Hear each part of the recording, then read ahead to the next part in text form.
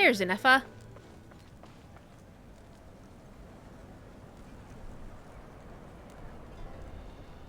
Hey, Inefa.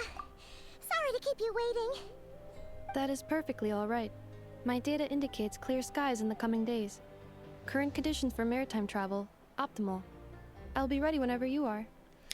Let's get this show on the whale road. But are we really gonna set off without telling anyone again? Isn't that just how we roll? When we're not being tailed by Star Fontanian reporters, that is. Funny you mention it. You'll never guess who Paimon saw on the way over. Hey! You didn't seriously think we'd let you leave without a farewell party, did you? No chance. Yeah, come on, Traveler. We've already made all the preparations. And most importantly, how dare you try and slip away without first paying your respects to the almighty Dragon Lord! Caught red-handed again. A little bird told us you'd soon be leaving for Nod-Krai. So, we asked Paimon to give us a heads up before the date of your departure. So it was you. You sure it's not time to think about changing that little habit of ours? Don't worry, we won't keep you long. Besides, everyone's there already. Shaska, Ian-san, Auroron, even the Pyro Archon herself. You're invited too, Inefa. Shilonen has a special gift for you. Can't refuse an invitation like that. Accompaniment request accepted. Shilonen demonstrates excellent massage technique. My impression of her is exceedingly positive. Massage? So robots like massages too? Or is it just that Shilonen really knows how you're wired? Alright, enough with the chit-chat. Excuse me? Let's head to the venue. Woohoo! Party time! Uh-oh. Uh-oh.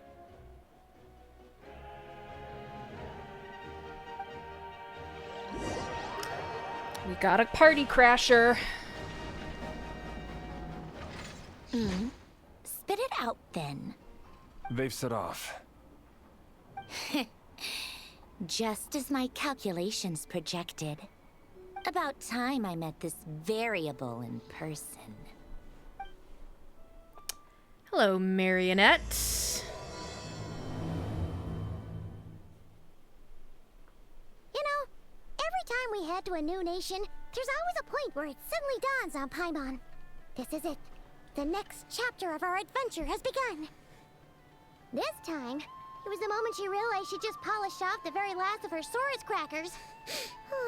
Should have stocked up better at the farewell party. In other words, Paimon has marked the geographic coordinates from 2 minutes and 40 seconds ago as the boundary between Natlan and Nod-Krai. This deviates somewhat from the official coordinates stored in my database. Paimon meant more in terms of how it felt on a psychological level. Anyway, what about you, Traveler? When did it really sink in for you? Huh, that actually What? kind of makes sense. Huh. What about you, Inefa? Come to think of it, maybe we should be asking the other way around. So, when you came over to Natlan, what was the moment you felt like you'd left Nod-Krai? Shit. In that case, probably when my sensors could no longer detect the moon's power. The moon? I've turned off auto That one and we can all it's see in the sky? still autoing. Negative. I was referring to It also made my choice for me, my here we dialogue are. choice. Paimon, Traveler, we have arrived in Nod-Krai. Oh, wow! Seems a little buggy. Paimon, Traveler, welcome to Nod-Krai.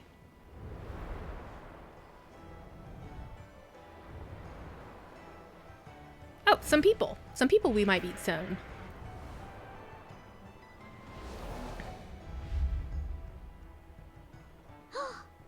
That must be Nasha Town up ahead! That's the place you were telling us about on the way over, right?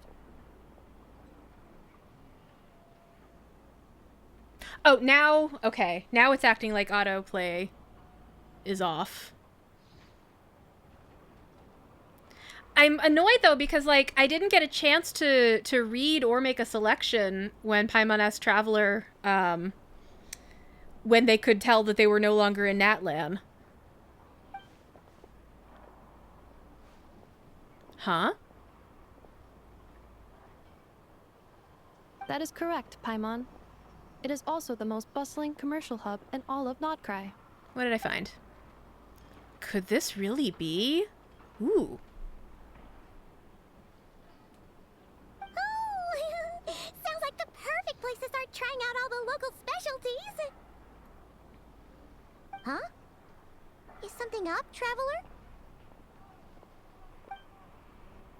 What'd you find? Paimon, this is where our spaceship landed when Ether and I first arrived in Tevat. Huh? Did you just remember that suddenly? Are you sure?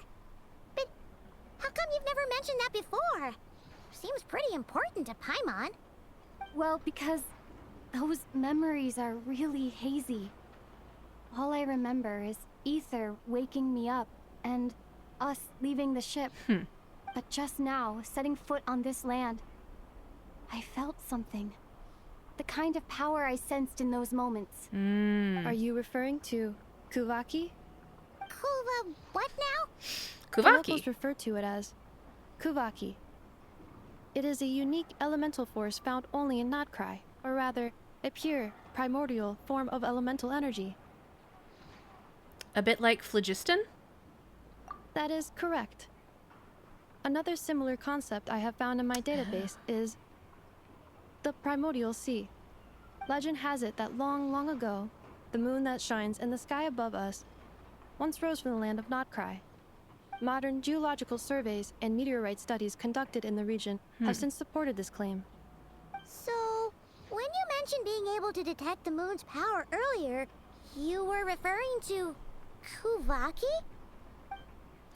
It certainly feels similar to phlogiston, and yet also somehow different.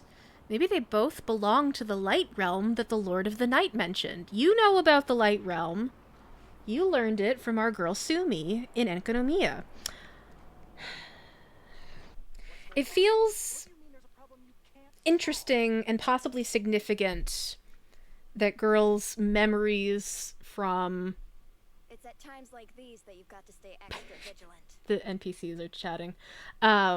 It feels significant that her memories from just after their spaceship landed are hazy, and she is only just now remembering stuff from feeling the familiar power. Because in the Space and Time quest, Ether said his memories were erased or sealed or something. Also, I'm guessing that the Kuvaki power is the familiar power that was mentioned. I do kind of wonder if that goof up with the autoplay going even when it was turned off. I wonder if I did kind of mess up by walking across the sea here before entering that trigger point via the quest. They got whales in Genshin now! Nod-Krai, here we are! The atmosphere here sure is one of a kind! That's strange. I sense a familiar power. Oh? Anyway, let's continue.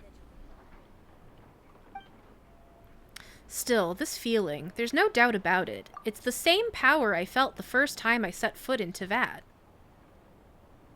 Wait, Traveler, you're saying we might actually find your spaceship here? Do you still remember where it landed? I think it was near a beach? Nod-Krai is surrounded by the ocean. Okay. In other words, it could have been anywhere along its coastline. There was also a mountain? Negative. Description still lacks sufficient detail to pinpoint target location. Hey, it's okay if you can't remember everything right away. After all, it's been a really long time. Let's just do what we've always done and keep searching as we explore. Besides, what have you got to fear with your sidekick Paimon still here? I'd be more than happy to help you out as well. Thank you both. Our pleasure.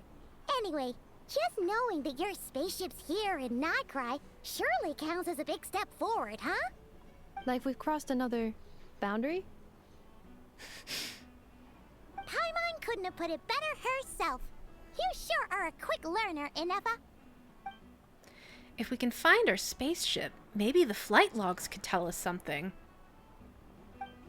At last, a chance to get to the bottom of all this. The truth must be out there somewhere, buried in this land.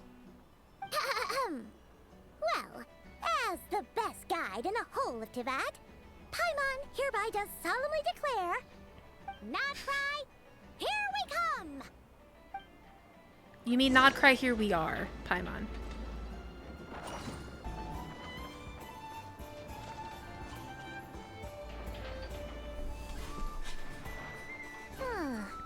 It just occurred to Paimon, if we were looking to put out a missing spaceship commission, or to learn more about Nod-Krai, wouldn't it make sense to drop by the Adventurers Guild?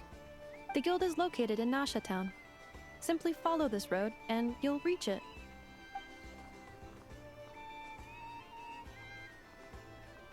Huh? What in Tivat is that? It's a bunny. Looks kinda like a Sealy, floating around in the air like that. That is a kuhanki, a species unique to the land of Nod-Krai. A Kuhenki?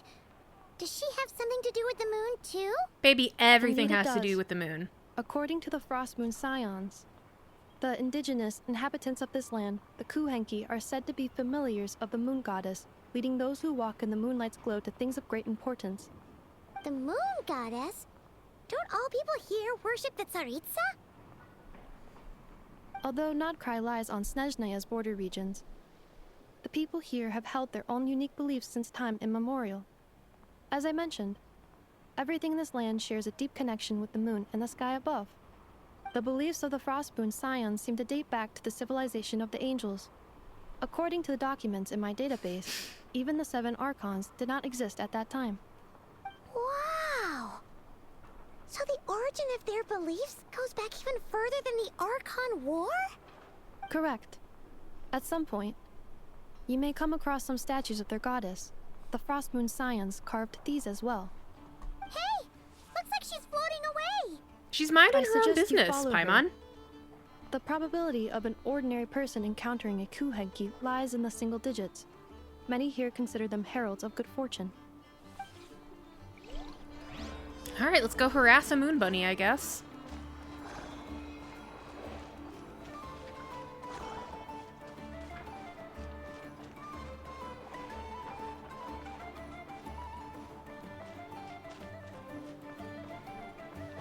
Oh, hell yeah.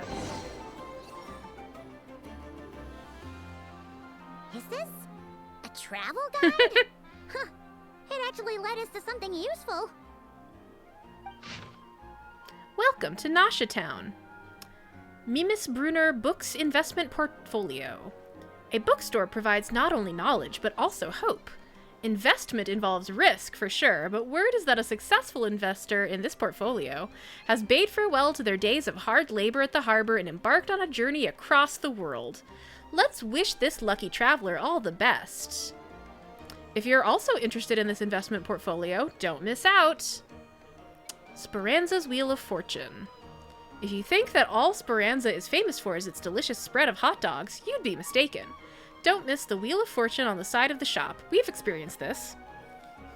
It's a classic even with the local crowd. Never mind that it looks like a repurposed roulette from the flagship. Just spin to win. In any case, spin the wheel, and when it stops, Hot Dog will tell you your fortune. Eye-catching and mouth-watering sugar sculptures.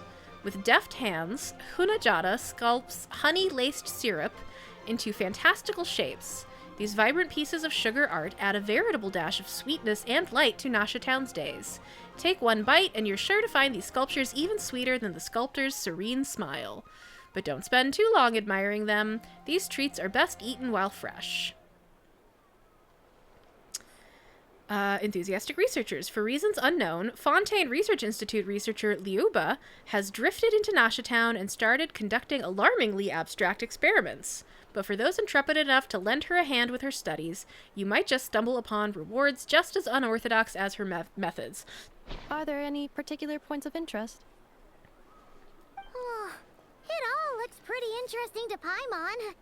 If we have time, she'd love to see, well, pretty much everything. recalibrating route. If we keep following the current path, we will arrive at an area of scenic beauty. From there, we will be able to identify both the Adventurers Guild and several must-visit specialty stores. Yikes! Why is Paimon suddenly getting the feeling that if she doesn't step it up soon, enough is gonna put her out of a job?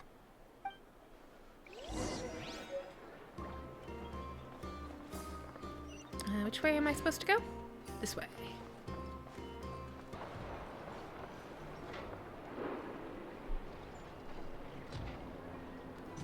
Wonder what that says. Wow! Nasha Town actually looks pretty big from here. Feels a bit different than Paimon imagined, though. Which aspects in particular deviated from your expectations? Well, Paimon keeps hearing people describe Nod-Krai as an adventurer's paradise. So, she kind of thought it'd be a bit more picture perfect somehow. According to legend, there was indeed an era of peace in Nod-Krai's past, the Age of the Fae. Tales of those ancient heroes are still told today. One of the most well-known is that of the Lantern Fae. This individual performed many good deeds for Nod-Krai. The present-day Lightkeeper's nightly lantern patrols are, in part, a tribute to their memory. But then, one day, What happened?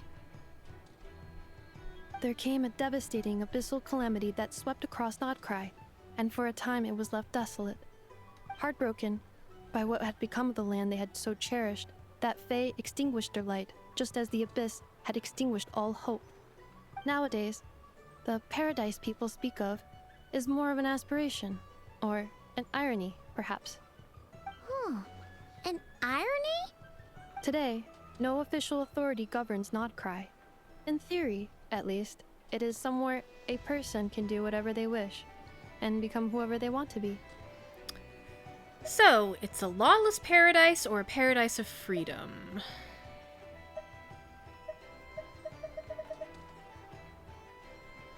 I'm gonna go with lawless. The Adventurers Guild is just over there, in Nasha Town's Central Plaza, and the flagship tavern is over that way. Hey, what's that building over there? You know, the biggest, tallest one. That is Aino's Blast Kuvaki energy cannon. It gets activated when the wild hunt threat level outside Nasha Town reaches a certain threshold. But according to the scan I just ran, the energy cannon appears to be malfunctioning, Well, that seems like a problem. likely due to a recent discharge. The Wild Hunt? Isn't that the abyssal calamity you mentioned that's specific to Nod-Krai? Does it pose a great threat to the people living here? Well, they have a cannon, so I think that's a given. Does it happen often? That feels like a more useful question. Does it happen often? It is a phenomenon that has been occurring for several centuries now. Yet the time and location of wild hunt attacks are seemingly random. At first, it was more of an old wives' tale that adults used to scare children. If you don't start behaving, kid, some night, the wild hunt's gonna come for you. Listen, do you hear that? That weeping in the fog? Those are the cries of a young woman being dragged away. You're saying people actually hear things like that? I have not witnessed enough wild hunt attacks to give a statistically sound answer. But the oldest legends say that all people saw was the ghostly shadow of a woman in the mist. It wasn't until later that it became a full-blown calamity. Abyssal monsters and all. Ghostly shadow of a woman in the mist feels significant. Oh, when you put it like that, Paimon's really gotta hand it to Aino. Not only did she repair you, but she's even built a giant cannon to keep the wild hunt at bay. Absolutely. Aino is very impressive indeed. Anyway, according to my schedule, it is time I took you over to the flagship. Oh, sure. After all, we shouldn't keep Varka waiting.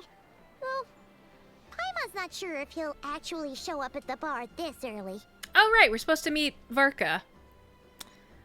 Have faith in the people of Mondstadt, Paimon. As far as they're concerned, any o'clock is bar o'clock. You're right about that.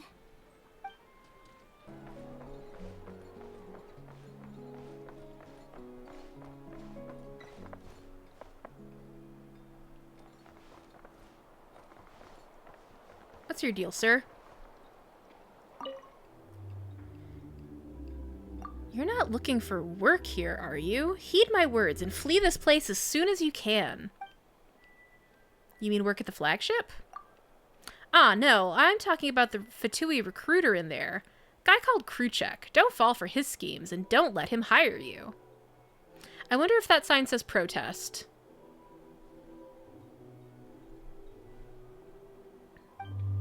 I'm speaking from personal experience. I don't care about the low pay, but my friends who took those jobs just up and vanished. Never saw them again. You've worked for them? Well, I don't love admitting it, but I was short on Mora back then, and the Fatui's Mora is as good as anyone else's. That's why I signed up. After slaving away for them day and night for a full month, they fired me for some cruddy breach of contract. I didn't get to see a single coin at the end of it.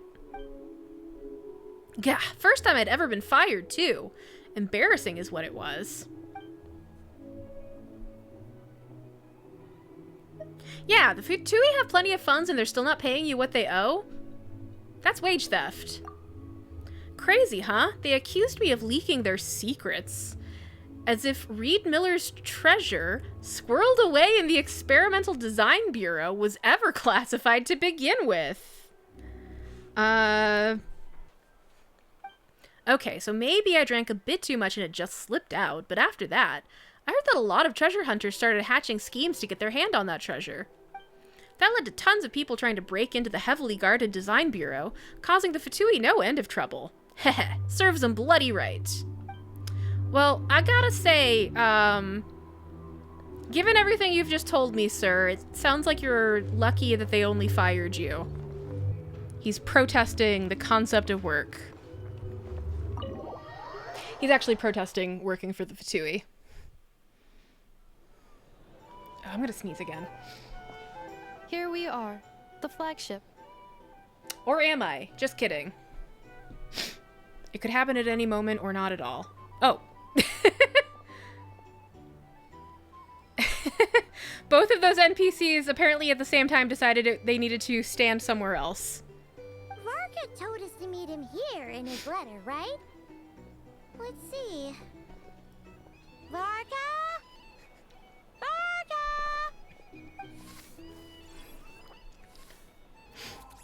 No matches. I identified. Huh. So he isn't here after all. Oh, guess we never did actually say we'd be arriving today. Hey, why don't we go ask the owner? If what they say is true, Varka's drinking prowess must have left quite the impression. Ooh. Oh. Can I have these? No, these are just decoration. Oh, here's that recruiter the guy protesting outside said we shouldn't talk to. Huh? Well, well. If it isn't the ineffable Inefa. Hello there, Demyon. You know each other? Of course. Inefa's a regular here at the flagship. So, robots are into booze too? Not at all. The energy conversion efficiency of alcoholic drinks is very low, and most of them are full of impurities. Still, I can affirm that your berries and fried meat deserve a solid 9.12 out of 10. It has Aino's approval too. Funny that you should mention that. While you were away in Natlan, Varka would come in here every day to pick up a serving of berries and fried meat for Aino. Aww. He must have been worried sick that she wasn't eating properly on account of being so hung up about Inefa being gone. Actually it's 'cause Varka found out that Aino went wild after Inefa left, gorging herself on snacks she normally couldn't get her hands on. So it was more worry that she wasn't getting a balanced diet. Hinton has asked a Paimon question. I think I forgot to set up the overhead camera. Here, I'll shake where you can see. Oh, Paimon 8-Ball. Hinton asks, berries and fried meat? Don't count on it. So says Paimon.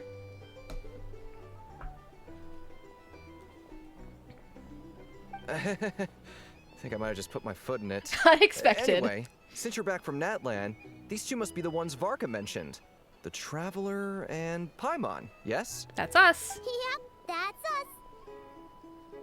So, from the sounds of it, you must be a close friend of Varka's too. Varka? Goes without saying. After all, he's the only one around here who's ever managed to stay standing after 10 rounds of the roulette special. Paimon can't believe he's made such a name for himself. Though, guess it's hardly surprising how. Do you know where he is now? Right now? Must be somewhere near Anvantinjarvi. That's quite far from here. That is nowhere near what I expected the pronunciation of that name to be. Right now? Must be somewhere near Anvantinjarvi. That's quite far from here. Right now? Must be somewhere near Anvantinjarvi.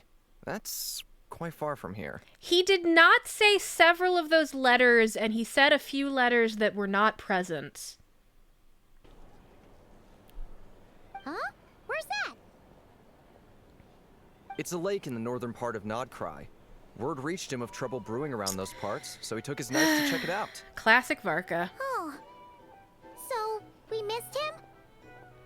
Typical Mondstatter, coming and going like the wind. Varka knew you'd say that. So he specifically told me to make sure you stayed here and enjoyed yourselves. He sends his assurances that everything's under control. Well, if he's that confident, guess our only option is to accept.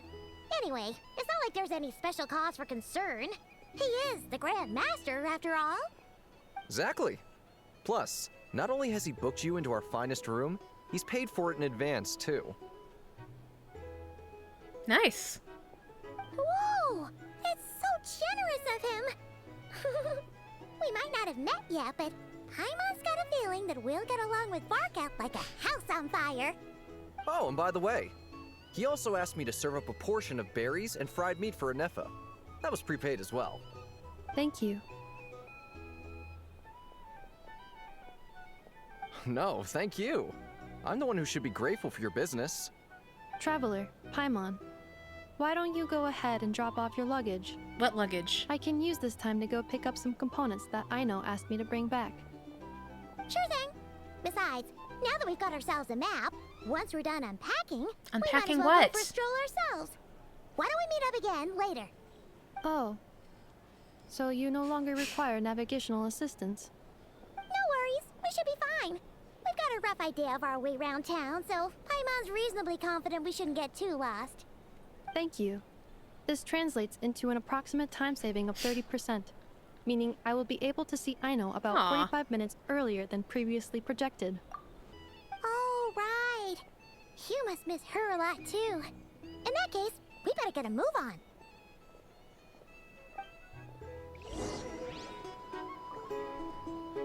Well, how can Varka's design be disappointing? He ain't even here. Some information?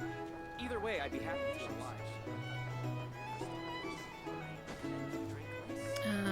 Go to the guest room.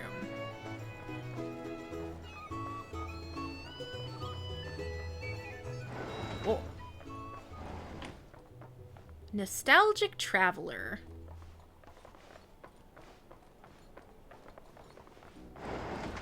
Oh, nice. Oh, we got a little robot friend. Ooh, and a free several Pretty plates nice of having bread. someone sort out our food and lodging for us, huh? But is this really the flagship's best room? It's pretty big, make no mistake, but it looks a little worn out, right? Though, to be perfectly honest, that feels right at home with everything else we've seen of Nasha Town. Don't be so judgmental, Paimon. A town built among ruins, forsaken in the wake of a calamity. You mean it's got something to do with Nod-Krai's history? Oh, that makes sense.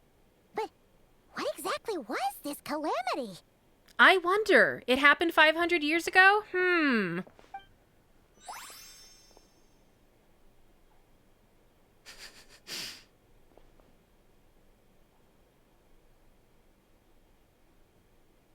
Oh, should we try the berries and fried meat too? Paimon's getting hungrier and hungrier every time someone mentions it. You didn't eat any of your free bread? Oh, hello. It's him. Oh, sorry about that. Paimon wasn't watching where she was going. Please, there's no need to apologize. If anything, I'm the one who should be sorry. Clearly, I shouldn't have gotten lost in my thoughts in the middle of a hallway. Wait a sec. Are you staying in the room next to ours? He's got such elegant hair. Ah, quite the perceptive one, I see. First things first, allow me to introduce myself. My name is Kirill Chudamirovich Flintz, but please, just call me Flintz.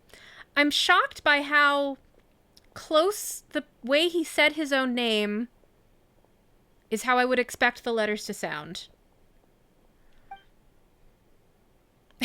Whoa, that's an impressively long name for sure. Ah, is that so? Names like mine ought to have been fairly common in Snezhnaya, at least in the past. Would I be correct then to assume that the two of you are travelers in this land? How old are you, sir? I'm so suspicious of this man. Yep, you sure would be. Paimon is Paimon, and this is the Traveler. We've been to a bunch of nations already, but we only just arrived in Nod-Krai today. Why am I asking? I'm asking because, for reasons that I'm not sure I can elaborate on now other than its vibes. I think he might be a dragon. What a rare honor it is to meet such worldly travelers. Robust Facer asks, do you think everyone is a dragon now? I mean, kind of. He's at the very least not a normal human man.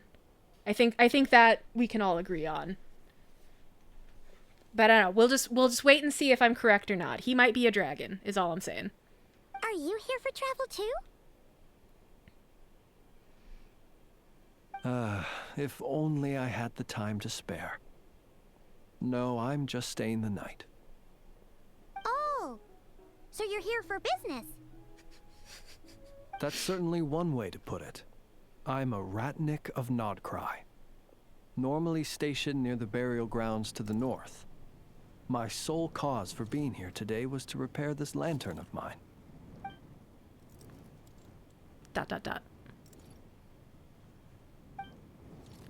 There's something off about that lantern.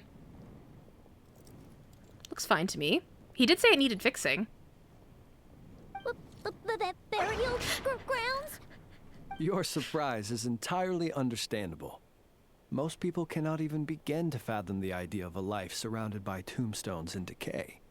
But if you've heard of the calamitous abomination that is the Wild Hunt, you'll know that in their wake they bring a host of souls tainted by abyssal filth. That then is why we are stationed by the burial grounds, to hold the line where it is most vulnerable. Oh, so it's all about fighting against the abyss. Oh, sounds like a tough job. I thank you for your concern. But in truth, I've long since grown used to it. In fact, I like to think it rather suits me. If anything, I'd say I prefer the peace and quiet of a graveyard to the hustle and bustle of urban life. Paimon sort of gets it now. But even so, she is still pretty sure she could never get used to living in a graveyard herself. For one thing, she'd be too scared to fall asleep at night. Oh, I assure you, there's no need to worry on that account. The kind of ghosts you find in cemeteries aren't too big on talking. But even when they do, they're usually far more discreet than the living. Sounds chill. Eh? Well, would you look at that? Who'd have thought we'd end up chatting this long? Must have a lot in common, huh? Forgive me, but I must excuse myself, for the time of my appointment draws near. And in terms I'm sure you'll understand, a lanternless Ratnik is like a mapless traveler. A serious conundrum indeed. Oh yeah, Oh, everybody sure. knows that. In that case, you go right ahead. We won't keep you any longer. Not at all. Should the opportunity present itself, I'd gladly continue our conversation another time. You're always welcome to come visit my grave.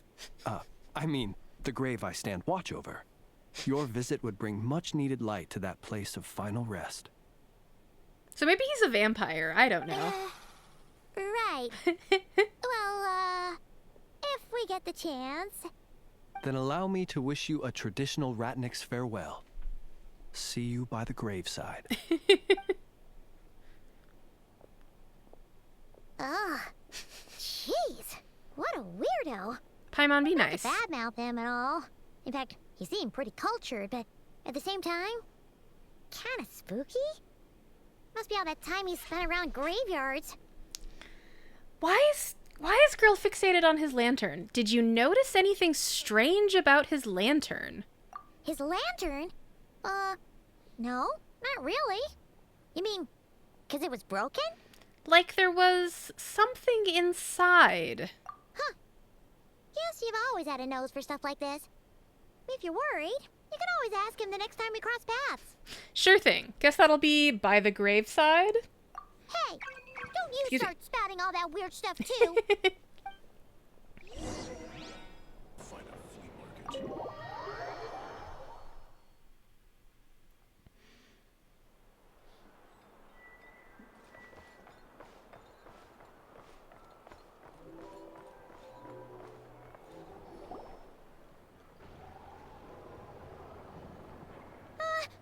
Paimon almost forgot something super important. Spit it out then. Were we gonna go try out the berries and fried meat? Must have left that craving by the graveside. But now, heading all the way back to the flagship feels like such a waste. It's like 10 feet Please, away. Accept today's boon. Come night or day, may the blessings of the moon goddess shine down upon you. Huh? What's going on over there? Looks like they're handing out food. Wait, free food? Wow, the people here are so nice! Quick, let's grab some too. Paimon's super curious what their food tastes like. Moonlight illuminates the path before you, travelers from afar. Huh? How'd you know we were travelers? Just now were a song the birds in the sky, singing of your wanderings. You are no ordinary guests, it seems. The birds in the... what now? In the sky. Forgive me. I should not have laid the words of others out as a welcome mat for our very first meeting. You, too, must be wondering who I am. I am Lauma, moon chanter of the Frost Moon Scions. Please, as do our followers and other passers-by, accept today's boon. Happy to oblige. Paimon's name is Paimon, and this here is the traveler. Thanks so much for sharing your yummy food with us. We'll take one each. One boon each, please. You have our sincere gratitude. Think nothing of it. These fruits were the finest we found, delicacies gathered in the wake of the morning dew. It is my hope that partaking of them may lift your spirits to heights anew. They're very colorful. The finest you found? Wow, that sure is kind of you, but wouldn't you want to keep those for yourselves? The first fruit of the harvest must be placed upon the moonlight altar, not as an offering to the gods, but as a spark for lost hunters. For it is the blade of the starving that darkness most easily corrupts. Interesting. As perhaps you have already heard, we Frost Moon Scions revere and worship the moon goddess.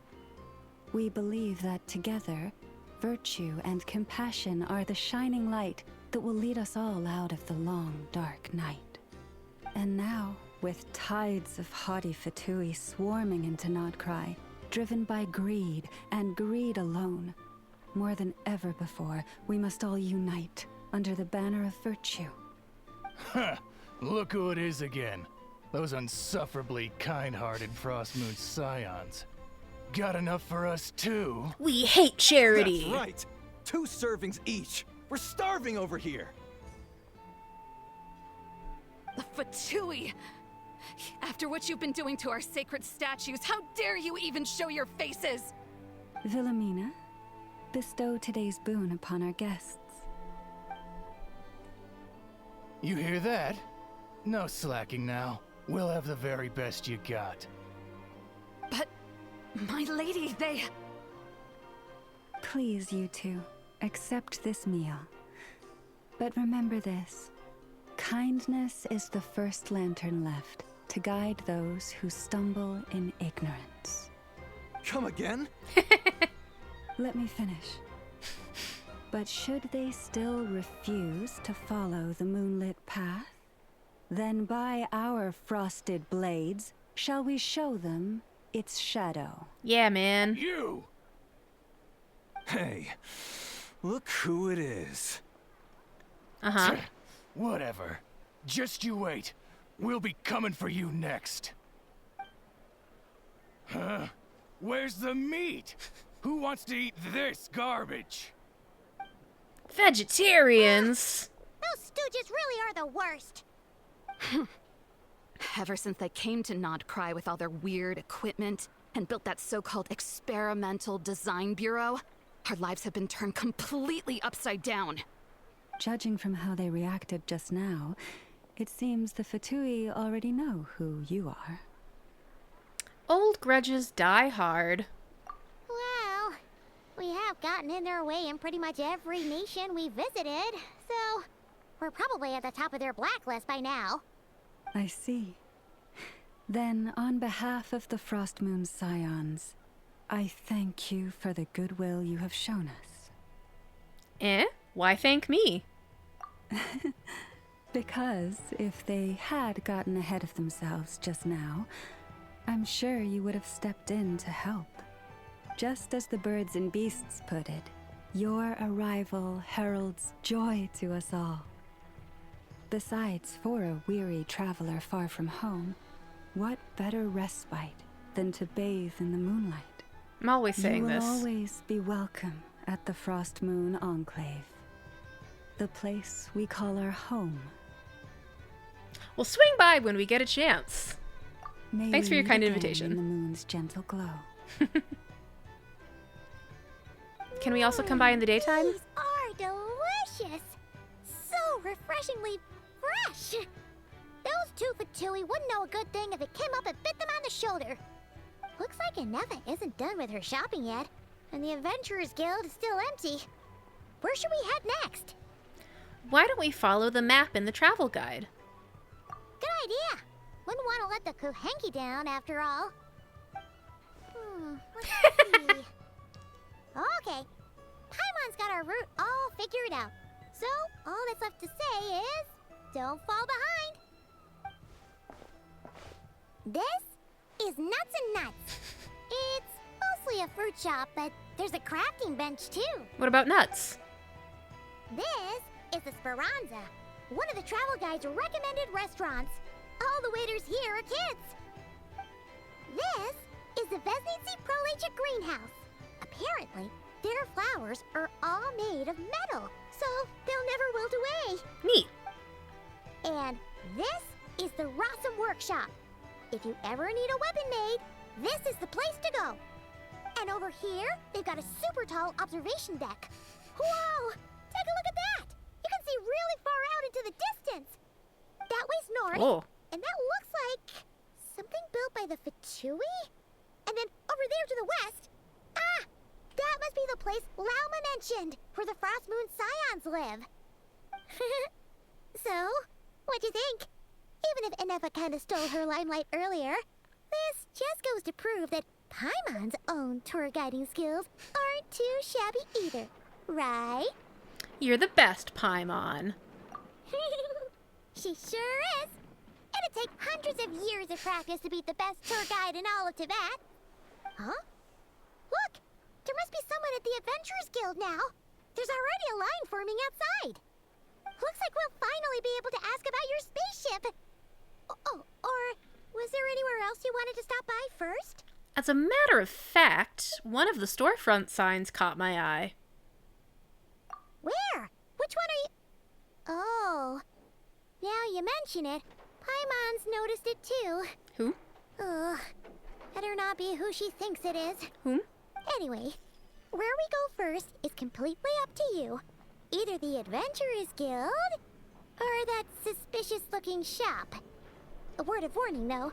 If we step into that shop, be sure to keep a very close eye on your Mora. Which shop? I feel like they know more about whatever they're talking about than I do.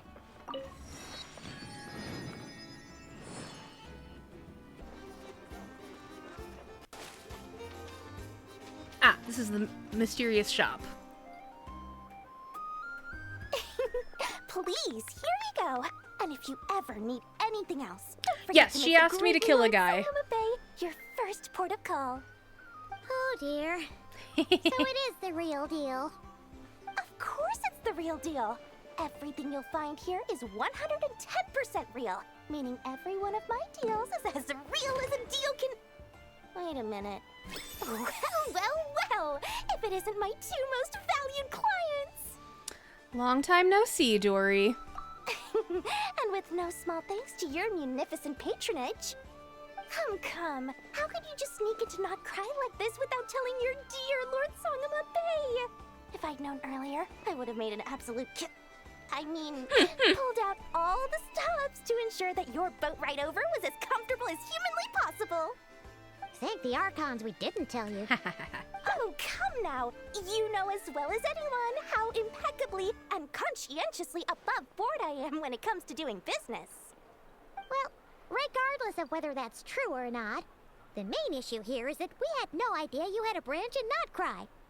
A clever merchant always has a backup plan. Or two, or three up their sleeves. As the saying goes, a rabbit with many burrows fears not the hunter's arrows. A merchant with stores galore hears no debtors at the door. Since you're both here in Nod-Krai, would you care for some of my finest local souvenirs? Whatever you're looking for, I have it. Or if it's Sumeru you're missing, I've got that covered too. We literally just arrived. Do we look like we're on the hunt for tourist trinkets to take back for our friends? My, your high-minded tastes never cease to impress. In that case, I know just the thing. You must be on the hunt for something like this? What's that? Your hat?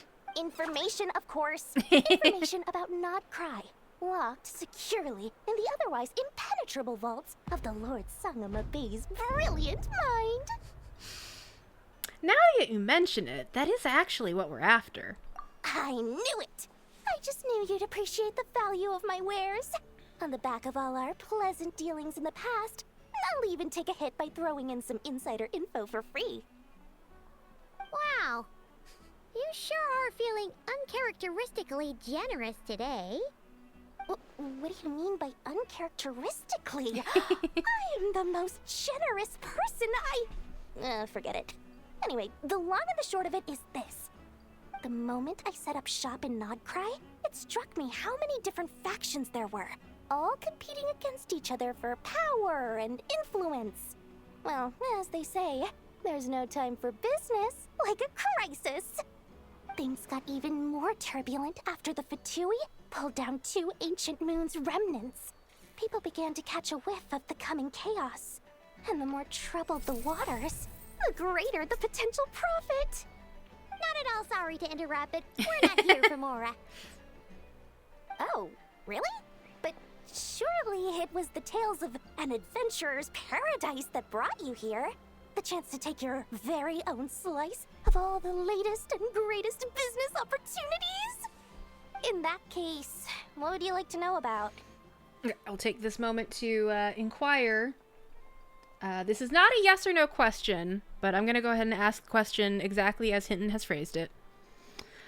Oh, mighty Paimon. How is Paimon? Without a doubt.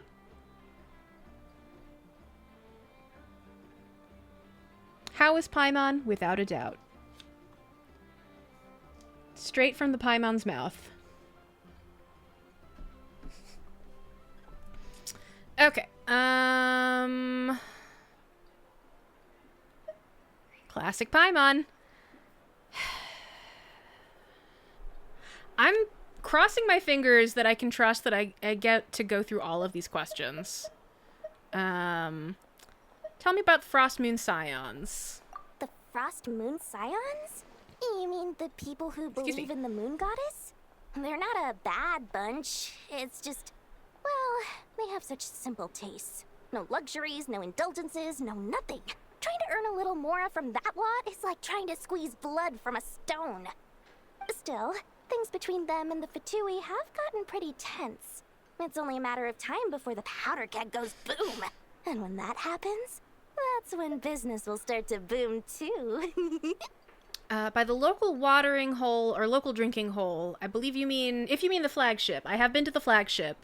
That's where I ran into Flynn's. But I haven't been back there since the first time. Let's talk about the Fatui. Everyone knows they're here for the ancient moon's remnants, but no one's sure why they pulled them down in Nod-Krai of all places. Anyway, they've been acting mysterious enough, but if you ask me, that Kuvaki Experimental Design Bureau of theirs up north hides secrets wilder still.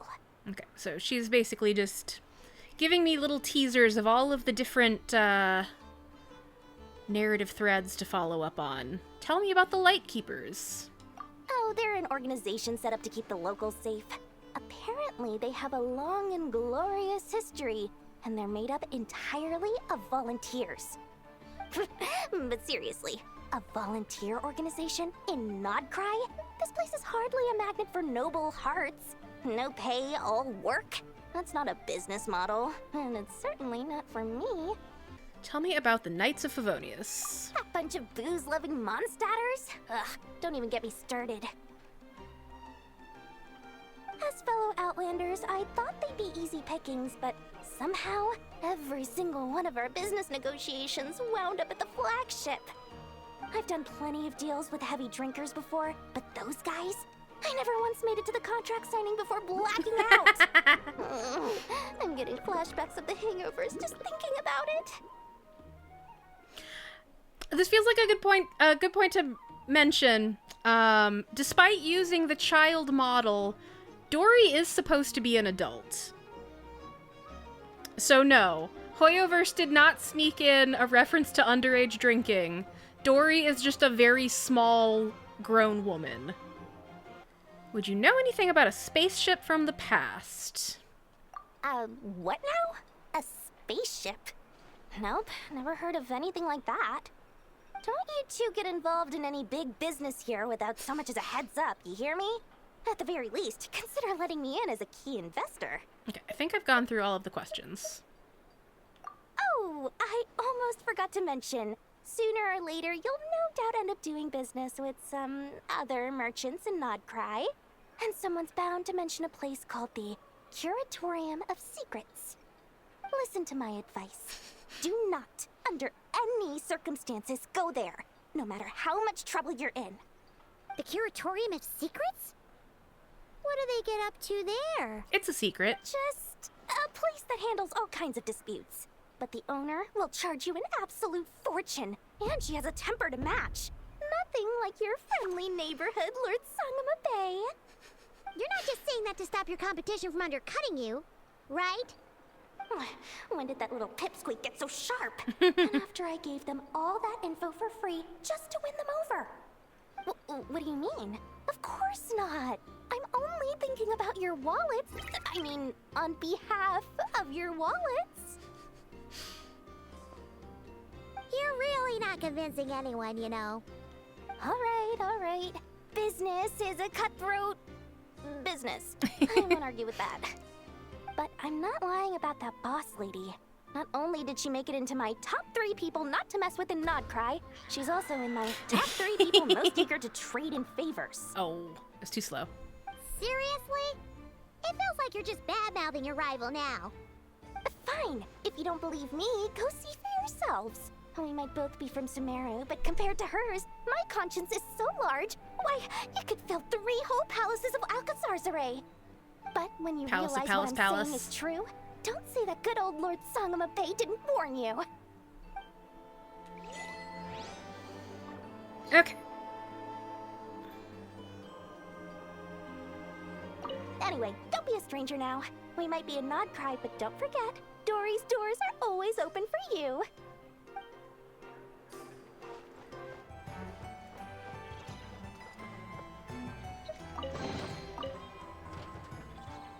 Ooh, what did I do? Oh! Oh, it's a ride!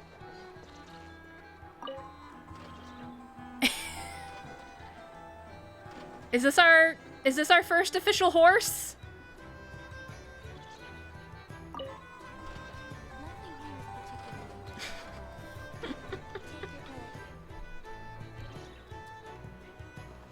I think that's our first official horse. Not the horse we wanted, but the horse we deserved, precisely. They will put anything but an actual horse in this game, yeah. Okay, I think I took the really long way around, but I'm finally back to where the Adventurers Guild is.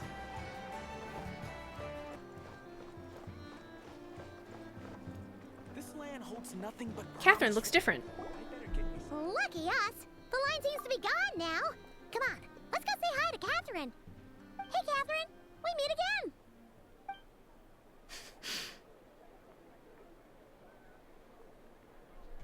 You're not Catherine. How ridiculous. Huh? They often say that mortals, shackled by their own flesh and blood, may fail to perceive the truth of this world, even when it is right beneath their very noses.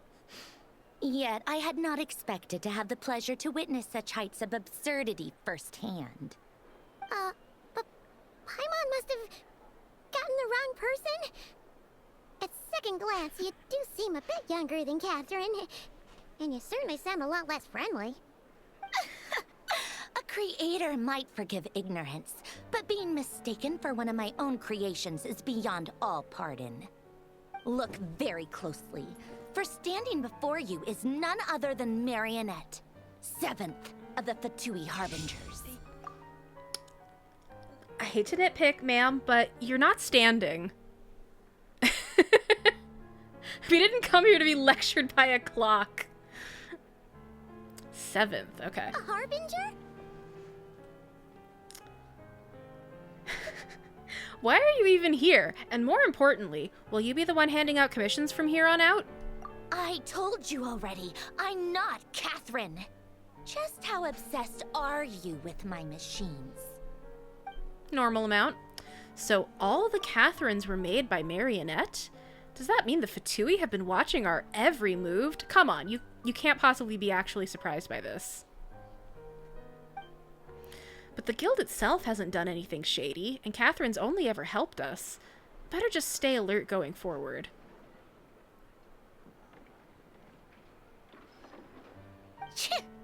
Today's encounter is merely a courtesy call. A friendly warning, if you will. You interfered with my work once before, with that little robot. I let it slide.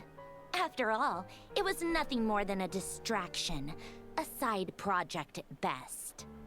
But we are in Nod-Krai now, and as such, I strongly advise you not to stand in the Fatui's way. Otherwise, the next time we meet, I might just have to drop all this meaningless etiquette. Oh, please. You've got some nerve coming out with barely veiled threats like that. You're the one stirring things up here. Oh, perhaps you have misunderstood. Just because Nod-Krai lacks a ruler at present, that does not mean it should not be ruled. We Fatui are simply establishing a new order. Yeah, right. More like shady experiments, judging by your massive, creepy research facility. I've said what I came to say. What you do next, only you can decide. So why don't you start by using your already limited processing capacity to calculate your even more limited options? And, being the refined young lady that I am, I shall indulge you just this once. Ad astra abyssas. Welcome to Nod-Krai, Dominion of the Fatui. Okay, bye.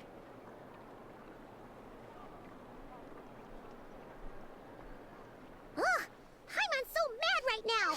How can anyone so obviously evil be so annoyingly self-righteous? But if a Fatui Harbinger is here to greet us in person, that can only mean one thing. That they've been keeping a very close eye on us indeed. Mazrim says, we just need an itemized list of her projects so we don't offend her. Yeah. Yeah, she can stand on her feet. We'll have to be extra careful from here on out. Paimon hates feeling like she's being watched. Hey! The real Catherine's back! Ad Astra Abyssosk. Welcome to the Adventurers Guild. How may I help? I will do everything I can to assist you. You're so much nicer to talk to, Catherine. Please don't leave us again, okay? Hmm?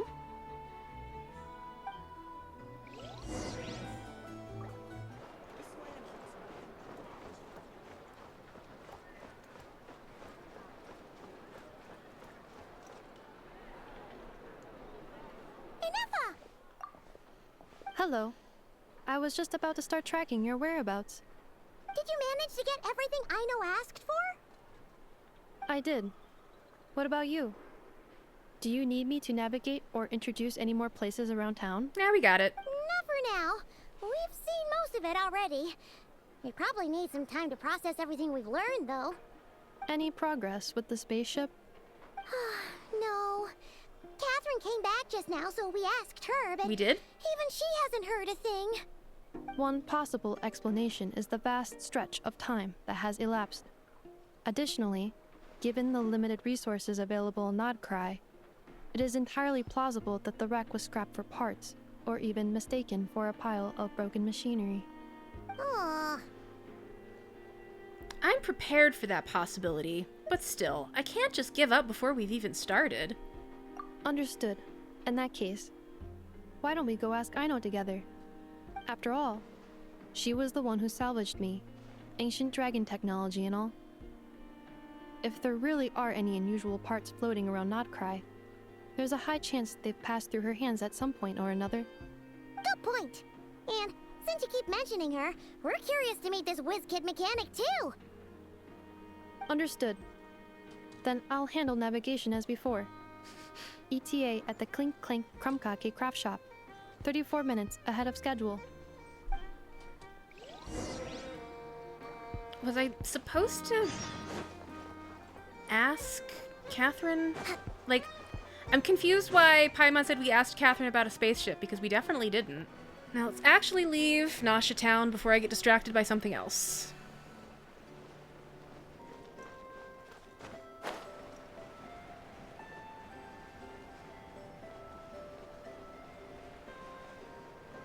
The heck is that?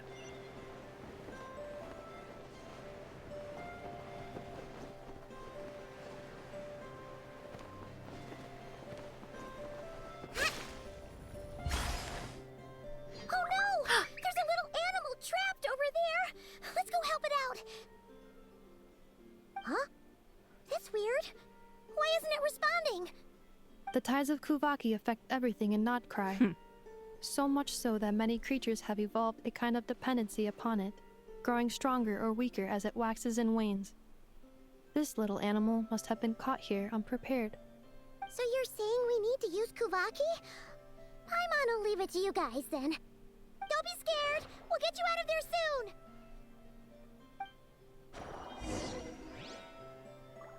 Rippleweeds. A strange plant that grows in damp conditions. Throwing Kuvaki dewdrops on the tightly closed leaves might cause them to unfurl. Okay.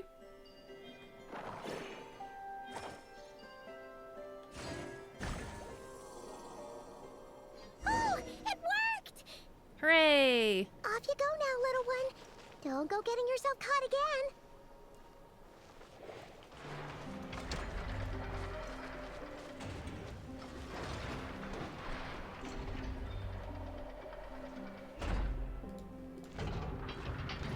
Here we are. The place Aino and I call home. Whoa! So many machines that Paimon's never even seen before. And then there's all these little robots. Did Aino build them all? That is correct. It looks like Aino has created 3 more little bots since I've been gone. Aww. Well, you were gone for quite a bit. She must have missed you. I missed her too. I want her to see what I've become. Well, let's not keep her waiting any longer then. Come on!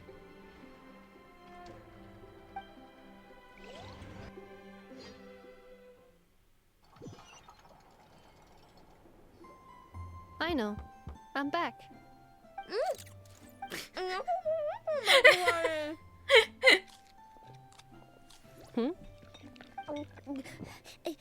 Ineffa? You're back significantly earlier than I expected. Like a whole 30 minutes at least. Everything went very smoothly, which saved me quite a bit of time. So She's jamming cookies in her mouth. I know. Could you turn around for a moment? I know. I've been on my best behavior the whole time you've been gone. She's got chocolate all over her mouth. I know. While I was away, did you strictly abide by my tailor-made snack intake schedule? Oh, of course I did. 1 whole cake, 1 crumb cake, and 1 pack of chocolates a day, right? It was either a cake or a crumb cake or a pack of chocolates per day. Oh, shoot. When did you finish the snack stash I left for you? Literally just earlier today. Let me just go run a scan on that. I meant today, a week ago. And then you restocked an entire week's worth on your own initiative? 2 weeks worth.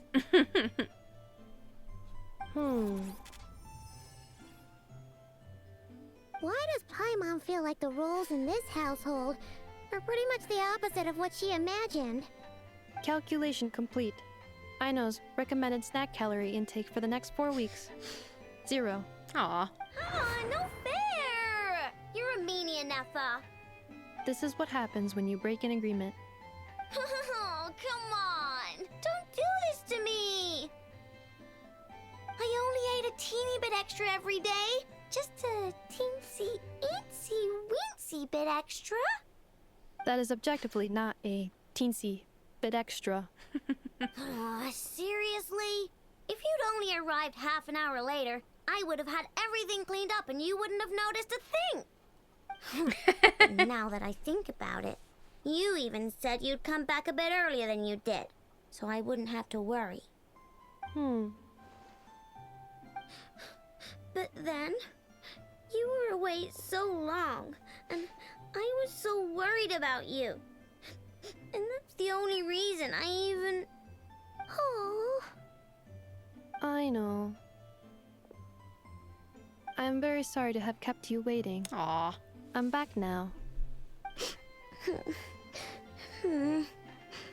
Welcome home. So, will I be able to keep eating snacks as usual now? Negative. Good effort, kid. Okay. Well, given that I am later than I initially projected, I'll let it slide. But just this once. Thanks, Ineffa! You're the best! I know. Allow me to introduce.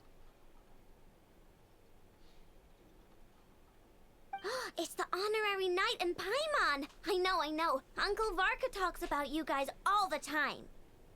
Nice to meet you, Aino. Ineffa's told us all about you, too. The whiz kid mechanic. Ineffa's nearest and dearest. Huh? Really? She actually said that about me? Well, she's not wrong. Oh yeah, so, you're here to see Uncle Varka, right?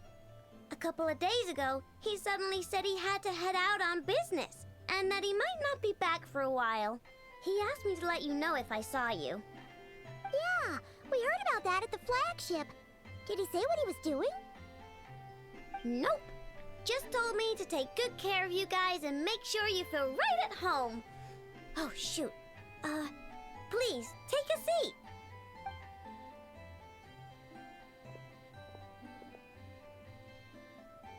Do either of you need my help with anything? Anything at all? After all, I'm the head of this household. Sure wouldn't know it from that snack tantrum she just threw. Miss Aino, I wanted to ask you about a certain spaceship.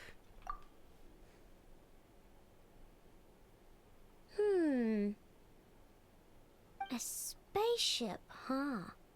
From outside to that? Exactly. So, ring any bells? No. Oh, you sure? Nope means nope. Never seen the slightest trace of it. More specifically, by nope, I mean, I've never seen a single piece of tech in all of Nod-Krai that might have come from out of this world. Not in any new machines or in any old ones either. Huh. Interesting. What Aino means is that your spaceship almost certainly has not been disassembled nor repurposed as parts for other machines. Well, that's good. Oh, so that's what she was getting at. Yep. I've taken apart pretty much all the fun stuff in this city at one point or another, but I don't recall ever seeing any components that were anywhere near that special. So, either your spaceship crashed somewhere it's never been found, or someone did find it and then hid it really, really well. But who would even do something like that? Beats me. The Fatui? Maybe someone who thought they could stash it away for a rainy Just day. guess 'em? Just like how I sometimes hide snacks in the...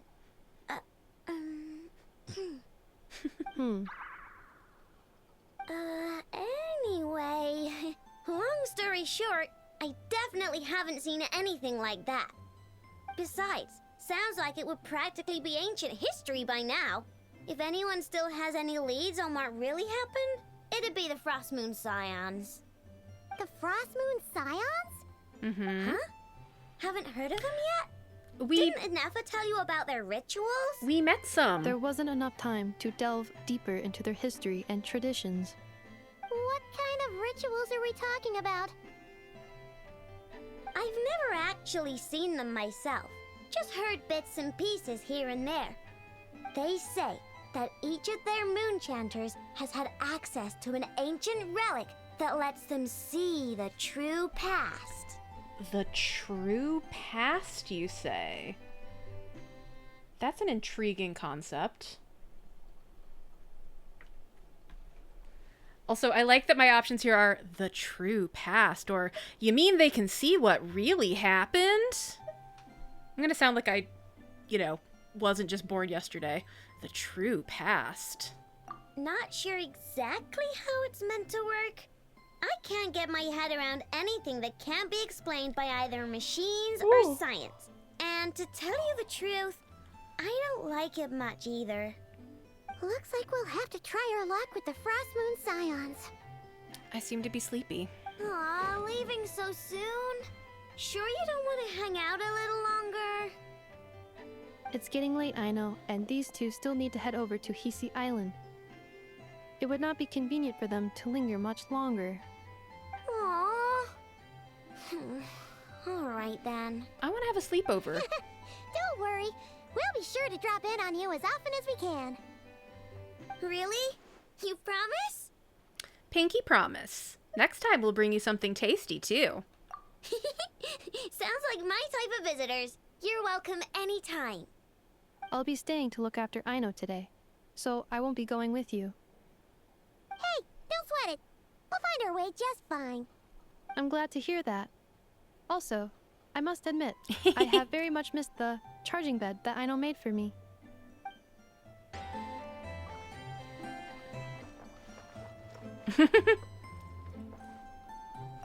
Inefa, Yes, feeling comfortable?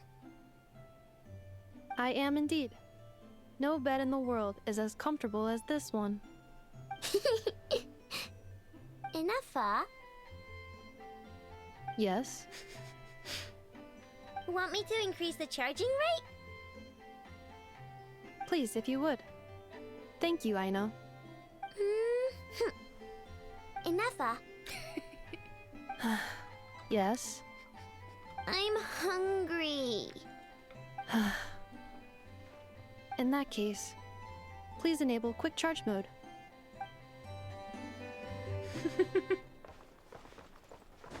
Alright. Oh, what's over here? Aw, well this is so cozy.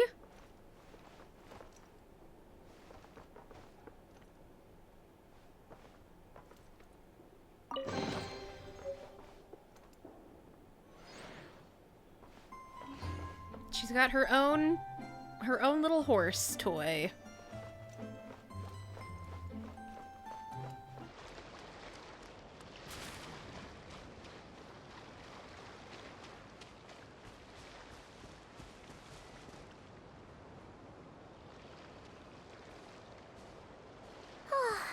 Seeing Ineffa and Aino reunited like that sure was heartwarming.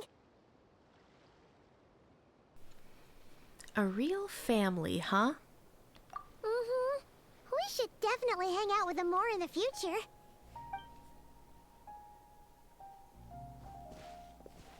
Speaking of homes, we must already be close to where the Frost Moon Scions live. The vibe here feels different, just like the scenery.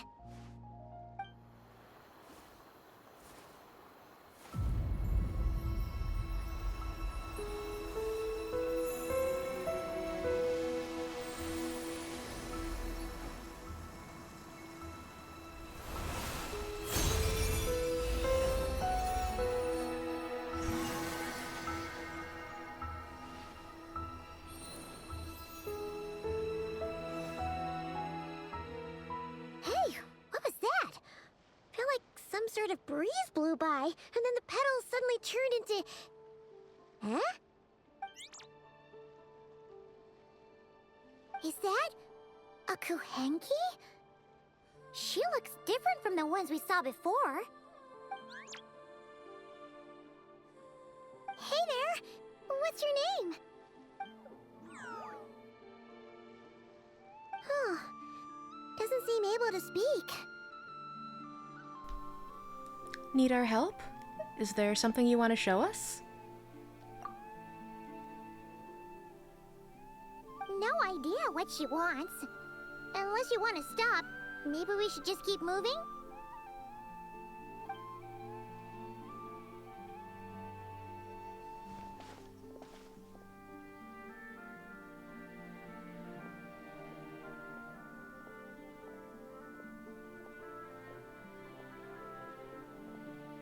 She's following us! Go on. Go on now. We've got stuff to do. Best you find someone else to hang out with. Hey, you scared it off. Hey! Don't make it sound like Paimon's some kind of meanie. Paimon had no idea what she wanted, okay? Ugh.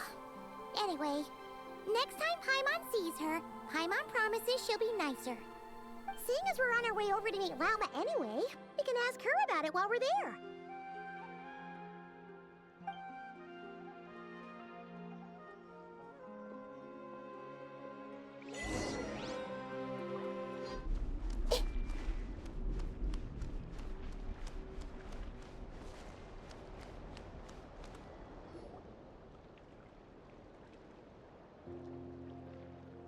Huh? Hey, look! Isn't that Lauma? The moon chanter? Let me take a look at your wound. Ah, you must be more careful. Doesn't matter how much of a rush you're in, your safety always comes first. Oh, you're back too. How was your day? You what? Those two Fatui? The ones who were causing trouble in Nasha Town? You went to teach them a lesson? And you put that in their food? You naughty little thing! How could you do that? They didn't notice. That's not the point. You mustn't do that again, okay? Next time, at the very least, bring a few of your friends along too. You'll be an easy target if it's just you on your own. Hey, Wilma! Still remember us? Oh, it's the Traveler and Paimon, isn't it? Welcome to Hisi Island. Sorry for just showing up like this out of the blue. Hope we're not imposing on you. Not at all.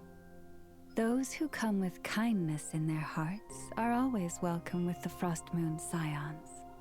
Were you just talking to those animals? I was indeed. The Frost Moon Scions bloodline is unique, for throughout our history, there have been many among us who could communicate with all living things. What was that? Oh, is that so?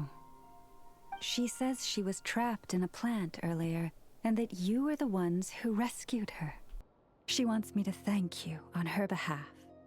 Oh, it was nothing. Barely lifted a finger.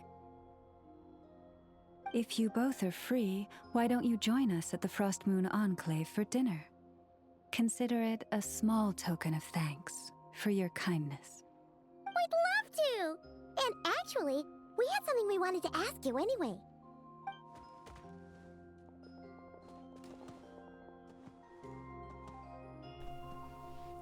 This statue. Oh. You're interested in the story of Kutar? Kutar? Yes. Kutar is our moon goddess. The moon maiden who guides us. But up close, this one somehow seems a bit different from the one in Nasha Town. It's like it's more... natural? Or like... more harmonized in its design. That is because, ever since the Fatui arrived in Nod-Krai, they have been modifying and defacing our statues as they please. These statues were made by the Frost Moon Scions who settled here hundreds of years ago, crafted from the very finest Lunasol stone. Not only is this stone exceedingly rare, but it also brims with Kuvaki. I suppose the latter must be what caught the Fatui's eye. For a time, we put up fierce resistance. But now, this is the only one left that still retains her original form. We heard they even pulled some ancient moon's remnants down from the sky. That's right. The two largest remnants landed in Nod-Krai. One here on Hisi Island, and the other on Paha Isle. The Fatui built their research facility on top of the remnant over on Paha Isle, but they've had their sights set on the one here, too.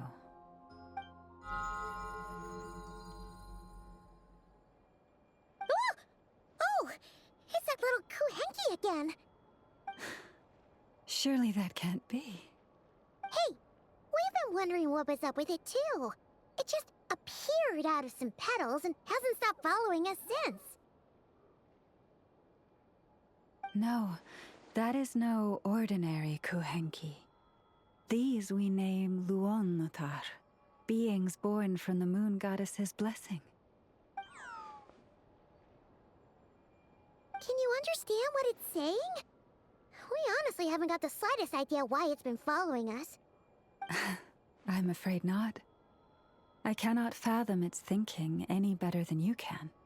Sometimes a long time must elapse before the moon goddess's blessings turn into Luon-Notar.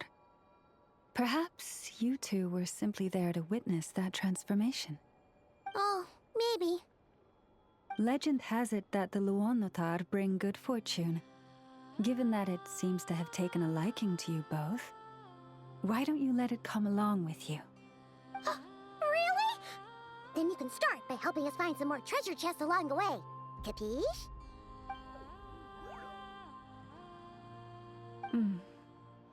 Twilight approaches. If you would hear more of the moon's story, then let us make our way to the Frost Moon Enclave. Beneath the gentle moonlight, I shall share this tale in full.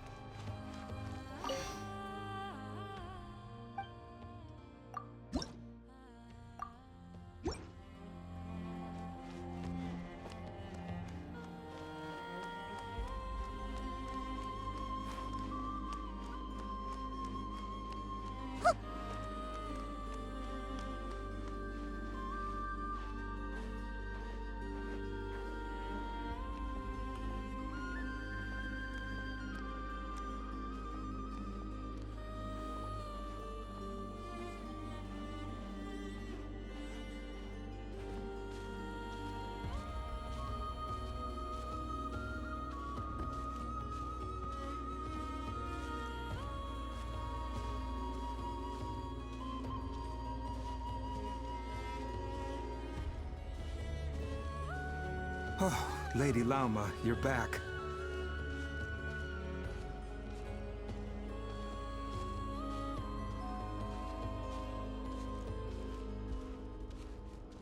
Come day or night, may the blessings of the Moon Goddess shine down upon you.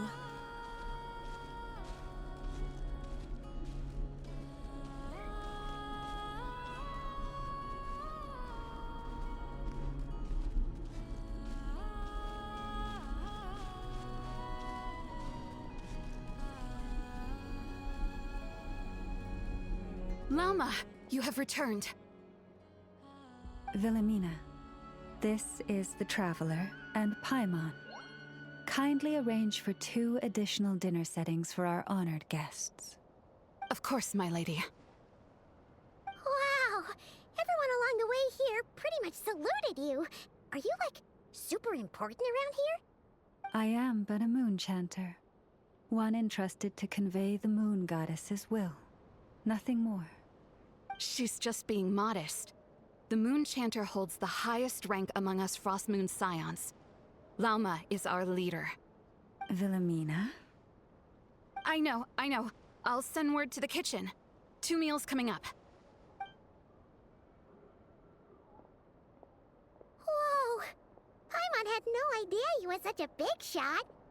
It is merely that the unique traits of our bloodline have manifested themselves especially strongly in my person. That is no accomplishment of my own. Please, follow me this way.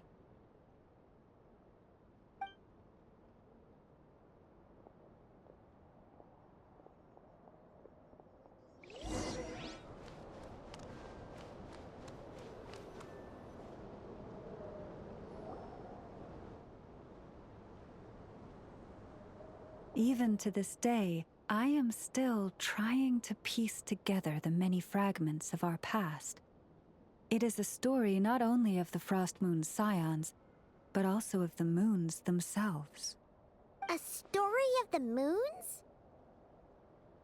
Yes. We Frost Moon Scions are the last descendants of the ancient golden realm of Hyperborea. Its former glory may have faded, but what remains is a memory uniquely ours. In the distant past, Tevat had not just 1 moon, but 3. It is said that they were created by the primordial master of this world, cast into the firmament to keep peace in the land below. Firstborn was the eternal moon, largest of the 3. Legend has it that it was her immense Kuvaki that gave rise to the ocean tides. Next was the Frost Moon. Smaller than her big sister, yet brightest in radiance. Her glow became the cold, undying lantern of the night. Finally came the iridescent moon, smallest of the sisters. Most of the time, her light was barely visible to the naked eye. Yet when she shone, her fleeting halos were all the more mysterious for it. Wow! Sounds like it all happened so long ago. So, what happened to them afterwards? Afterwards, well, as you have seen, the 3 moon goddesses perished. This happened in a war triggered by the Descenders, and of the 3 lunar husks, only the Frost Moons survived unbroken, while the others were shattered to pieces. Oh, so that's why there were ancient moon's remnants in the sky. Yes. It is also said that when the moons shattered, most of their fragments rained down upon this land like stardust. That is why Nod-Krai is blessed with such an abundance of Kuvaki. As for the remnant that the Fatui recently pulled down, that belonged to the Eternal Moon. Wait a sec. But you just said that 2 of the moons were shattered, so where are the remnants of the iridescent moon?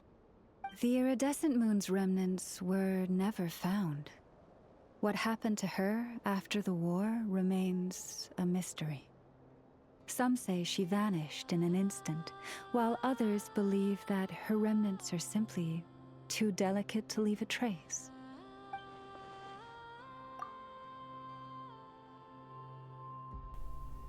Three moons. I wonder, which one was Conria's crimson moon related to? Yet, though the era of the three moons has long since faded into legend, successive generations of Frost Moon scions have always passed down a prophecy that one day the moon goddess would return.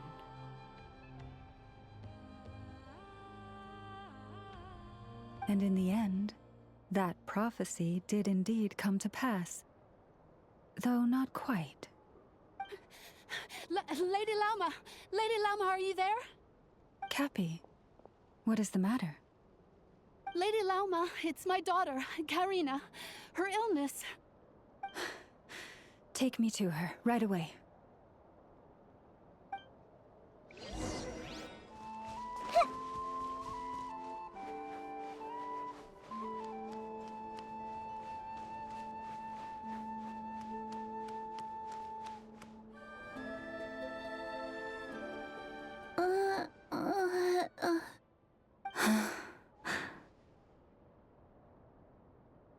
Her sensitivity to Kuvaki is flaring up again.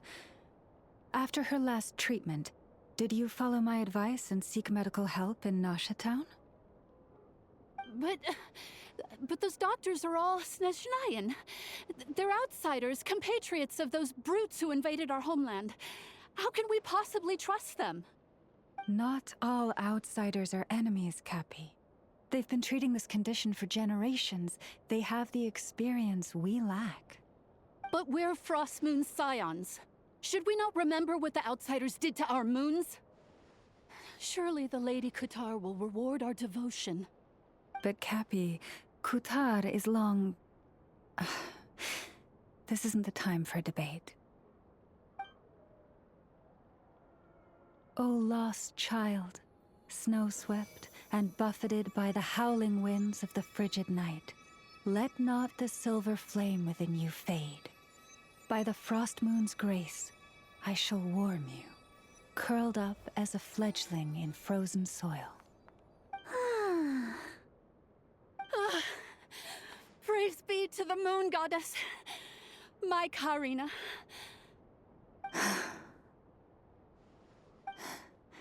Remember, she must take powdered laka berries daily. It will ease her symptoms.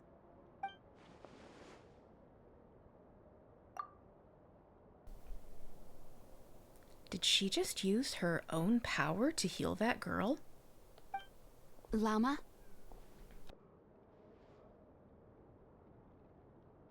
Philomena, what is it? Dinner is ready. I see. Cappy, let her rest here for the night. I'll have someone bring her a blanket. All right. Thank you so much, Lady Lauma.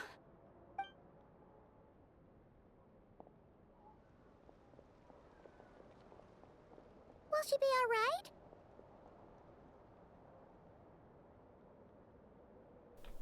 Anything we can do to help? Yeah. If there's anything at all we can do, please don't hesitate to ask.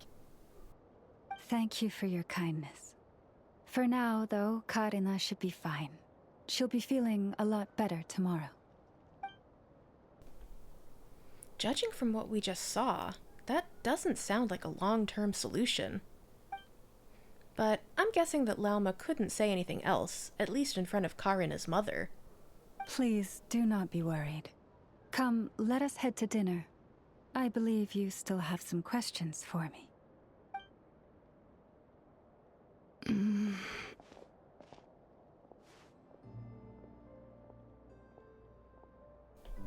Not coming with us? Oh, sorry. Yes, I'll be coming too. I was just thinking about something. Oh? Lauma makes such an unshakable moon chanter. Calm, capable, someone we can count on. Deep down, though, I know she's been quietly carrying the burden for the rest of us. Traveler, Paimon, believe me when I say that as a fellow Frostmoon Scion, I do worry about Lauma. It's just that sometimes it's hard to say it to her face. Could I ask you to look out for her? I can tell she really trusts you.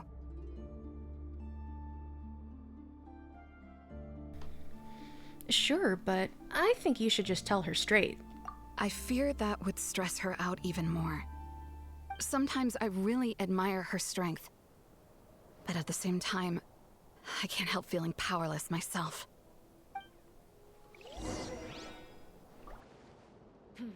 This is more than a fair price already.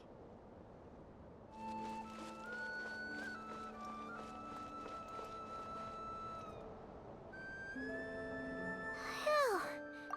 Paimon's so full.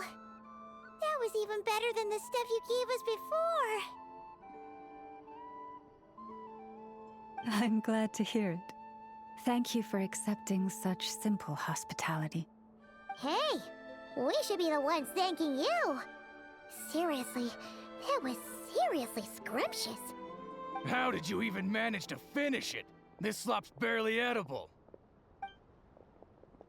Then again, I guess that's what you'd expect from savages. It's you! Those rude old Fatui we just met back in Nasha Town! My sincerest apologies. If you found the food we gave you earlier difficult to swallow, may I suggest taking a deep breath and joining us? These delicacies might change your mind. After all, I suspect that your previous meal may have been tainted with something most unpalatable. Huh? What do you mean? Tainted with what exactly? With the bitter snobbery of those who call themselves civilized. Why, you?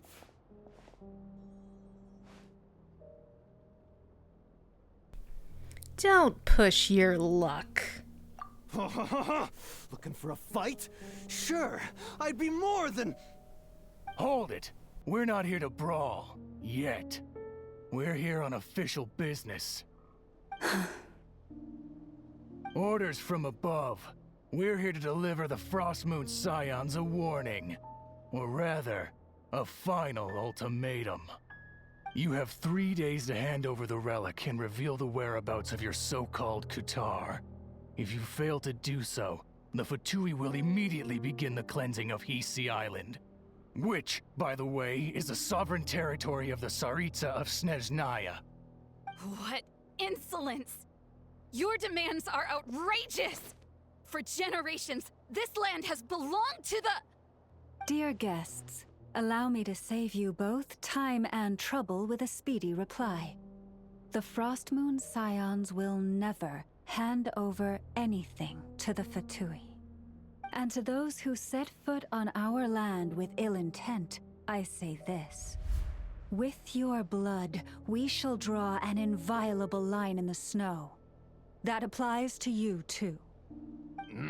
Stubborn savages, the lot of you! Better hold back this time. Who's that? Leave this place.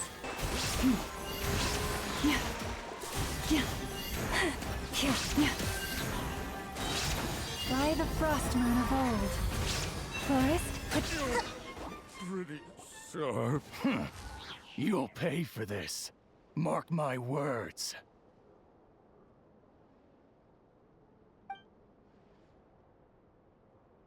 Hey, if you're so tough, get back here and put him up! Huh. Guess all they're good for is running away. I'm so sorry.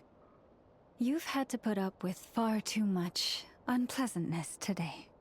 Come on, it's not your fault. We don't like bullies like them either.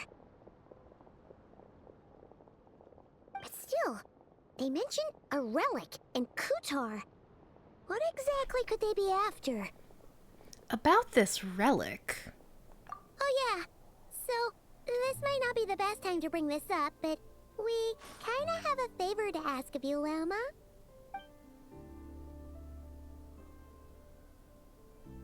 I see. So your questions concern the sacred relic too. Please, do not hesitate to speak your mind. Unlike those insolent intruders, you walk in the moonlight with open hearts. You stood by us when we needed your help, so it's only right that I return the favor. But let us continue this conversation somewhere more fitting. As it happens, there's something I'd like to show you, too.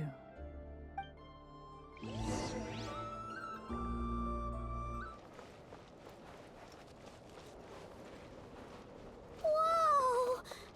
Now that's one huge statue. This is the statue of our goddess, the Moon Maiden Kutar.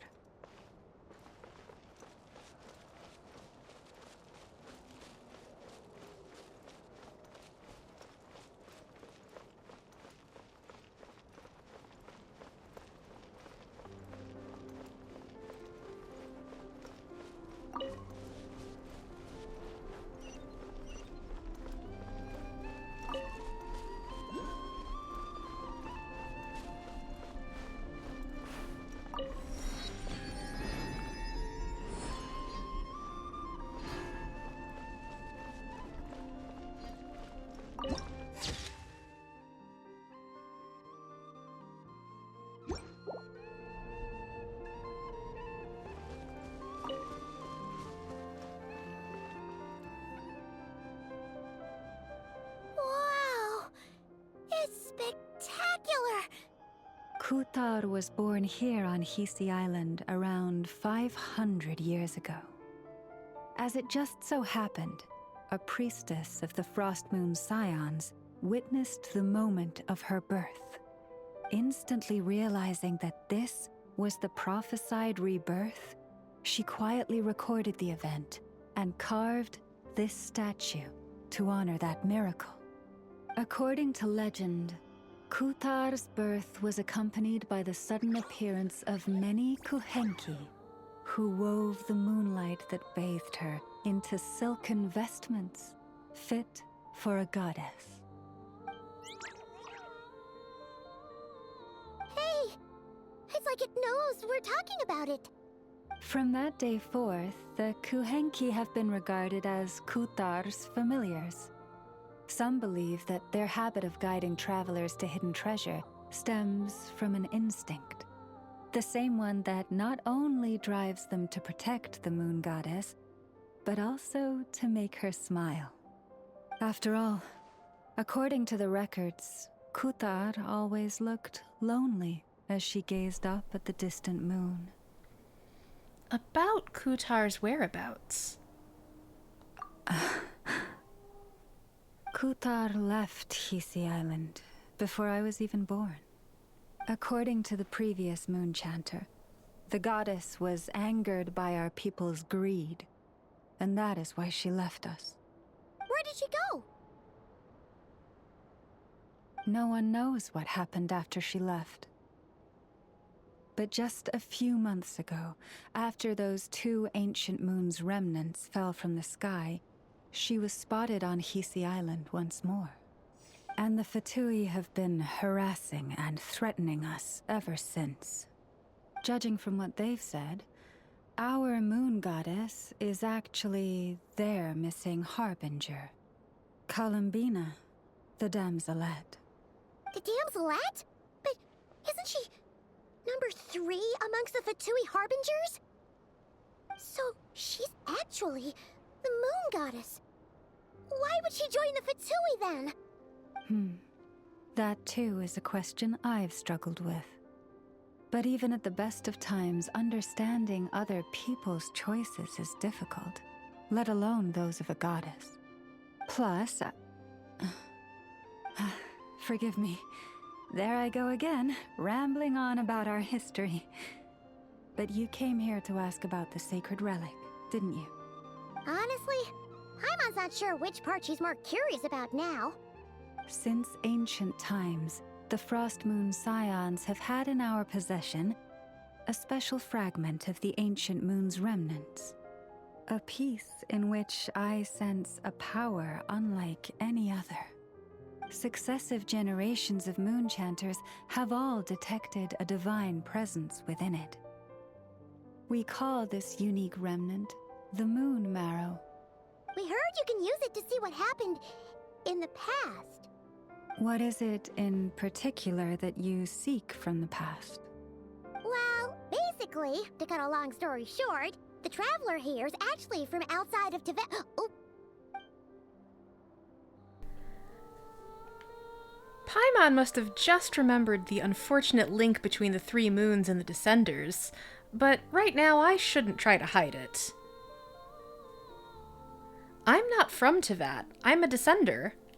I'm searching for the truth about me and my siblings' past. Thank you.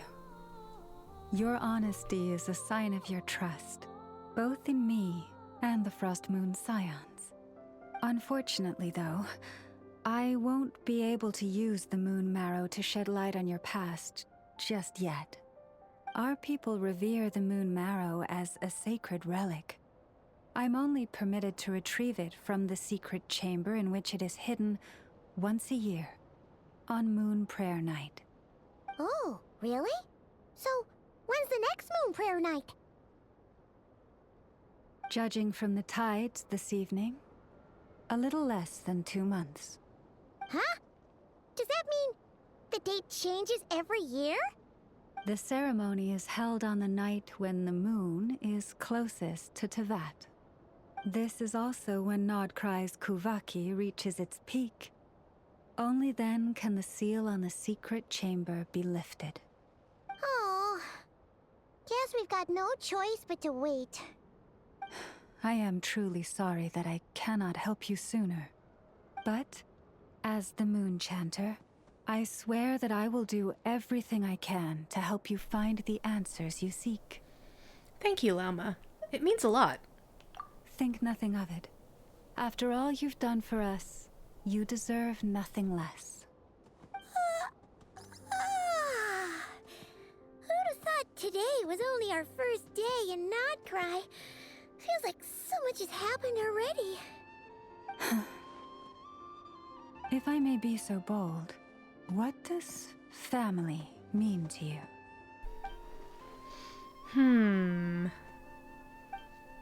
Ether. If you are aware of something, a secret that could hurt your family, would you be honest with them? Or try to hide it? A secret? Surely keeping your family in the dark is never right.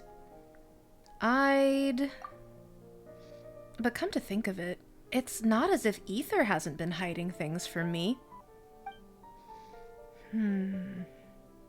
Oh, I'm so sorry. That was a strange question. I didn't mean to put you on the spot. It's okay.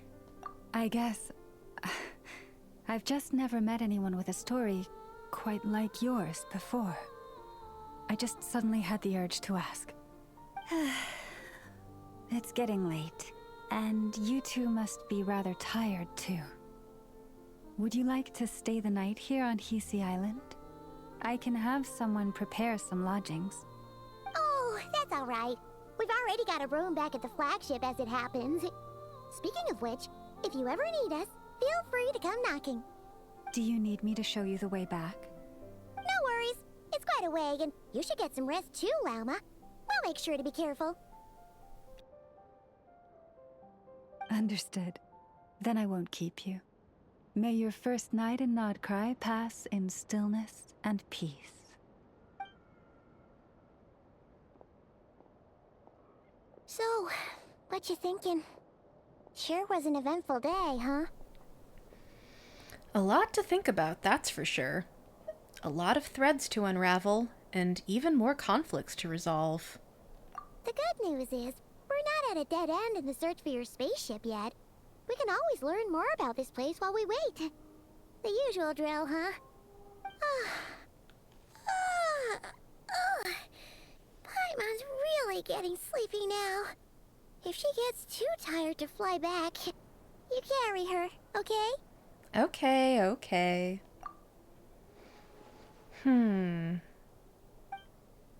Ether, my big brother. I wonder what you're doing right now.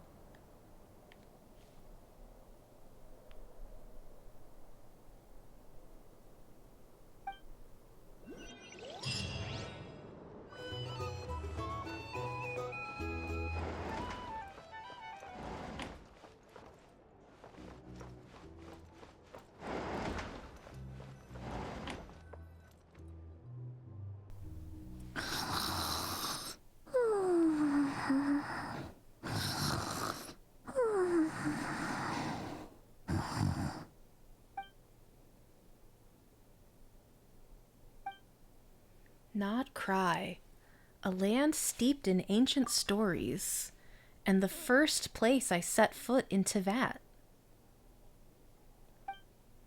The Fatui. They seem to be conducting some kind of research on the ancient moon's remnants, and now they're after the Frost Moon Scion's sacred moon marrow. And then there's the damselette, Kutar, the Moonborn. Why did she leave the Frost Moon Scions in the first place? And why did she then abandon the Fatui?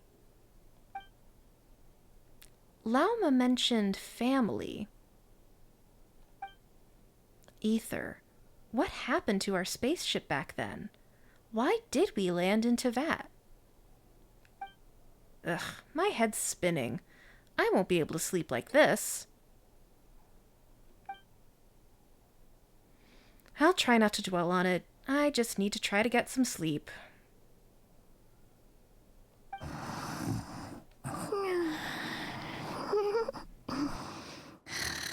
Just one more helping.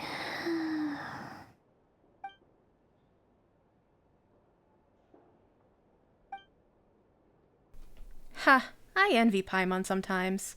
She really can fall asleep anywhere.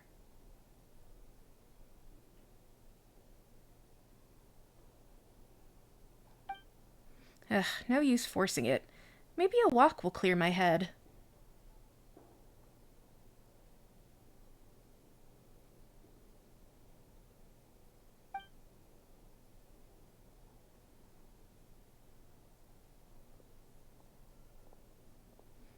Paimon, I'm heading out for a bit. If you wake up and I'm still gone, don't panic. I'll be back soon.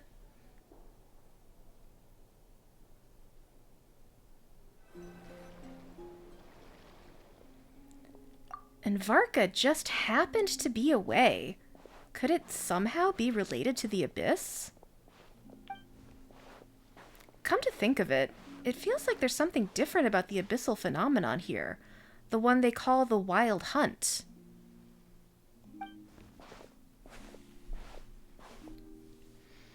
Huh? Didn't realize I'd walked this far already. Guess I should head back soon.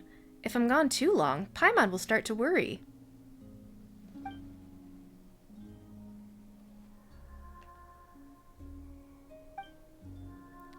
Wait, is that singing?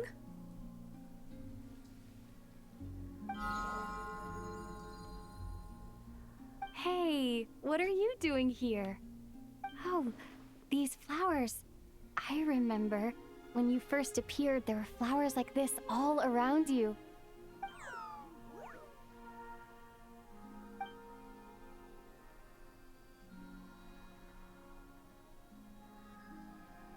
It's heading towards the source of the singing. Might as well follow it and see what's going on.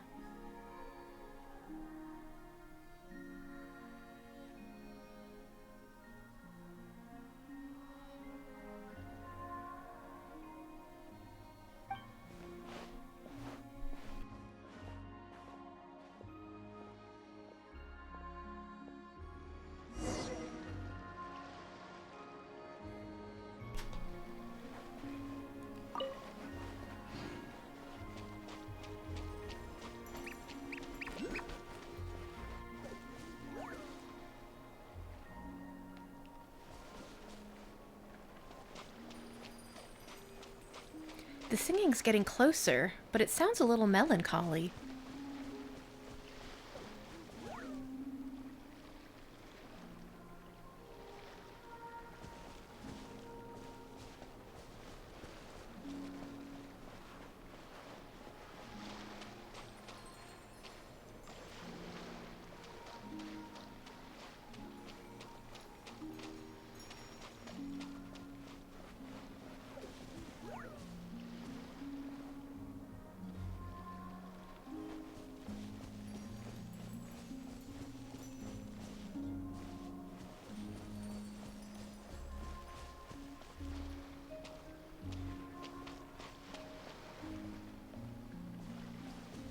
Huh? There's nothing here. Eh? A secret door?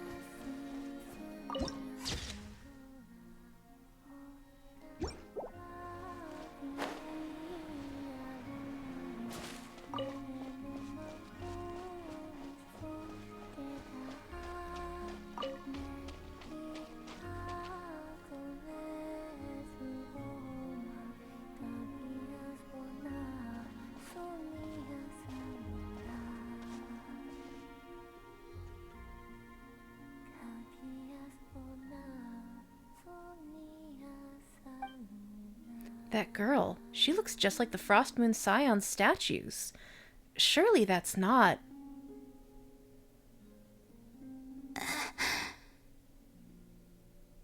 Who goes there? How did you get in here? I am but a passing traveler. I followed your song here. I'm very sorry if I've intruded. Akuhenki. She brought you here. What do I do now? Did I just wander into her private abode? Should I leave?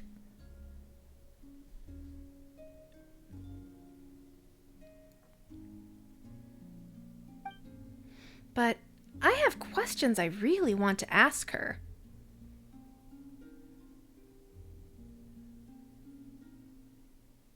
May I ask, are you the one they call Kutar? And the harbinger that the Fatui referred to as the Damselette? The Fatui? Are you here at their behest? What's going on? These flowers, did they just turn red? And that sudden sense of impending danger.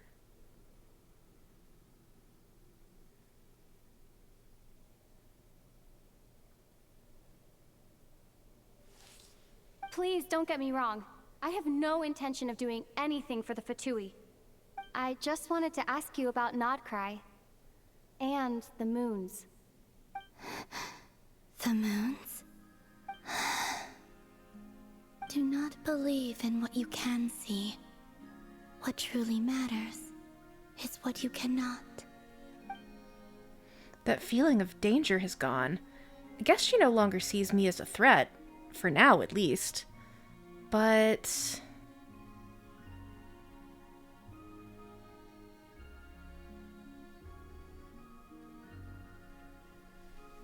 What do you mean?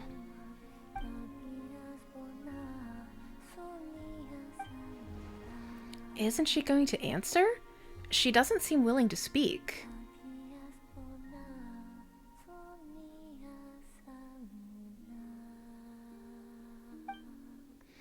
Let's give that another try. Listen, I'm the Traveler. I'm on a journey through the nations of Teyvat. Hello.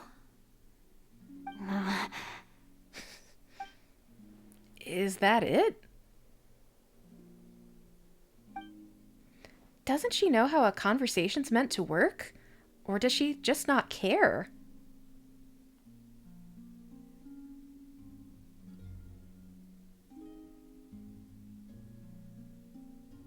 Could you tell me your name? Columbina. So it is her. Kutar, the Damselette, the Moon Goddess. Pick whichever takes your fancy. I do not know my own name. We're all given our name by someone else. But according to Lauma, she was born in Teyvat alone. So that must be why.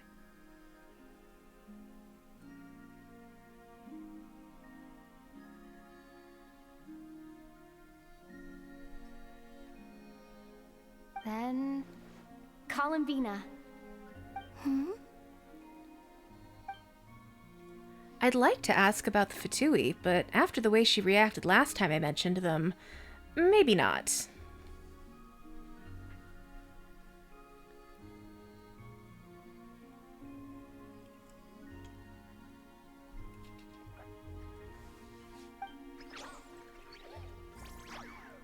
This Kuhenki, this Luanatar, did you bring her into being? Come here, little one.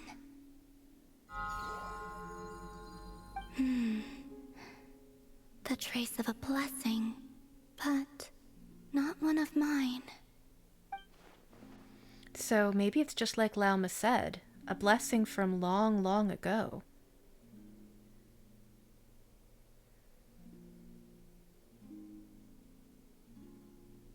People always assume I can do many things. Assume I have done many things. But I haven't. All I ever wanted was to.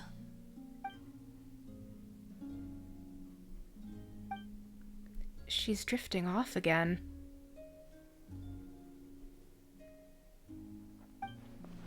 So many mysteries remain unsolved, but we're not getting anywhere like this. Maybe this just isn't the right moment.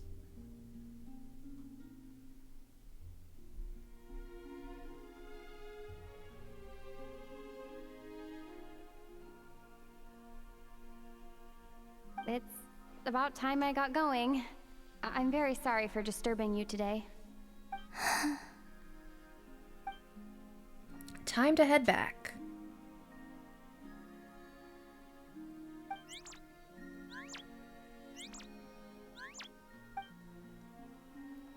The Luan Notar, does it want to come with me?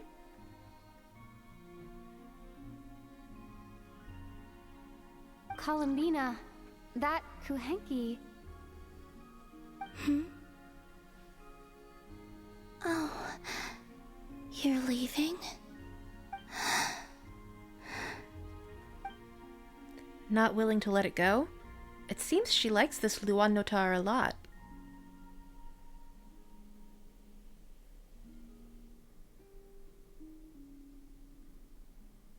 Go then.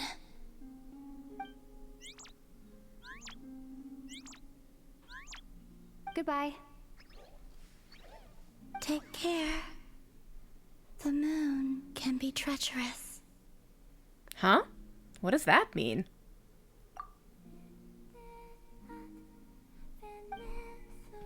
Never mind. I'll ask her next time I get a chance to see her.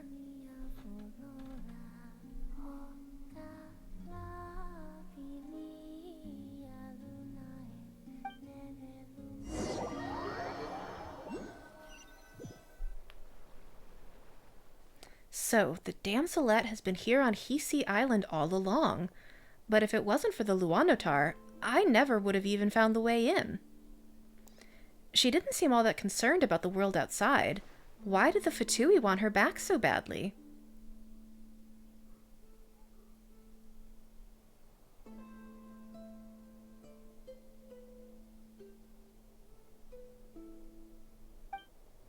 The moon can be treacherous. What's that supposed to mean?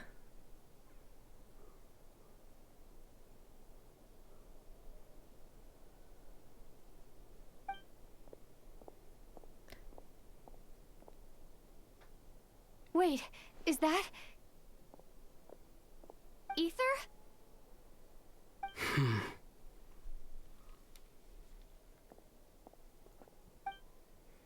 Why is Ether here? He's alone. Could he be planning something?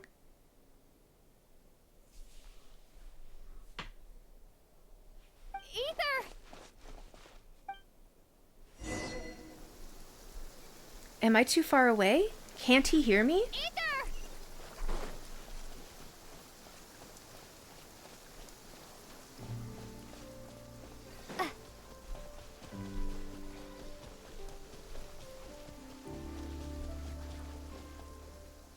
Ether! Lumine, it's you. He doesn't seem that surprised to see me. Did he already know I was in Nod-Krai?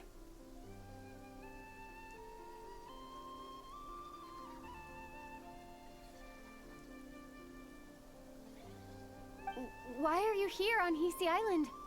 If I told you I was here in search of the Frost Moon Scion's sacred relic, what would you think? So Ether's looking for the Moon Marrow too? But surely he can't be working with the Fatui. So what is he after? Are you also here to uncover the truth about our past? That's right. What happened to us in the past? How we came to Teyvat? Why our spaceship crashed here? There are things I want to know too.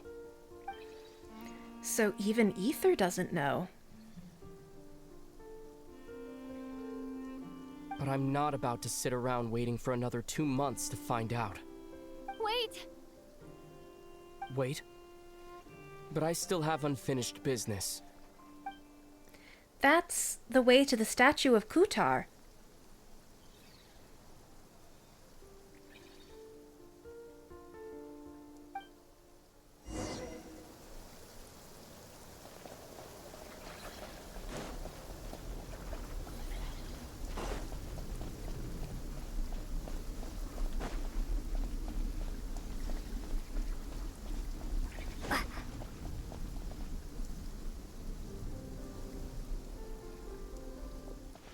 Surely Ether's not here to...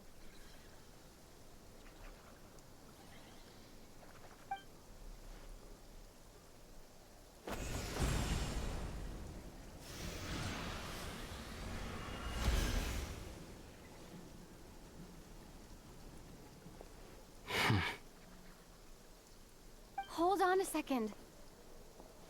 What's wrong? That's the Frost Moon Scion's sacred relic. We can't just... Use it to get to the bottom of all this? We should at least get their permission. You barely even know her. Yet already you hold that moon chanter in such high trust. What do you mean? She told you that the seal can only be broken on Moon Prayer Night, when the flow of Kuvaki is at its peak, yes? You heard all that? Watch this. Huh? But... Get it now? She's been stalling for time. As long as the statue's base is imbued with sufficient power, the secret chamber can be opened at any time. Ether used abyssal power, not Kuvaki, yet he's broken the seal all the same. Did the abyssal power override the seal's Kuvaki? Or has Ether been telling the whole truth and nothing but? Maybe Lauma's just afraid of breaking with tradition? Who should I trust? Is it such a sin when I don't put all my cards on the table for you, but not when someone else is doing it?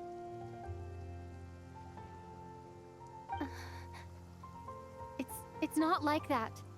Is it? Ether, you've got it all wrong. This whole time I've wanted to ask you, what happened to make you like this? I admit, I've been having trouble accepting it. But after all this time apart, I've finally come to terms with who you are. Willful side and all. I trust you. I still do. Through all the worlds we've traveled, you've always been there by my side. If there are things you can't explain yet, I can wait while the journey goes on. I'll wait as long as it takes, until the day you're ready to talk. Lumine. Probably shouldn't have said all that. Must have sounded super sentimental. But the truth is, I've bottled that up for way too long already. I'm not looking to borrow the Moon Marrow simply because of our past. It holds answers about the very origins of Teyvat. I've always believed that if you want the truth, you have to see the whole story for yourself. I'm not asking you to trust me, Lumine. Just don't try and stop me. If this choice weighs on your heart, then let me go in alone. Forget this meeting ever took place. A bit late for that now. But maybe this is the chance I've been waiting for all along. Even if it fades with the morning light. I want to go with you. You sure? Yeah. Then let's go. Ether. It's been ages since we went on an adventure together. I can't wait. Really? You think I'd lie to my little sis?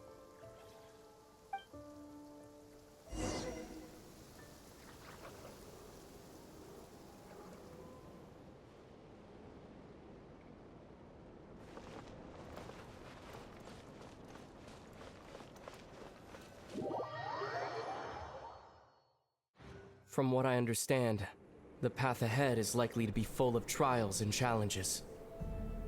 A deterrence against intruders, and a test for those who truly seek entrance. Nah, I doubt the two of us will have any problems. I agree. Still, if we get separated, things could get tricky. Best we move together and watch each other's backs. Even the sound of your footsteps takes me right back. As a warrior, as a traveler, as my little sister.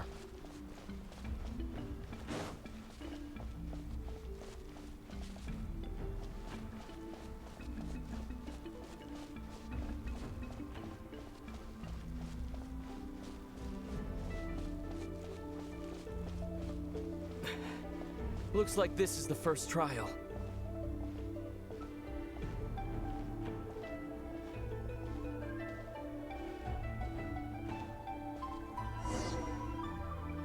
Lumine, do you understand how Kuvaki works? How it exacts force through push and pull? What do I need to do? Let's see. How about this? I'll temporarily neutralize the Kuvaki on the cliff face and move the platform into the center. Once it's in place, you'll need to utilize the repelling force of Kuvaki to reach the other side. Gotcha. Okay, I'll leave it to you then.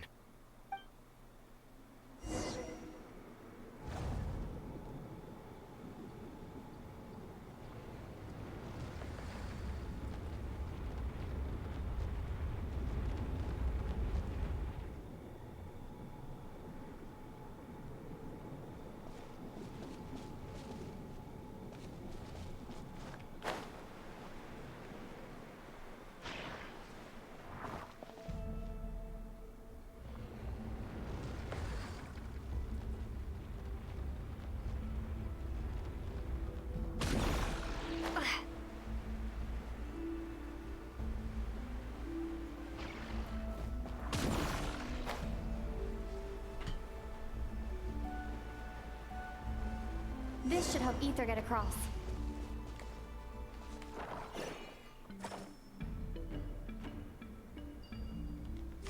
Ether!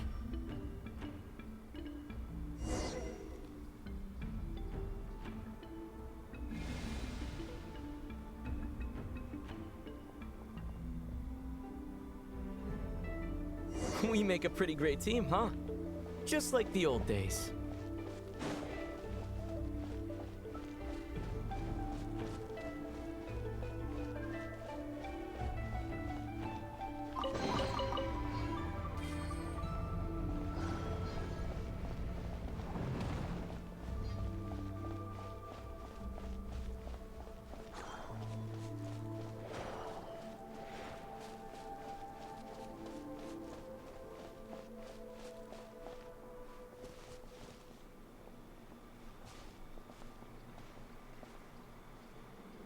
A wide open space.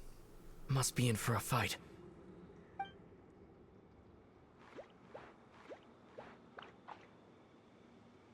Was that it? What a letdown. That look on Ether's face, it's so unlike him. Was he scarred by his experiences while we were apart? Each day a mark in his flesh until he ended up just like this? Lumine, What is it? Why are you looking at me like that? Those enemies were weak, were they not? Maybe it's because the trial's only just begun. Actually, I've got an idea. Why don't we have ourselves a little friendly competition? Let's see if your journey has made you rusty.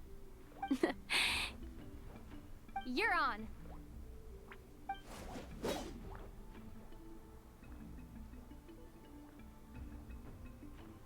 I won't lose to you, Ether.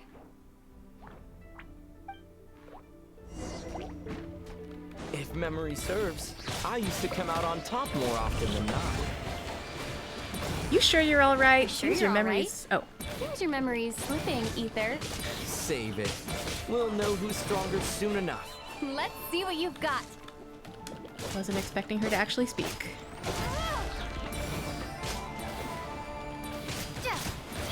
Here, I'll let you take this one. But next time, I won't be so nice.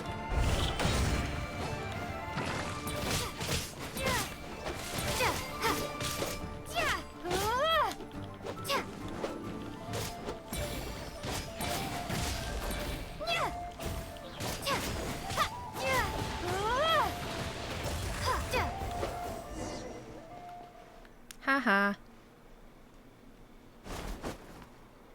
Fine, you win. Didn't feel like you really wanted it anyway. Going all out in a place like this? Sounds like overkill to me. Wonder when the last time we bickered like this was. Miss those days, I really do.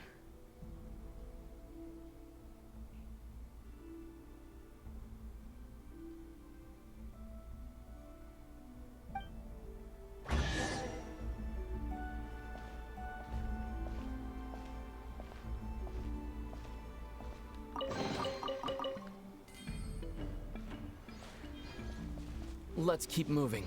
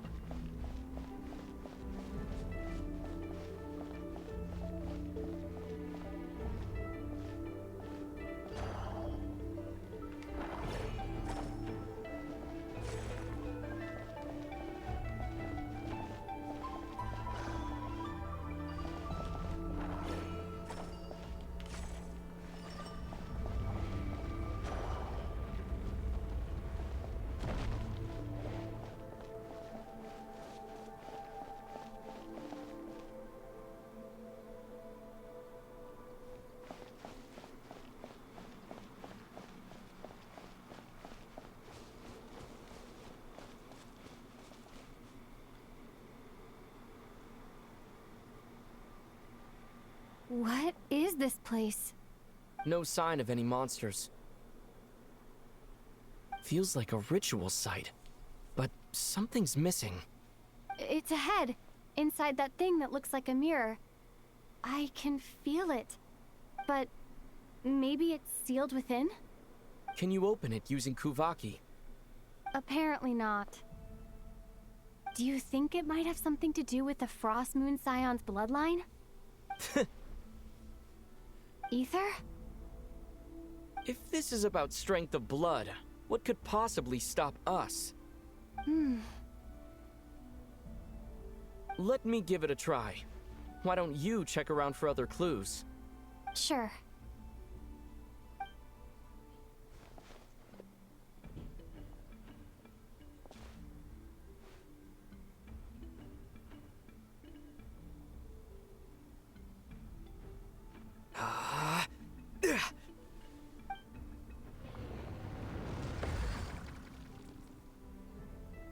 Found it. This should do the trick. Okay.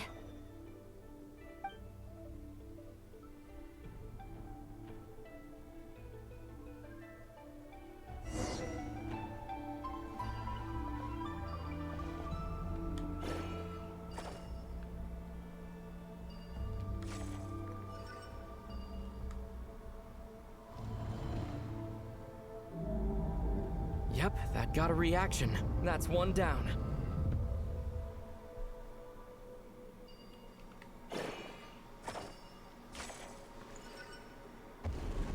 Nicely done.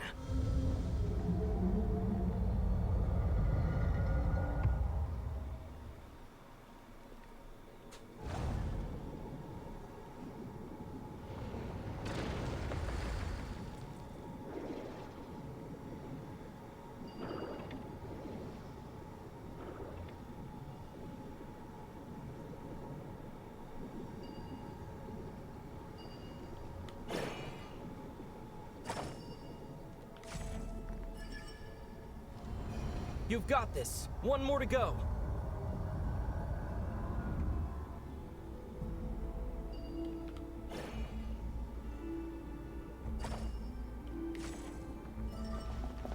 Good work, Lumine.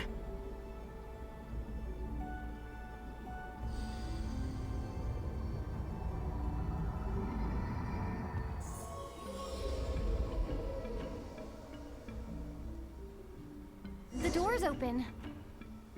Come, we must be close.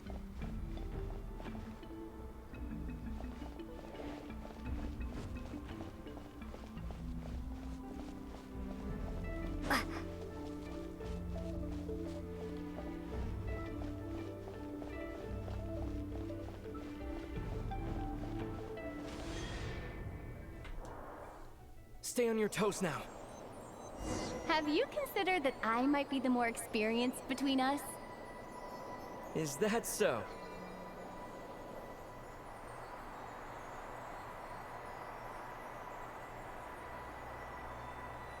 So, will you be heading off again after we're done here? Maybe. Maybe not. Another cryptic response. Don't worry about things that haven't happened yet.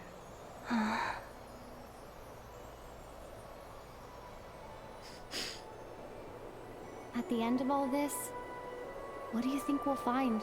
Whatever it is, we can handle it. What about the end of our journey? That's not something we need to worry about right now.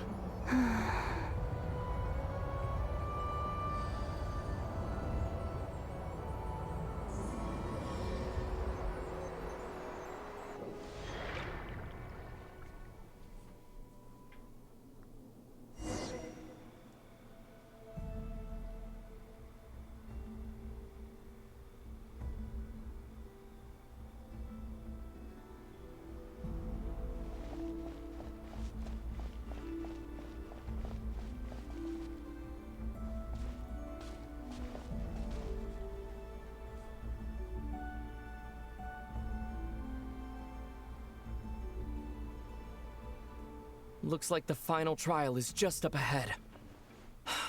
Ready for battle? When have I ever not been? What's wrong? Going on an adventure with you side by side, it's been so exciting.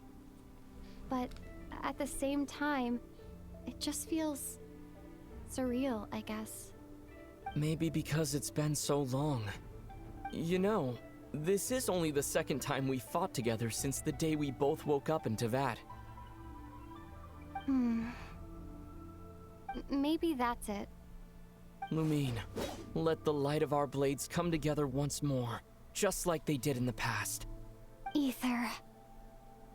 This is a night of miracles, an adventure that belongs to us. Let's not weigh it down with worries and regrets. This is our adventure.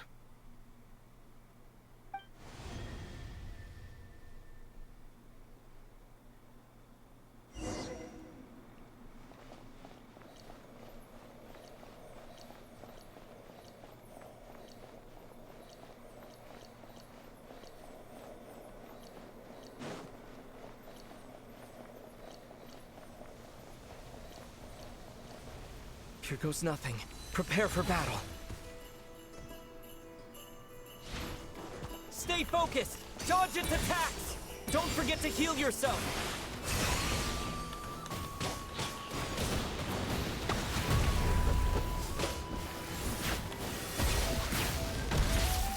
Now's our chance!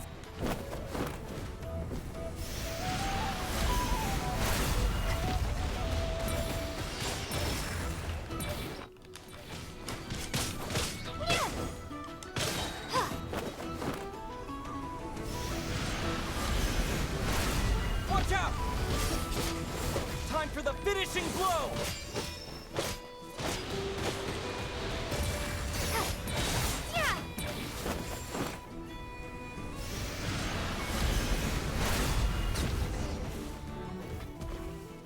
It's over. Nicely done. Flawless execution. Couldn't have pulled it off without your backup. Not too shabby at all. As for what you were saying, yes, I should have come to see you earlier. Or at the very least. Spent more time with me, going on adventures like this? Something like that. Instead of just running off and expecting you to follow my trail. Wait a sec. That's not an official apology, is it?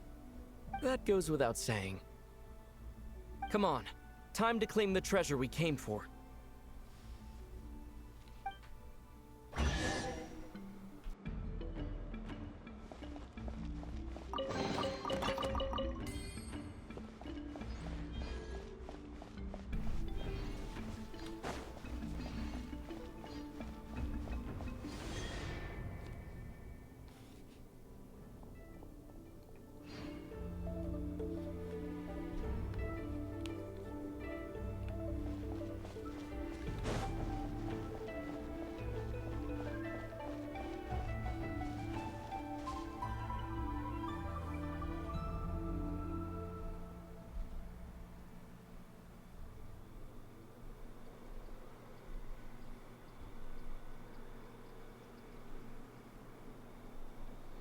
So this is the Moon Marrow, the treasure we've been after. All right, go get it for me, Lumine. It belongs to me. Huh? What's up with Ether? He's talking like a complete stranger again.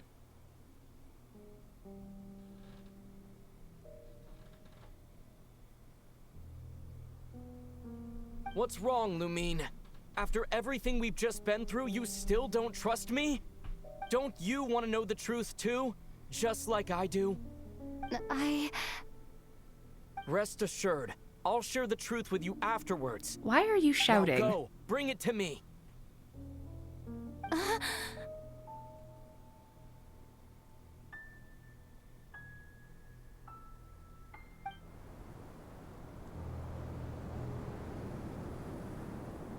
What's going on? Where did this fog come from?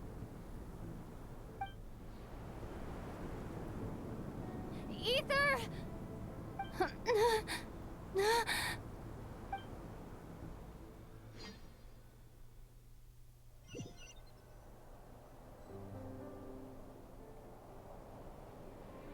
Ether! Huh? What is this place? That presence. It's the abyss.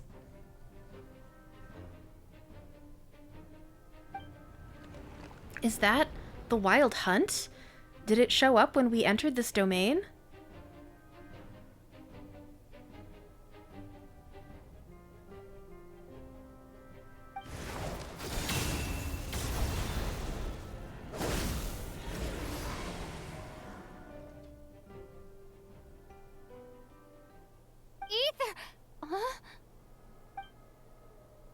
Huh? What are you doing here?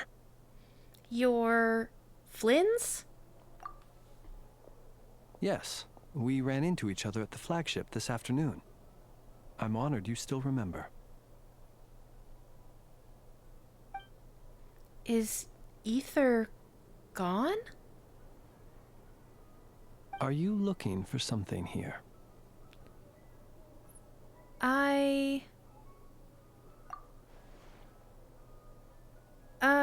Not sure I want to admit that I just broke into the Frostmoon Scion's secret chamber in search of their sacred relic. Just doing a bit of moon gazing. And you just happened to end up surrounded by the Wild Hunt. Sorry, I did not intend to come off as pointing fingers. Indeed, perhaps our courses of action do not differ so greatly. You're out for a walk too? Or are you also into moon gazing? Not exactly. We Lightkeepers are accustomed to patrolling at night. A long-held tradition, you understand. I was just passing by when I noticed that the wild hunt had struck. So I simply did what I am duty-bound to do. As a matter of fact, I just saw someone leaving in quite the hurry. Was that your companion? Ether. That was the person dearest to me. Perhaps I should take my leave now.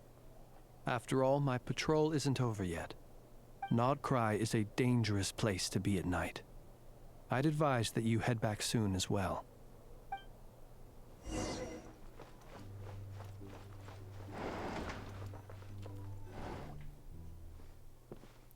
Huh, went out to clear my head and came back with even more on my mind. What on earth is Ether playing at?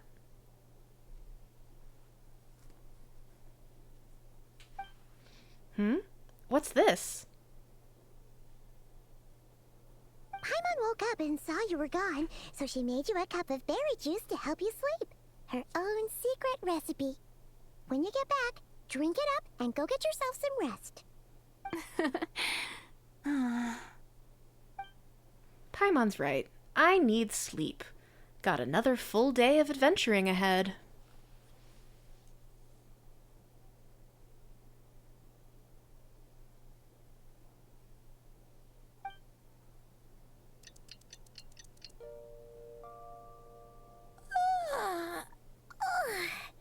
Good morning? If now still counts as morning.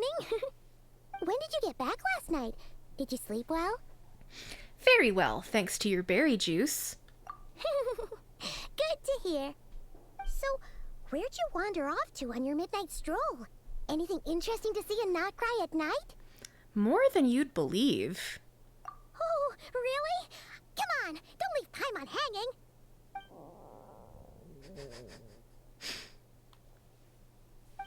All right. Guess we'll have to feed your stomach before we feed Paimon's curiosity. Let's go grab something to eat while we talk.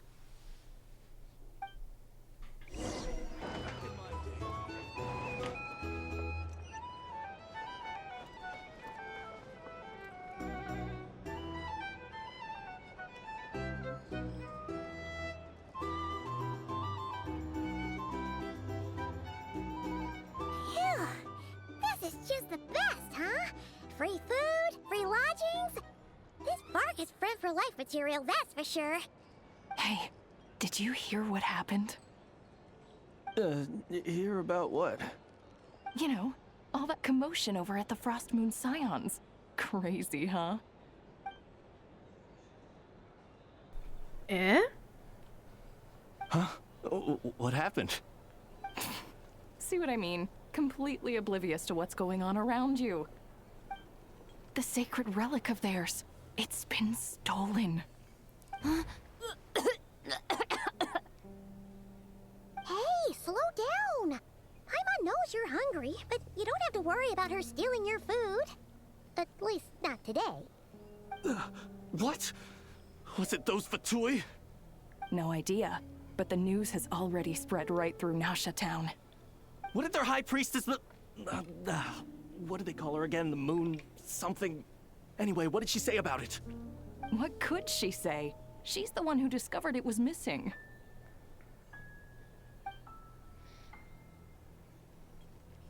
She was in Nasha Town first thing this morning, hoping to launch a joint investigation with the Voynich Guild. Whoa! Did you hear that? Lauma and the others, their sacred relic's been stolen. Who in Teyvat would even have the nerve? Paimon bets it was that bunch of good-for-nothing, rule-breaking, troublemaking Fatui.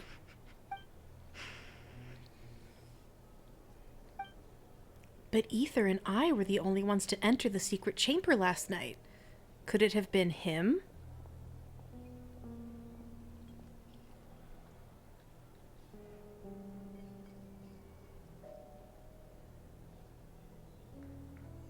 Huh? What's wrong? You feeling okay?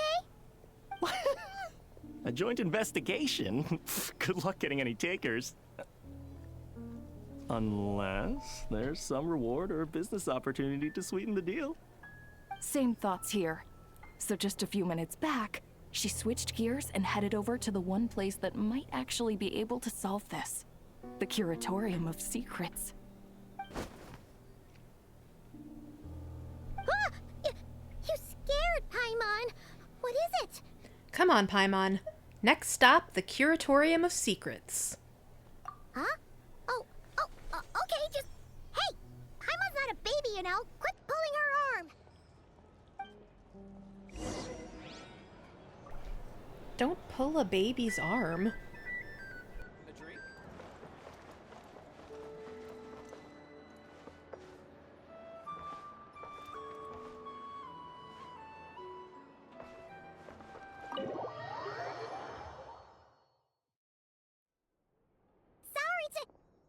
Huh?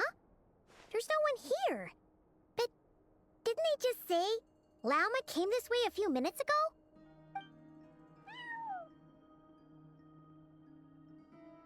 No one except for a cat watching over the front desk. Excuse meow? Are we supposed to check in here?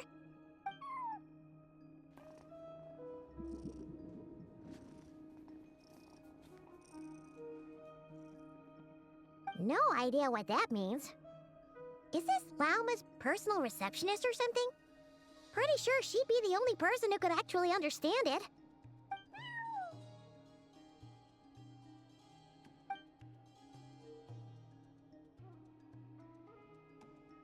Huh? It's heading into that room! But why not? Like I told you already, that's just... Huh? Another client.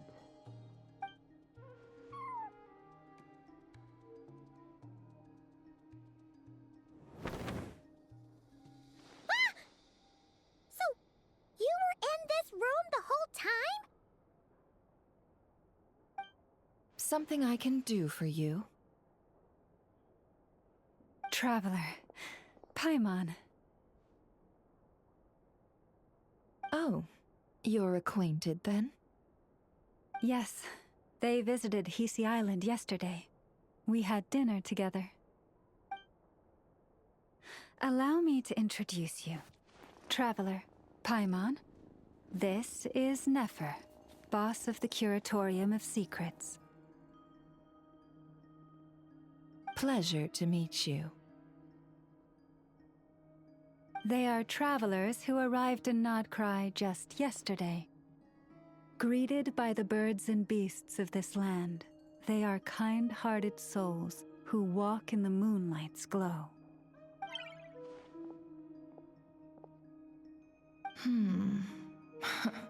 Interesting. Actually, Thank you, Lauma, but you need not have introduced them. They are great heroes, renowned throughout the nations beyond our borders. Oh, really? Do not forget, I deal in information. Just because most people in Nod-Krai pay scant attention to foreign affairs, that does not mean the same goes for the Curatorium of Secrets. They're the heroes everyone was talking about before. The ones who saved Natlan during the Abyss crisis. Help. I've never felt this uncomfortable being praised before. How am I supposed to explain what happened last night now? I see. We Frostmoon Scions seldom leave our domain, so I had not heard of your heroic deeds. Please, forgive my ignorance. It's no big deal. We were hoping to keep a low profile anyway. If we had to list all of our titles and good deeds, we'd be talking till sundown, and then some. Paimon! Huh?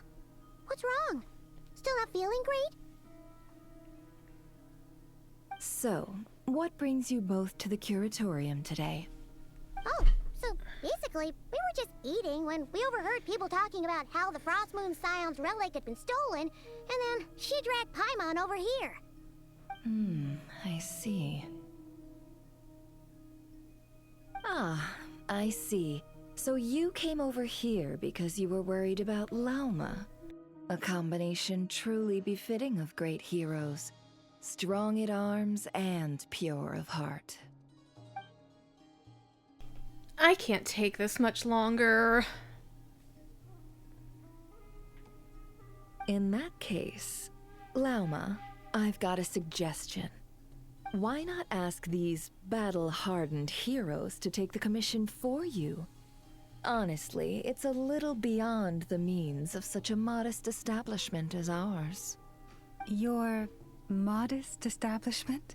Unable to handle a commission? You just don't want to take it, do you? You're right. I do not. What kind of commission is this? Surely it's not to recover your stolen relic?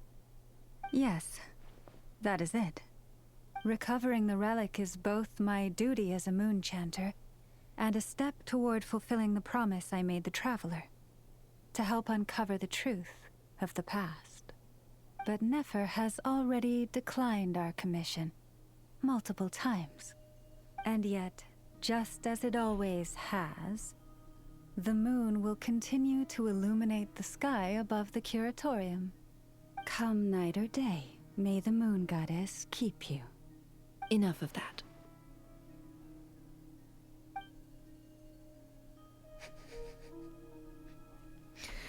I'm sorry, everyone. There's something I need to get off my chest.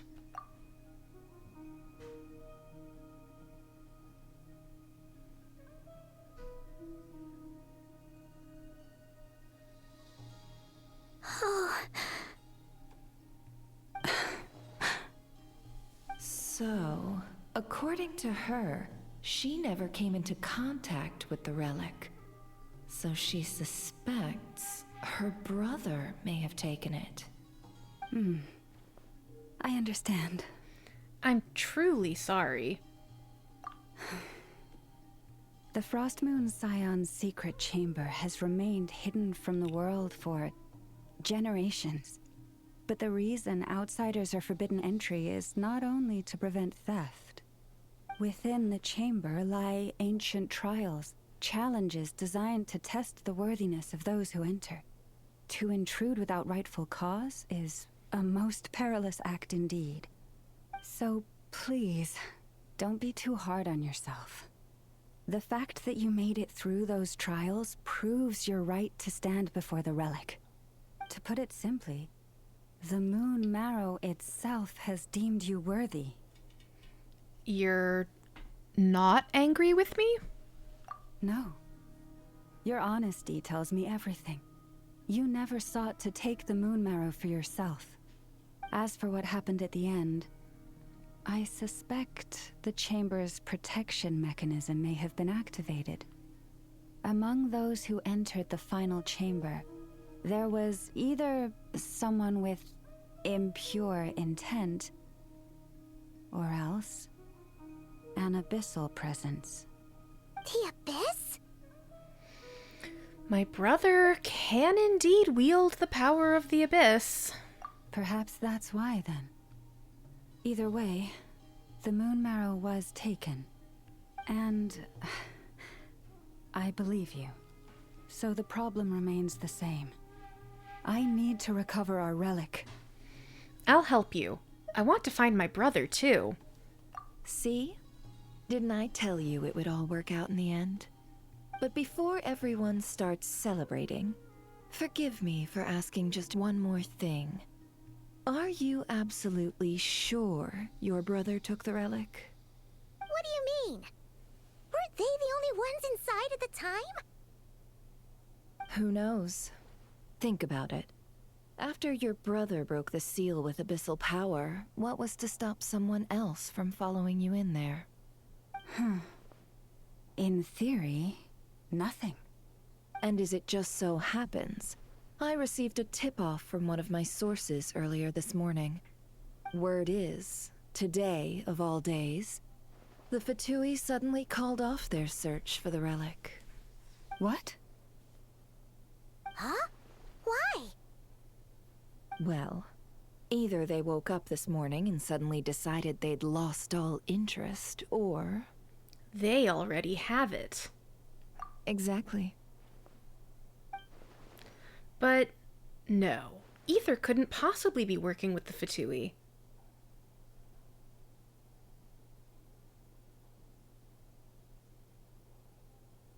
Are you wondering if your brother might be in cahoots with the Fatui? Which is why I asked, are you absolutely sure your brother took the relic? Or to put it another way, do you really know your brother? Huh?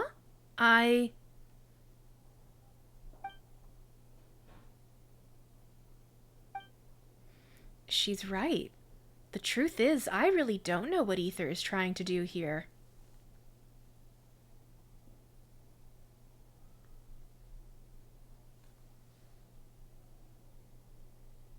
In other words, it's highly likely that the Fatui already have the moon marrow. So, basically, all we need to do is find our way into that Fatui research facility, and we should be able to get to the bottom of this, right? Congratulations, you've found your answer. Looks like the curatorium won't need to lift a finger this time. Well, Lauma, there we are. On behalf of our long-standing cooperation and the great hero by your side, I'll waive your consultation fee. But just this once. You're really not planning on helping us? I think I've helped more than enough already. If we're to stand any chance of infiltrating that facility, we'll need the help of a specialist. Just so you don't get the wrong idea, let me make myself crystal clear. The Curatorium of Secrets has always striven to abide by a policy of strict neutrality. We do not take sides with any faction in Nod-Krai. I cannot help the leader of the Frostmoon Scions sneak into a Fatui facility. That would make me their enemy. When one of their harbingers asked me to help them infiltrate your territory, I gave them the same answer. No. All right, I understand. But I do have one final request. I promise it's my last. It had better be. No matter who it is, I want you to help us persuade the next person who walks through that door to join us. What is she up to? You're that desperate for help? What if it's a member of the Fatui? It doesn't matter. You're welcome to tell them everything, even about our plans to infiltrate the Experimental Design Bureau. All I'm asking is for you to say one thing, just one thing to help persuade them. If you do that, I promise I won't ask you for anything else. Made up your mind? Fine. Fine, I'll play along with your little game. Besides, as long as I'm not personally involved, no one can accuse us of taking sides. Boss, I'm back!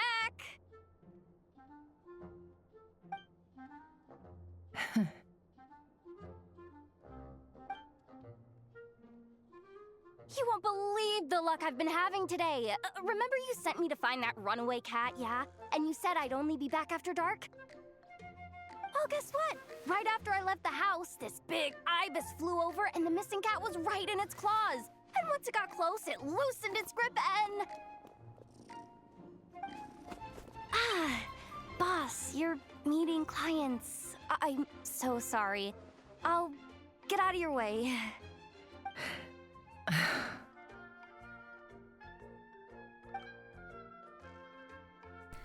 That ibis must have been sent by Lauma.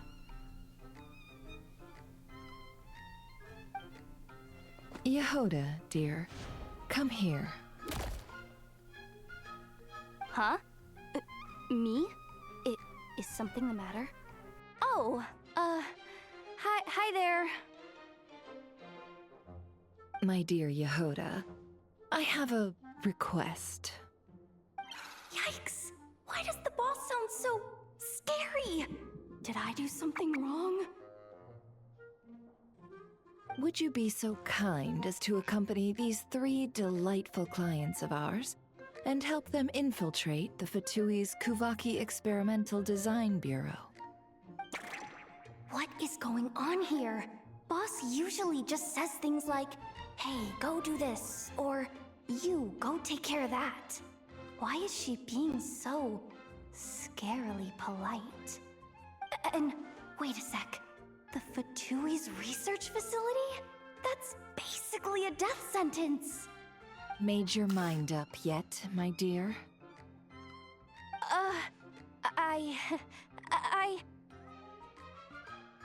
What is up with Boss today? Am I supposed to say yes to this? Or maybe it's because the mission's too risky, so she's actually looking out for me? Why is everyone looking at me like that? Is this some kind of test? I can't let the boss down. Can I? Have you made up your mind?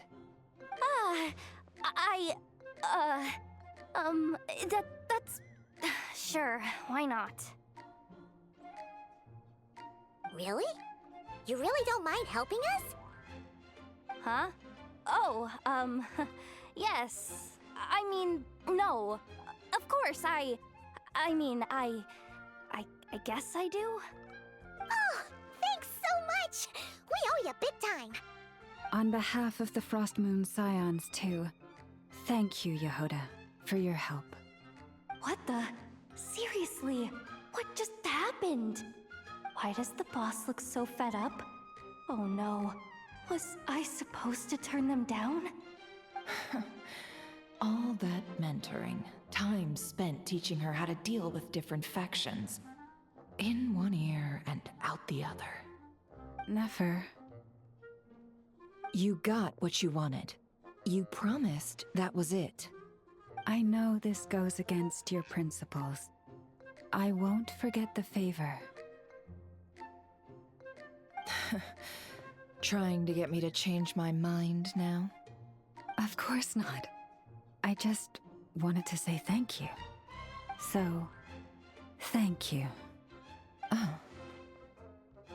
Yehoda, we'll leave the planning to you. Let's discuss the details elsewhere. Huh? Oh, okay. Oh, what have I gotten myself into? Oh, by the way, Yehoda, before you go... What is it, boss? You're fired. Huh? Effective immediately. As in, this exact moment. The curatorium will take you back, of course, but only once you've completed this commission for our 3 clients. What? Is there some issue? Well, here's the upside. Without me taking a cut from your commission, you'll earn more. Seriously? Can someone explain what's going on here?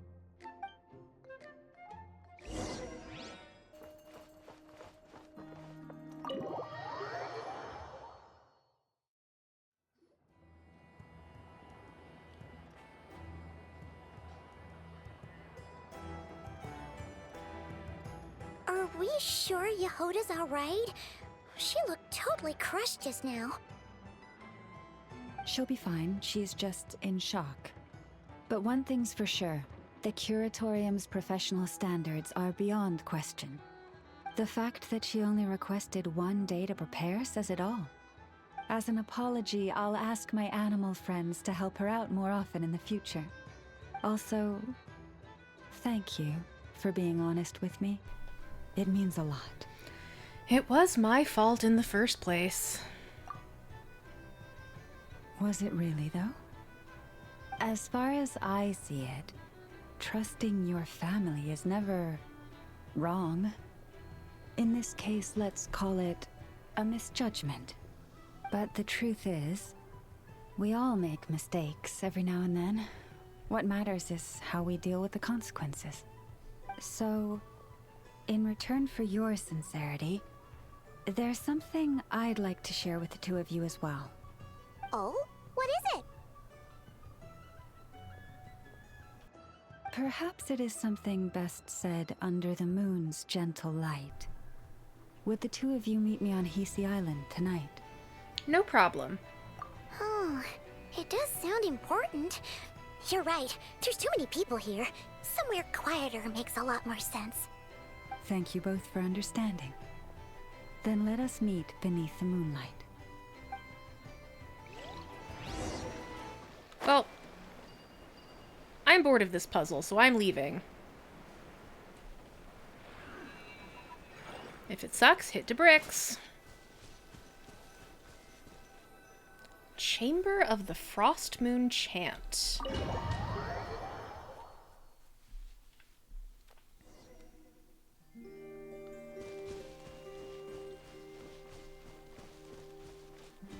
Sparkly Cave.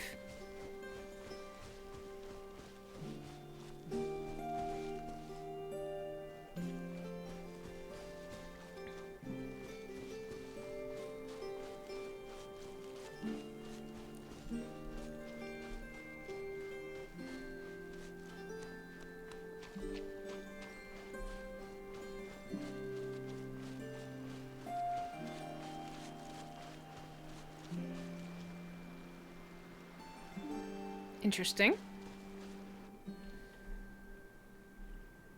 Llama, we're here! Huh? Llama, are you praying? I am indeed. For the moment I was born, my people exclaimed, "Behold, eyes like the moonlit tide, antlers like the crescent moon, and blood that glimmers silver as the moon's reflection." How'd they know what your From blood as was far like when you back were as I can born? remember, I was revered as the Frost Moon's emissary and the Moontide Maiden. The first words I ever learned were prayers to the Frost Moon. The first gestures, those of our sacred rites. Wow, that must have been tough. Back then, I didn't know any better. It all just seemed so natural.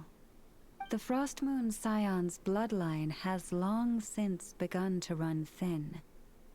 Nowadays, even those of us with antlers are few and far between, let alone those attuned to the power of Kuvaki. But I...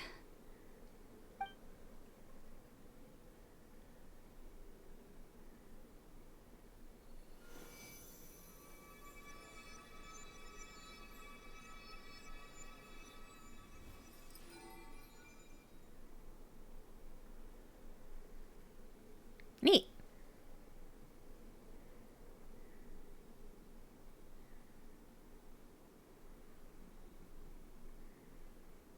Whoa, your antlers are so pretty. They say it's an extraordinarily rare condition. Once in a century, if that. I am unusually sensitive to the moonlight, as well as to the Kuvaki's ebb and flow. As a child, I could barely sleep because of it. Oh no! It was that serious? To others, fluctuations in Kuvaki are something you easily get used to, like a gentle tide lapping away at the shore. But to me, that same tide is a towering tsunami, a surging swell crashing against me. Of course, as the years went by, I learned how to suppress my senses and my power, enough to keep it all from overwhelming me. But because of that, I also had to walk the path of concealment. Concealment? From the moment I was first taught to pray, my kin would point up to the night sky telling me, "That, Lauma, is the Frost Moon, the last of the moons, the sole surviving truth." But I would ask them in response, why? Why can't I feel anything from it at all? So she's a religious leader by birth, but she is having a crisis of faith. Later, I came to understand that they simply could not tell where the real tide was coming from. They couldn't sense it. The true moon, beyond the sky's veil. Ah. Is Lauma talking about the false sky? So the true frost moon lies beyond it? The moon is false. I reached that conclusion long ago. But there was no one I could tell. Not a single soul. At least, not until now. Am I the one who's wrong? Is it the moon that is false, or my own senses? I asked myself such questions time and time again. Your intuitions were correct. The sky above Teyvat is a lie. Thank you. When you called yourself a descender, I had a feeling you might be able to confirm what I had always suspected. And No, now it is you the children have. who are wrong. It's exactly as I imagined. I feel relieved. Oh, Paimon kinda gets why you couldn't tell anyone now. It's not easy to change people's minds on something they've believed for hundreds of years. That's what I meant by concealment. I knew too much, so I had no choice but to keep my people in the dark. Every prayer I offer feels like a lie to keep myself going. So that's what she means when she asked me that question.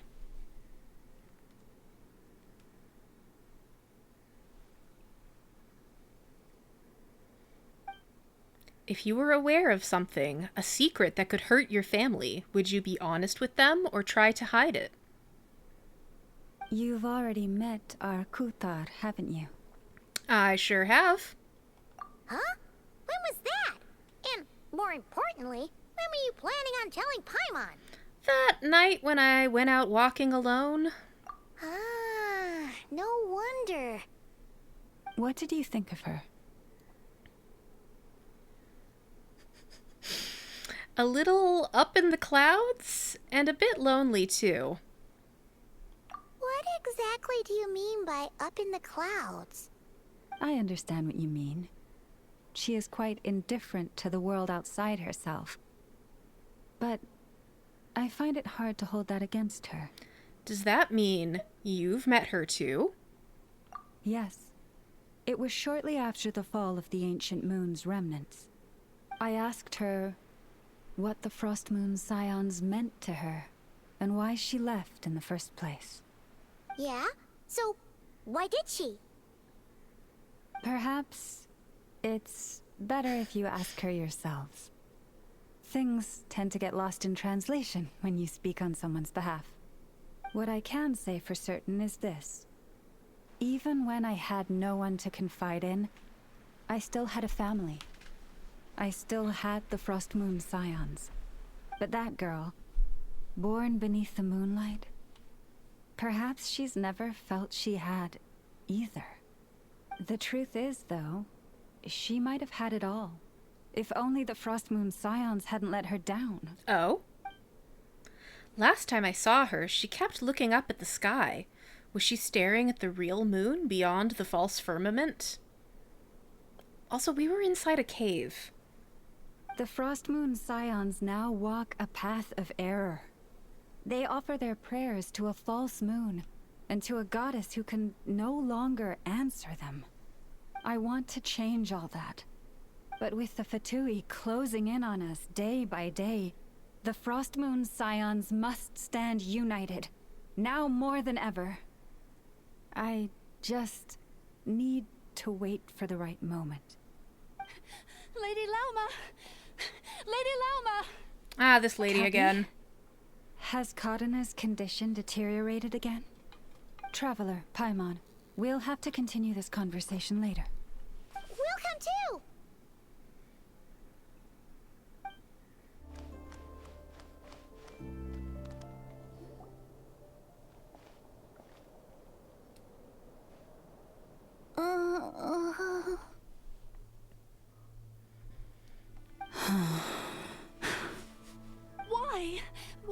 Did I do something wrong?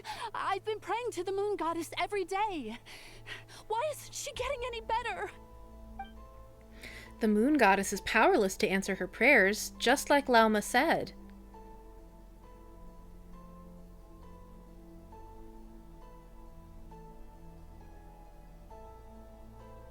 Cappy, I need you to wait outside. I'm about to start her treatment.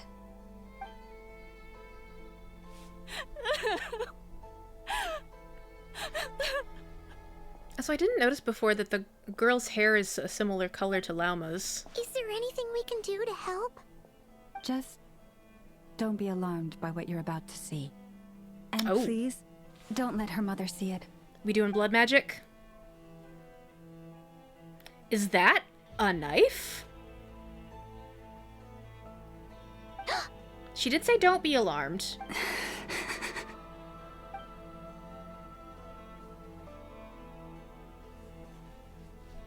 Okay, we're doing blood magic. Silver blood and medicine powder?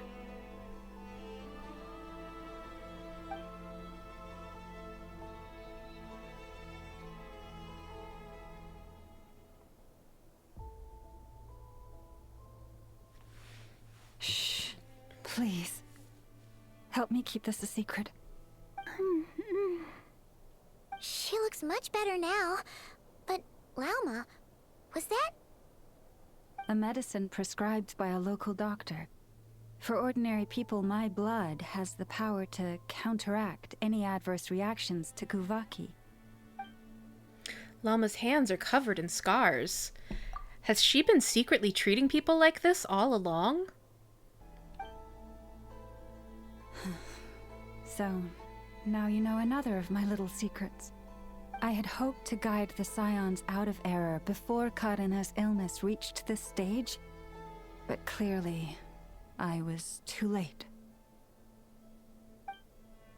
Changing old beliefs is never easy. Some are simply too deeply ingrained, just like this girl's mother's. This isn't your fault. It isn't anybody's fault. Well, it's probably somebody's fault. My life is as hidden from sight as the far side of the moon. Yet people only look to the bright side for guidance. If the day ever came when the two sides were reversed, could they truly accept it? ...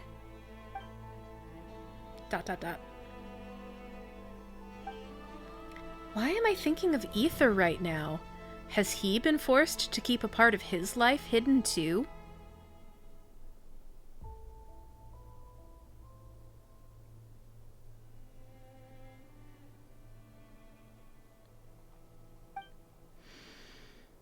If it was Ether... If it was family, they'd understand. Hearing you say that puts my heart at ease. Mm-hmm. And if there's anything we can do to help the Frost Moon Scions, just let us know. Our priority, right now, is reclaiming our relic from the Fatui. But I now understand that the day I will tell everyone the truth is no longer far off.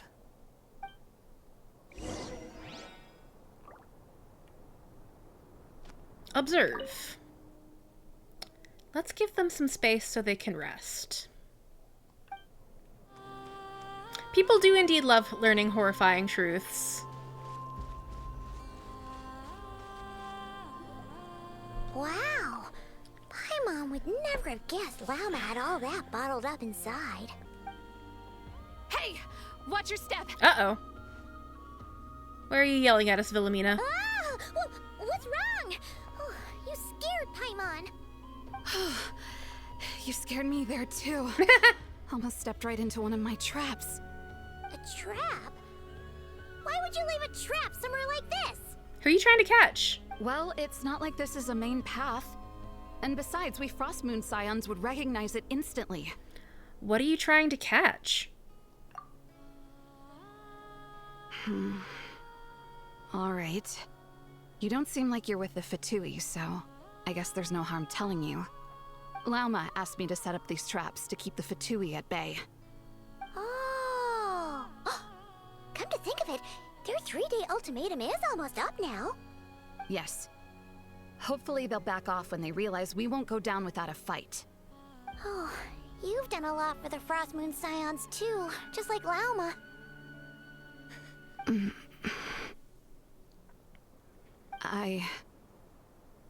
Philomena? It's nothing. I was just wondering if any of this is really worth it. What do you mean? Our people. So many are stubborn, stuck in their ways, clinging to a truth they refuse to even question. Do they really deserve everything Lauma's doing for them? That's an interesting question, ma'am. They're not all like that. They're just afraid of change. Afraid? Huh. I suppose. Maybe you're right. No. I shouldn't be saying this. Just forget it, okay? Bye. Okay, bye. Huh? Why did I say all that? Or really, why am I still doing any of this? Either way. Uh-oh. This will be my final night with the Frost Moon Scions. Are you gonna join the She Fatui? sure took off fast. So, are we heading back to the flagship for a break or what? There's still somewhere I wanted to go. Wait, you're not thinking of visiting that damsel-led up in Cloud Cuckoo Land, are you? Absolutely. She must know so much, but if she just refuses to talk again... Given who she is, pushing her won't get us anywhere. Hey, why don't we... Let's bring her something tasty. Ah. If she doesn't want to talk, we'll have to win her over with food. Girls do love it when you bring them a sweet little treat. You really think it'll be that easy? Hey, no harm in trying. At the very least, it shows we're trying to be friendly. Let's see. How about Ineffa's 9.12 out of 10 berries and fried meat, the Frost Moon Scion's boon of the day, and one of your signature dishes. Your choice. I have a signature Should be dish? A good mix of meat and veggies. There's bound to be something she likes.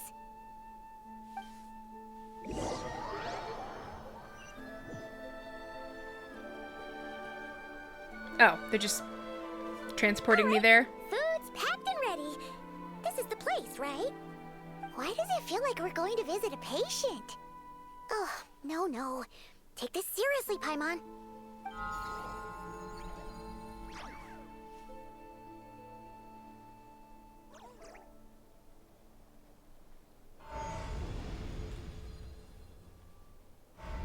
Little moon bunny doorman.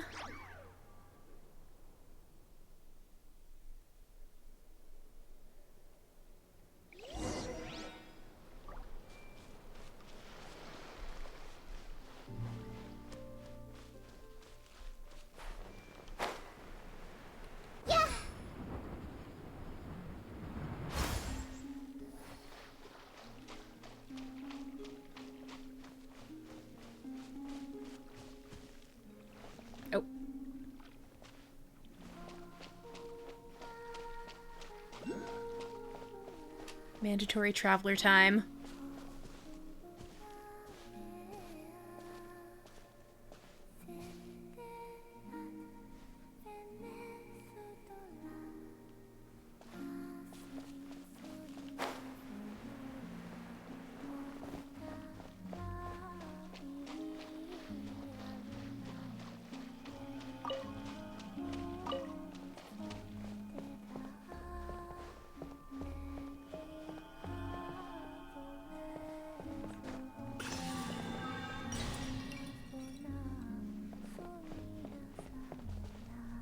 There are quite a lot of orbs around here.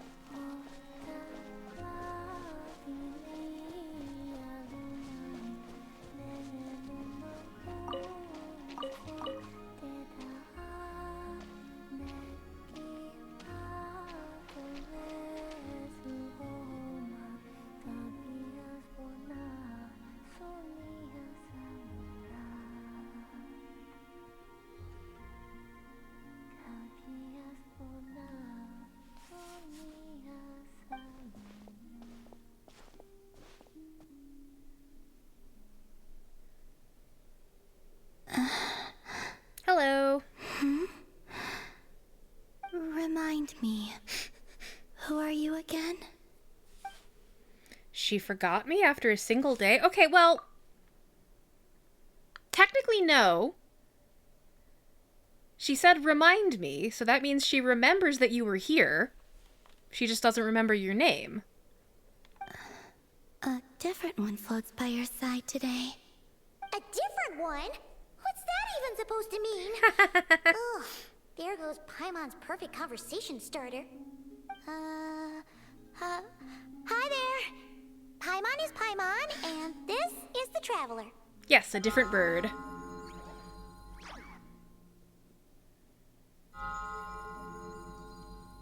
Oh, there you are.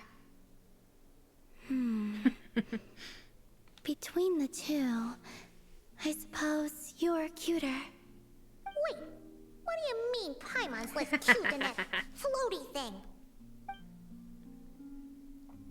Columbina. What is it?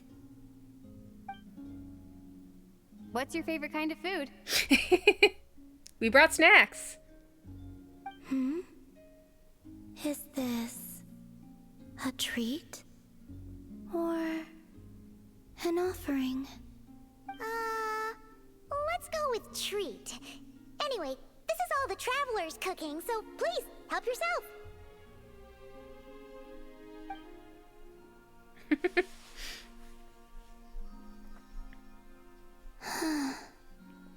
Oh, that wasn't exactly a yes, but she didn't turn it down either. What could she be thinking? Now you see what I've been dealing with?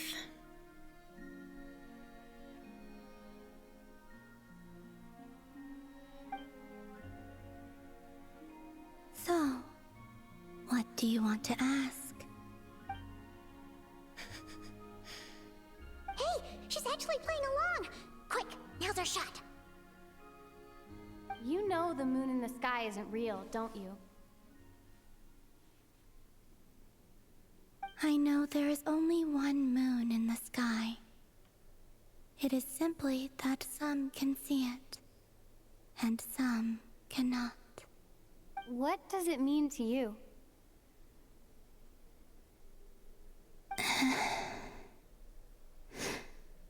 The missing prologue. What?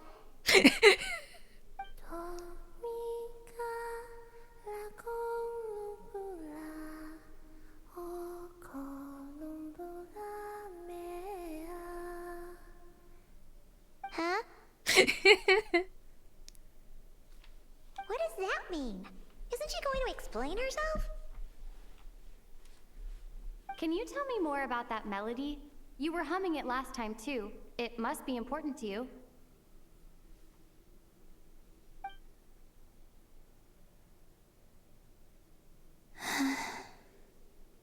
It is all I remember from the moment of my birth. A melody. A few lines of lyrics. Like a lullaby from a foggy dream. Oh, so who was singing it? I do not know. I have nothing else. Just that song. Huh? And the Frost Moon Scions who found me. They had nothing either, but hope. Before I even knew what was happening, they were already calling me their goddess. And I had no reason to decline. Like two lost infants unknowingly exchanged, I adopted their faith. And in return, they adopted me. But my adoption drops you into the story halfway through. What came before was scribbled onto the wrong pages, never even bound into the book. That sense of something missing only served to nurture their greed and doubt. And thus, I came to realize that this place was never truly my home. Greed and doubt? O Moon Goddess, forge weapons for us, drive out our enemies, and expand our lands. O Moon Goddess, Heal our wounds. Ease our suffering. Grant us strength. They asked for everything. And I obliged. Until the day came when no answer could be given. If mortals can turn to the gods when they are powerless, then who do the gods turn to when they have nothing left to give? You've got Paimon there. In those days, the Frost Moon Scions cared more for faith than for truth. So that's why she chose to leave.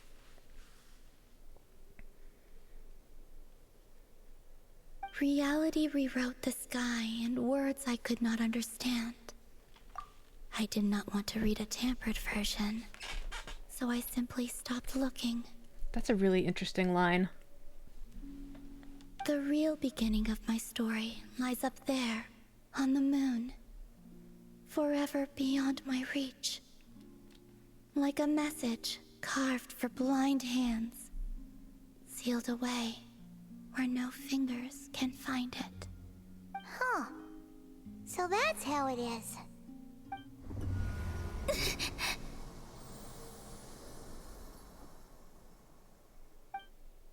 Uh-oh.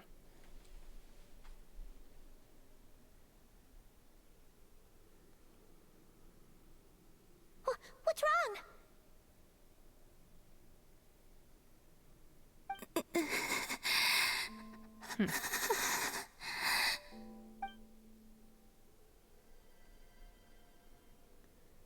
The flowers, they've turned white?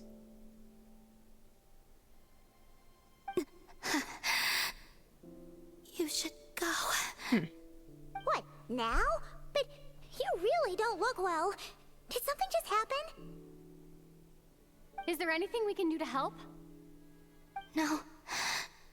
Aside from answers, I have nothing else to give you in return. This is the price of running away from home a second time. Running away from home?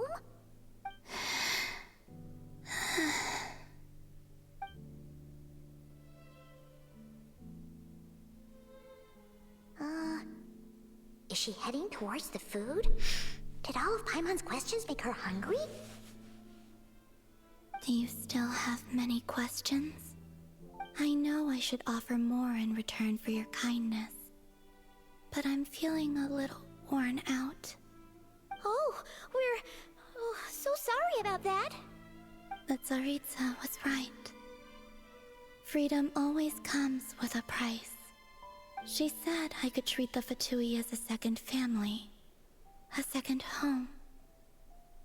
But in the end, they were no different. All they wanted in truth was my power as the moon goddess. I'd rather not dwell on such unhappy memories. Seems the Fatui can't afford to let go of such a valuable chess piece. So now they're coming for the moon goddess, their damselette in distress. I have fulfilled my promise to the Tsaritsa, though it has used up much of my power. So you see, this has nothing to do with betrayal. So, you're just staying here for now, resting and recovering your strength? Yes. What about these flowers? They have grown in Nod-Krai for many generations. They're highly sensitive to the ebb and flow of Kuvaki. Kuvaki. So they turn white when she's feeling weak, and when they went red that day, that was because she was drawing upon her strength? Lucky we brought snacks. At times, I thought about using that relic the Frost Moon Scions had hidden away. I could sense the power within it. But going out is such a hassle. People might see me, and I promised Lauma I wouldn't show myself to anyone. Besides, I know it's gone now anyway. Really? Lauma asked you to stay in hiding? Uh-oh. She's looking back at the food again. But Paimon's still got some little crumb cookies here. You could have these for dessert if you wanted. Lauma said she wishes to change the Frost Moon Scions, which is why she asked me to stay out of sight. I don't really understand what she meant, and to be honest, it's not something that concerns me. But I wasn't planning to see anyone anyway. If they found their way here themselves, that's hardly my fault. If the damselette appeared in front of them now, the Frostmoon Scions might very well think that their Lady Kutar has returned to save them. When you look at it that way, I guess Lauma's actions do make sense. Lauma, the Maiden of the Grove. She is quite unlike any Frost Moon Scion I have ever met before. After hearing my story, she actually apologized for how the Frost Moon Scions treated me back then. She told us she feels like she's been living on the far side of the moon. Is that so? I actually got the opposite impression. She's been keeping her true power hidden away, afraid that people might be dazzled by its brilliance, and that they'd no longer be willing to look her way. Just like Kutar back then. Maybe her light was simply too bright for anyone to see her as family? So, what do you wish for now?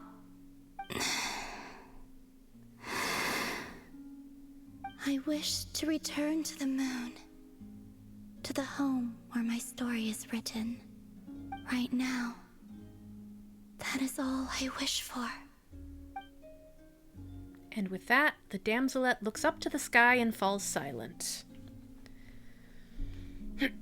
Looks up to the sky. Again, we are in a cave. Her veil looks like one of those things they put on fruit to keep them from bruising. Yeah. It's a very interesting design. Oh, we gotta wait till the next day situation. You know what that means. Time to run around.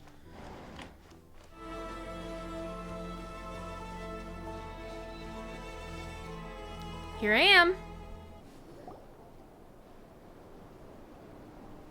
I would like it if I could get over to that statue before I wrap up.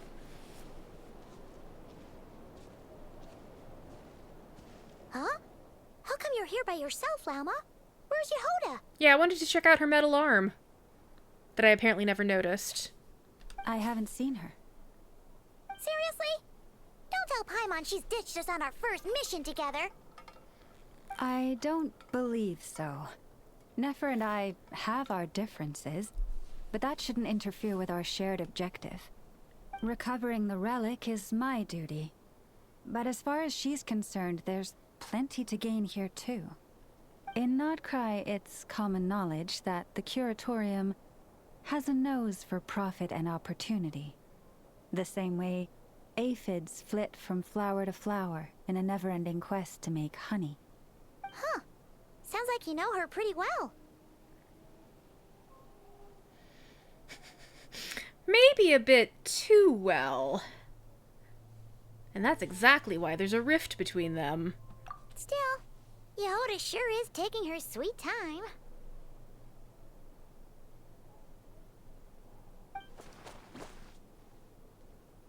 Did she turn into a mole?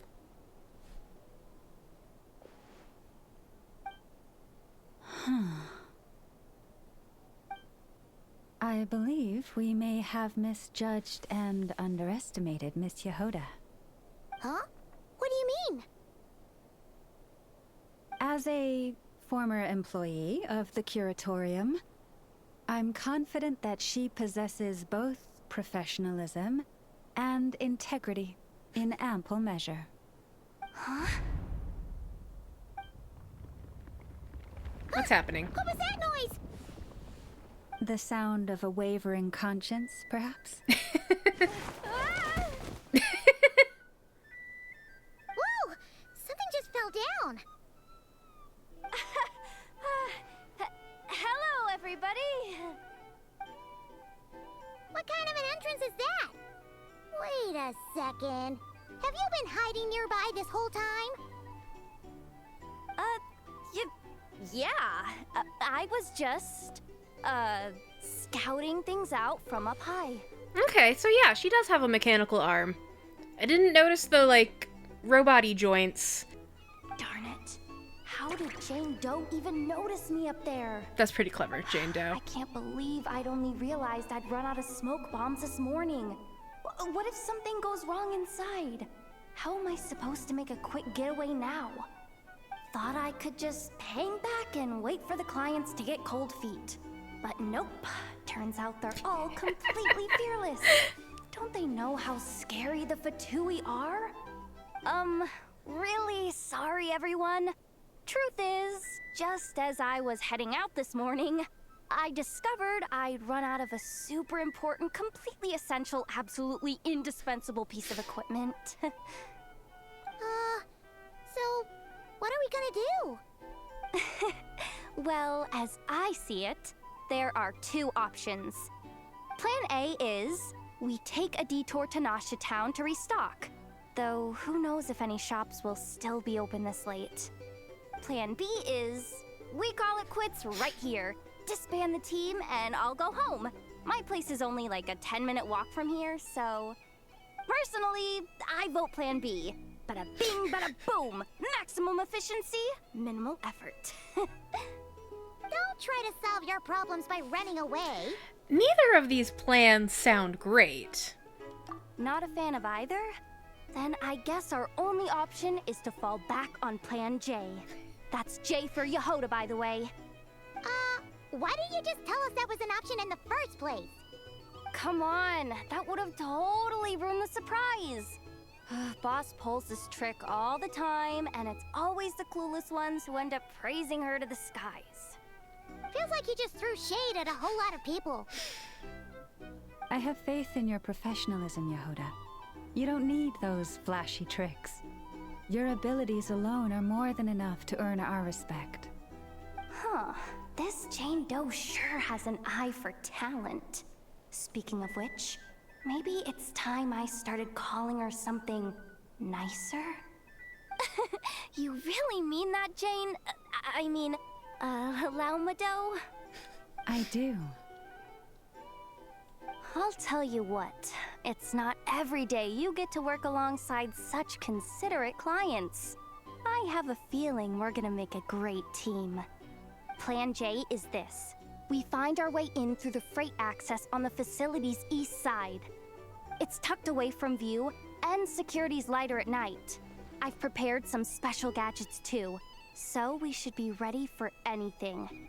If we want this to go without a hitch, we'll need to work together every step of the way. So everyone, stick close behind me. Now that finally sounds like a real pro talking. Hey, you saying I didn't before? No. Kinda, yeah. You... Ugh. Never mind. A top-tier treasure hunter like me never lets the naysayers get to her. Alright, let's go over what we agreed on yesterday. The goal of infiltrating the Kuvaki Experimental Design Bureau is to locate and, if possible, recover the relic that the Fatui stole. We also need to figure out why they built the facility in the first place. Schemes. I'm worried that they've set their sights on the ancient moon's remnants on Hisi Island too.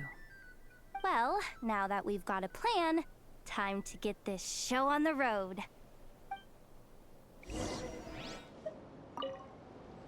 Everyone ready? Yeah? Then, let's move.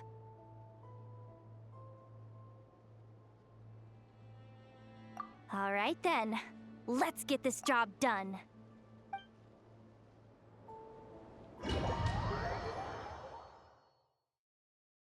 Go, go, go! But make sure you stick to the side.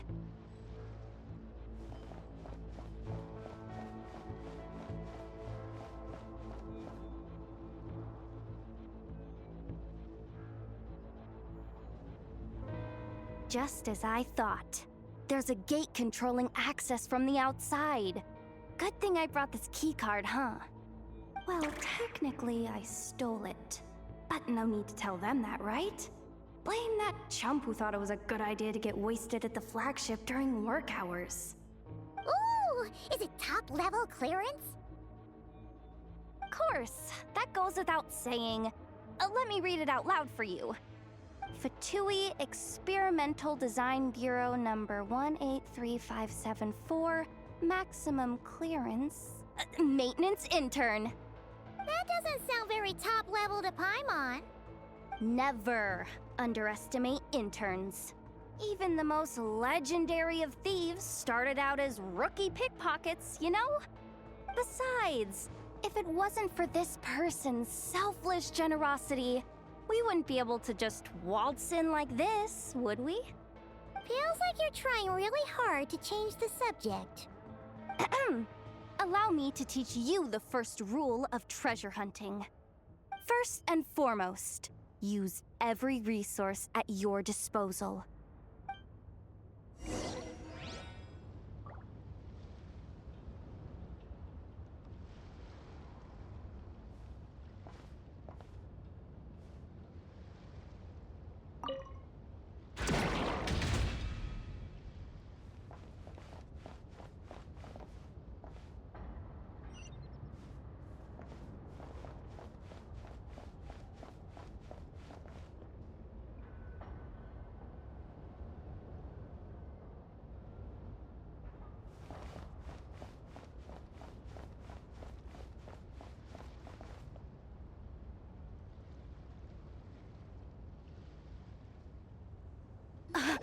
I get it now.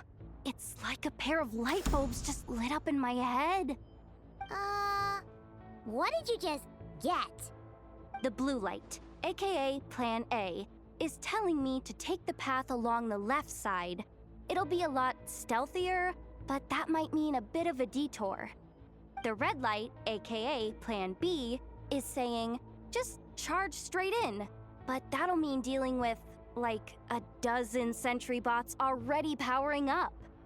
Although, I might be able to switch them to training mode. Their attacks will be weaker, but we'll still be in for a fight. Can't you just put them in sleep mode? Hey, I told you, I'm just a maintenance intern. Give the new recruit some time and space to blossom, will ya? We're still pretty close to the entrance. Surely they'll call the whole thing off once they see what these bots can do. Anyway, I say we go with Plan B. Either way, I won't be doing any of the fighting, so the shorter route sounds good to me. If we can avoid fighting at this stage, we should. No Plan J this time? Plan J is to call it a night so we can all make it back to bed before sunrise.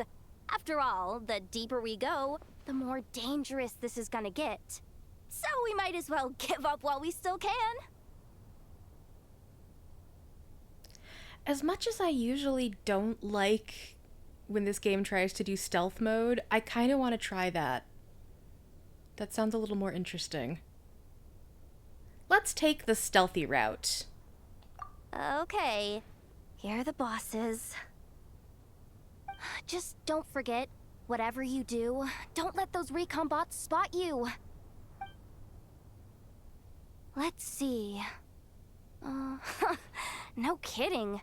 Anefa told me about something like this before. I can't believe that dumb robot actually helped me out for once. All you gotta do is this, and the recon bots will be reassigned to another position. That way, when it's time to move forward, the path will be clear.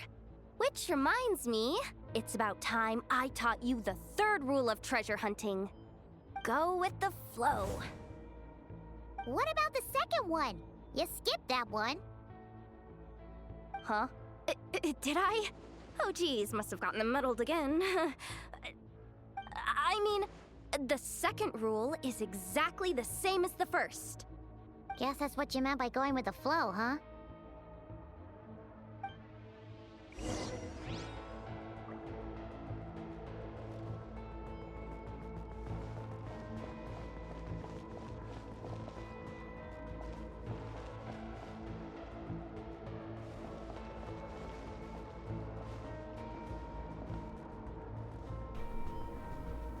I think this is indicating the stealthy route.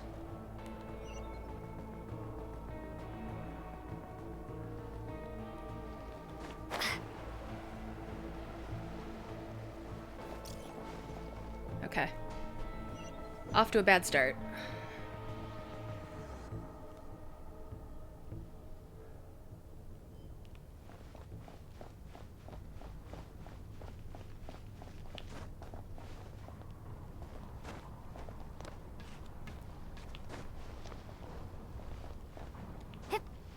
Whoop.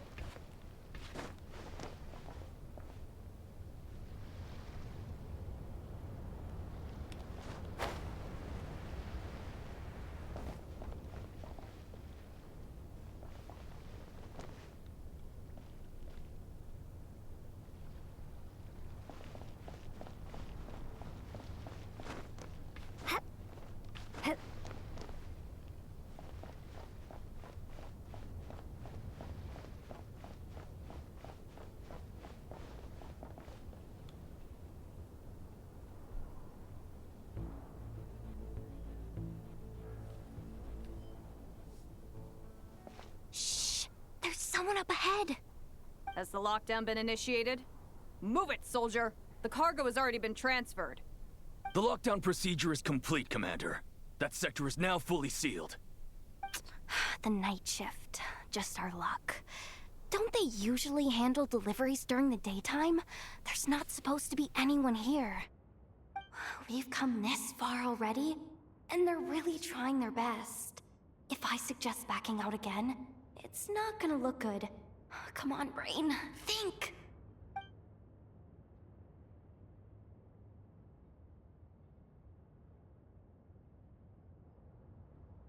Got it! The freight shaft to the upper levels. We might have a shot there. Let me see. Huh? The recon bot in the middle's not responding? A double lock failsafe?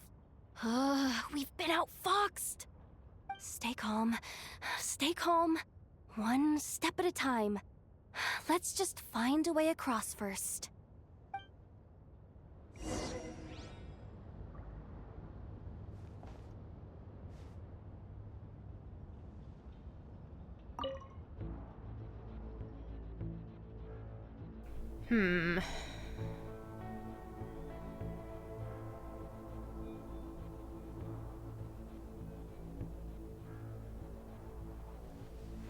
I'm not entirely sure what I'm supposed to be doing here.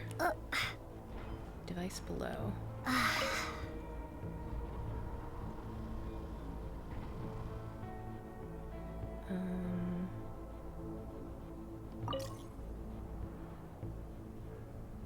Okay.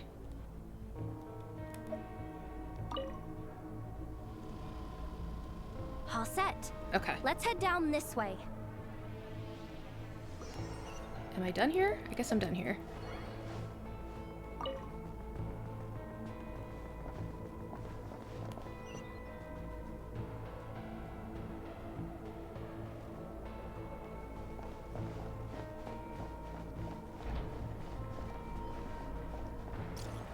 Oop. Oh, okay. Tempted by treasure.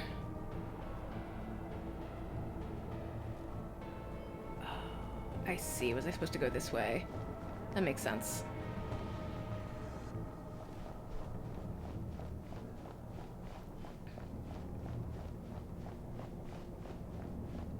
I wouldn't be mad about a little more guidance about what I'm supposed to be doing here. Hey! Another control terminal! Also, I love this little Roomba.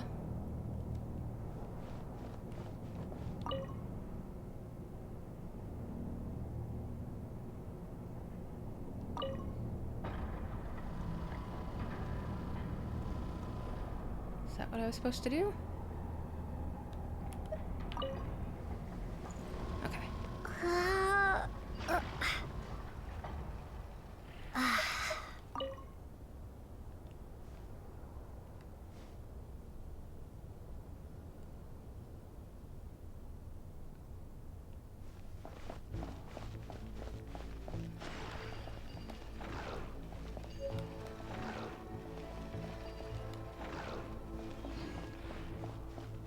Can I get at... No.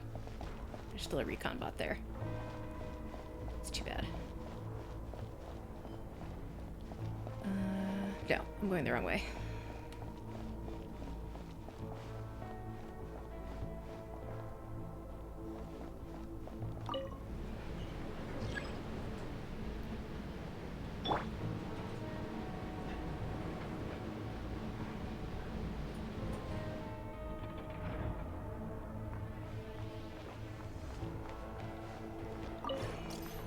Damn it! Should have known. Huh.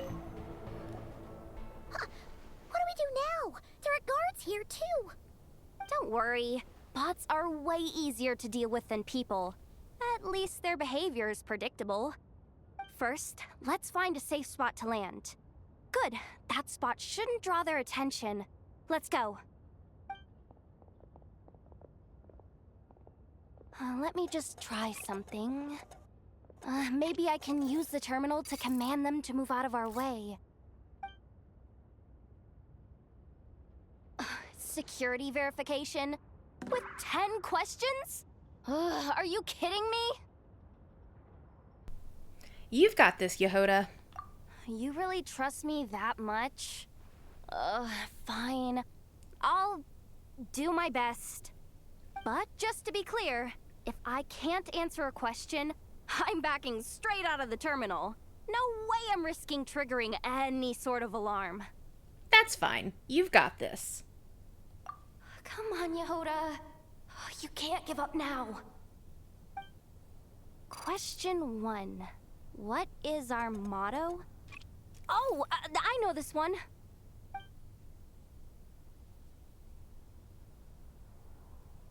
Question 5. The name of the harbinger in charge of this facility. Let's go with Sandrone. This one should be the Pale Star Edict. I've heard one of Boss's informants mention that before. Do you think this is a multiple choice quiz? Final question. Enter employee ID. And it's timed? Okay. 183574. Confirm. I actually got them all right? What a miracle. Not bad, Yehoda. Not bad at all. Guess you're an official maintenance intern now. Hey, that could be my personal plan B if I can't get my job back. Just kidding. The Fatui are awful. The bots have taken the command. They're moving off. Let's get going while the coast is clear.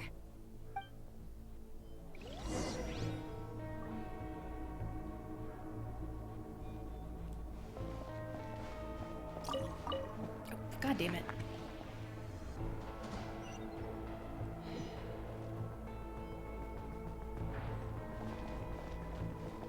Risking it all for some rye.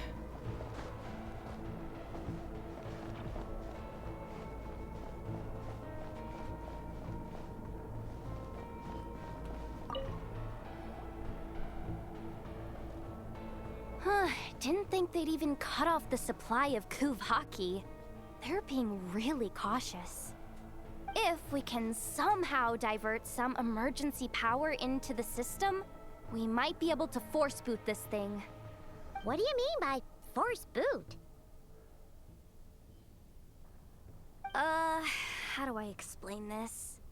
It's like dumping a whole bucket of water into an empty pool, so that the little ducky gets to swim around again. You should probably just ask Aino instead. So, we just need to find that bucket of water, right? Paimon thought your explanation was great. Kinda adorable. In a childish sort of way. Hey, you could have just skipped that last part. Here, bucket. Where are you hiding? Judging from the concentration of Kuvaki, over there. Wow, You can sense that, Laumado? That's incredible.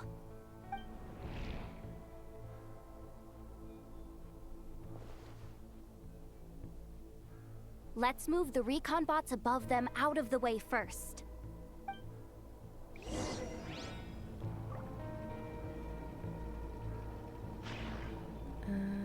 How?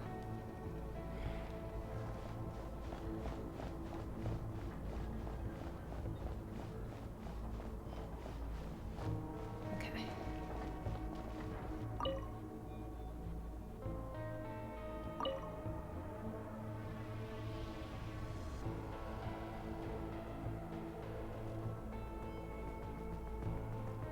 Is that all I needed to do?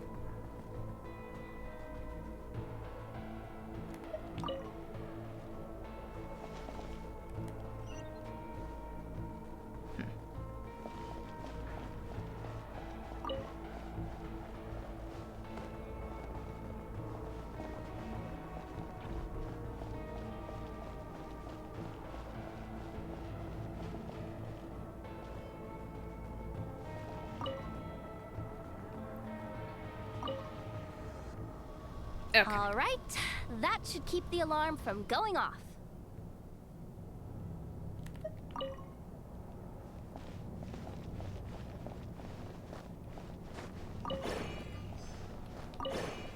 Hep. Time to plug in the charging component.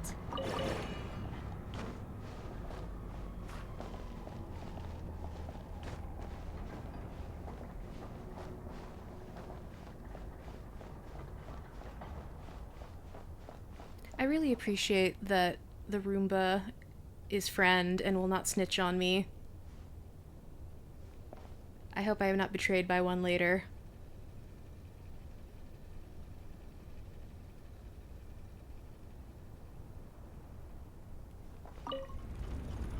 Up and running at last. Let's hope nothing else goes wrong. Please, everyone, step inside. Oh, it's so dark in here. Well, it is a cargo crate after all. No point in being picky about lighting at this point. Ah!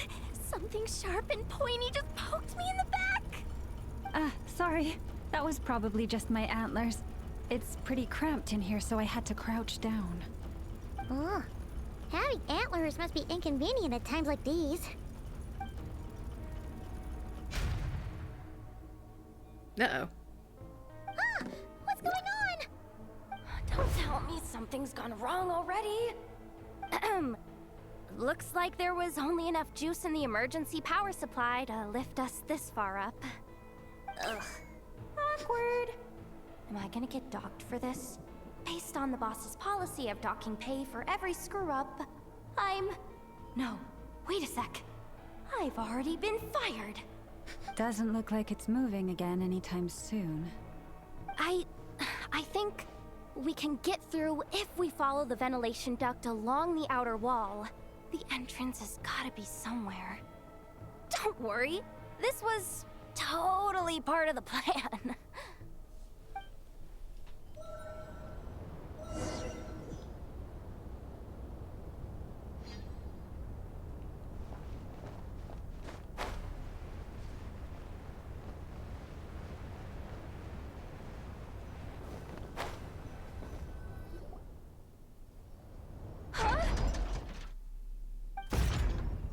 Uh-oh. Yehoda, how'd you end up outside? Looks like she slipped out at the very last second, just before the gate shut. Impressive reflexes, I must say. Though I'd expect nothing less from a former employee of the Curatorium. I'm so sorry. That was pure survival instinct. I didn't mean to ditch you. Anyway, you guys just stay where you are. I'll figure something out. She could fit through that. Hey, there's a terminal nearby. Hang tight! Can you hear me now? Loud and clear. The duct security protocol has been triggered. The gate must have dropped when it detected a living presence. Wait, so we're trapped in here? I'm checking what I can do from this end. Watch out for the laser up ahead. Oh boy. What laser?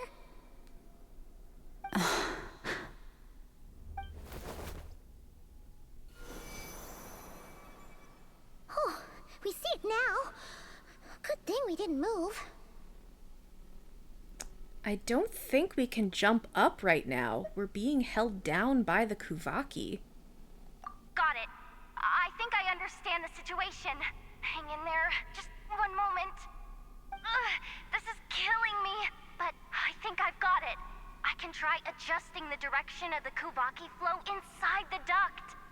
If I've got this right, you might just be able to dodge the lasers by utilizing the Kuvaki's pull in reverse.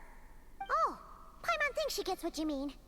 But I can't see where you are from here, so I'll need your constant input. Just tell me what to do. I'll follow your lead. Oh boy.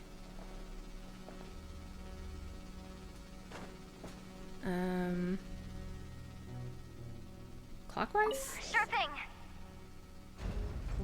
Ah, okay. Neat. So, wanna grab dinner after our shift?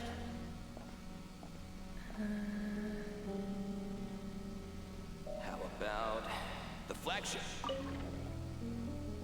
Too far. And besides, we're not exactly in with the locals. Okay. Then how about the staff cafeteria? Clockwise again? Brimming with bright ideas. There we go. Aren't we?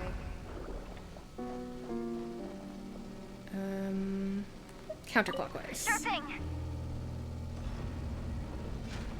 Yeah. Pizza cake. Oh, we made it to the other side. And all thanks to Yehoda. Well, but the gate hasn't opened. How's she gonna meet up with us? Oh, Yehoda! No irregularities detected in the duct. Confirm. Confirm. Confirm. Ugh, just confirm the command already, you useless excuse for a terminal. You piece of robo-junk, you mindless pile of scrap! What the? Insufficient clearance? Of course, I don't have the clearance! You oversized... Ow! Go with the flow, Yehoda. Go with the flow. If the others make progress, that's great. But you can't bank on it. You've never been one to depend on others. So it's about time you stepped up to the challenge. Deep breaths. Stay calm. My priority right now is getting my hands on a high-level access card. That way, I can override the security protocol. Senior maintenance staff. Only they can access the core sector. But hey, there's always someone careless enough to hide a spare key under the flower pot by the door. Which means there's a good chance there's a duplicate lying around somewhere in the control room. Even if I can't get into the control room myself, doesn't mean I can't rely on some external help. If I can take control of one of those guard bots, maybe I can use it to search for the access card. This is crazy, Yehoda! You're all alone. You've got nothing. And yet, you're charging ahead like fear's a foreign concept. Maybe that's exactly why. 'Cause I've got nothing left to lose! Confirm! Am I a genius? Whoa, this feed's super clear. Oh, this is gonna be a piece of cake. Wait a second. Oh, this thing's not a guard bot. It's a janitor bot.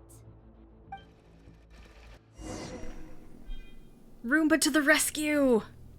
Yes! Let's read the... Oh, I can't?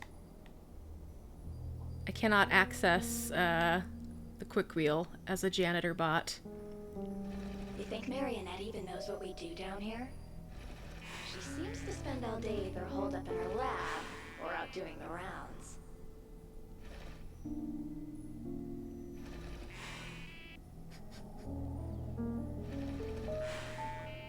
Still a mess over there. Go clean it up. Beep boop. Why? Planning to skim a little off the top? No, nothing like that. Just wondering if anyone would actually notice if we didn't show up from time to time.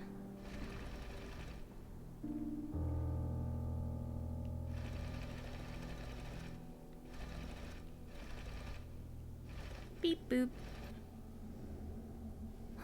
Let me see.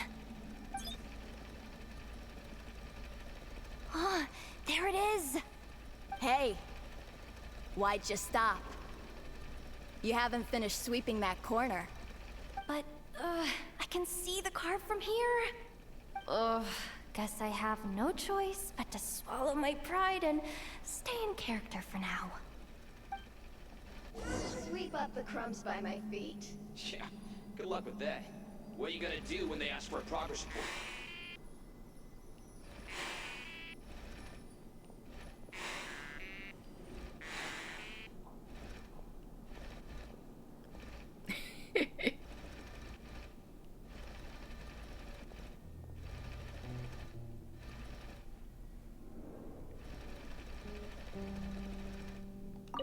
Okay. Sucks though. Finally sent somewhere warmer than Snezhnaya. Yet we barely get to see the outside world.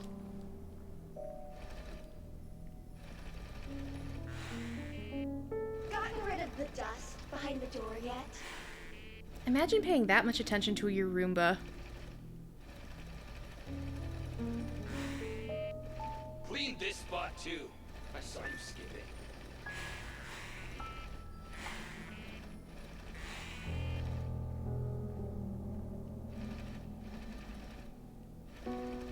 Okay, I guess we're done cleaning. Come on. Where's that bot passage when you need it? There! Oh, the terminal's just ahead. Okay. Camera is not being a friend.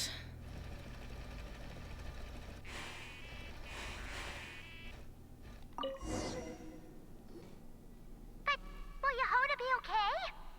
Paimon! She said she'd use every resource at her disposal, so let's have some faith in her abilities. Besides, when it comes to surviving in Nod-Krai, she probably knows more than any of us. So, they really do believe in me. But how long are we gonna have to stay here? Paimon doesn't want to get caught by the Fatui either. Does Paimon mean the two Fatui in that room? Let me see if there's a way to distract them. Wait, did you hear that? Don't move. Huh? The alarm? What's going on? Let's go check it out. Now's our chance. This looks like somewhere important, but there's nothing here. Hey guys! It's me! Yehoda, are you okay? I'm fine. I managed to swipe a high-level access card and triggered an alarm to draw the guards off. But we don't have much time.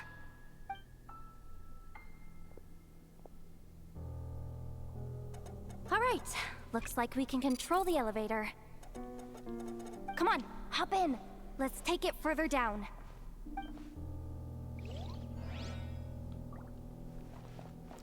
Continue infiltrating. With pleasure.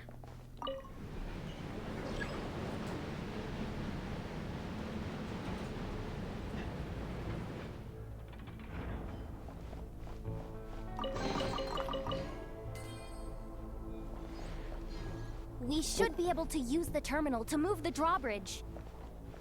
Here's the access card. I'll keep watch while you handle the controls. Oh boy.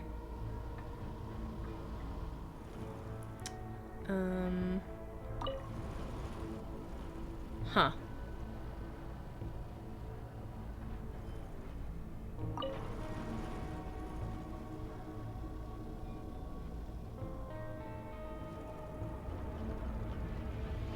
Okay.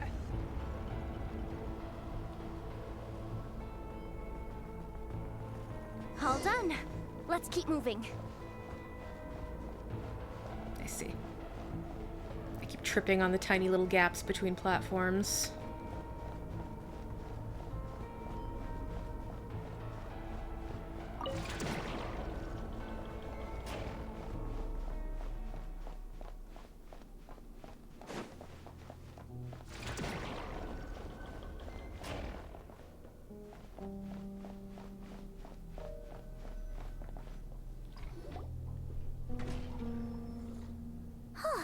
There's no one here!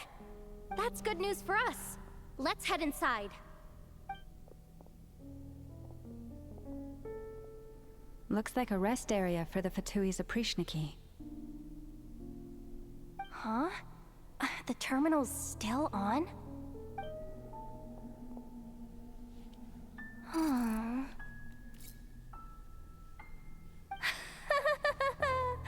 Looks like that good news is now half good news, half bad news. What do you mean? Well, it seems like that alarm I just triggered was so high level that even the guards in the rest area went to investigate. That's the good news, by the way. And what's the bad news? The bad news is that once they realize it was a false alarm, they're bound to circle back and check this floor. And then we're toast. So we've got to move fast here. If you need me to run a quick search, say the word. Information about the moon marrow, please.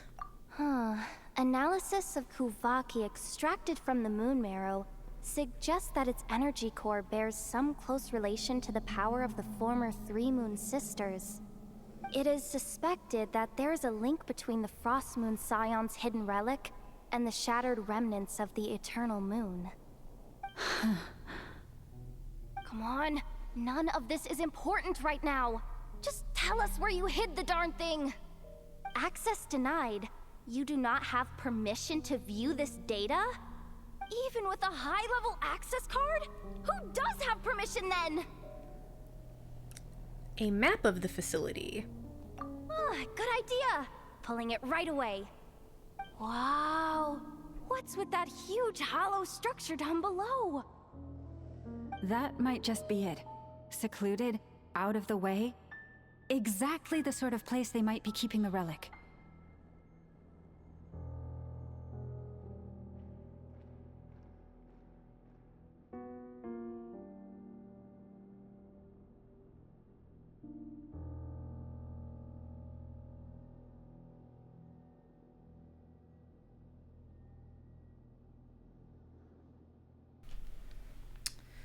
The facility's purpose. 264 pages! What is this? A novel? Can we just skip to the end? I'm flipping through it as we speak. Kuvaki, a weapon. Seems like the Fatui and Snezhnaya are trying to harness the power of the Light Realm to build some kind of weapon. The target of which is... Seriously? Insufficient clearance? Again? Well, can't think of anything else. Looks like that's about all our current clearance gives us access to. Based on what we know so far, it seems like the rest must be hidden inside that massive hollow beneath us. I could sense something beneath the water down there. Something unsettling. If they've gotten their hands on the moon marrow, odds are it's hidden down there too. And here I thought we were almost done. But nope, we're going deeper and deeper into the danger zone. Chin up, Yehoda. Once this job's done, you're buying yourself the biggest Nod-Krai and hot dog in town. Deal's a deal.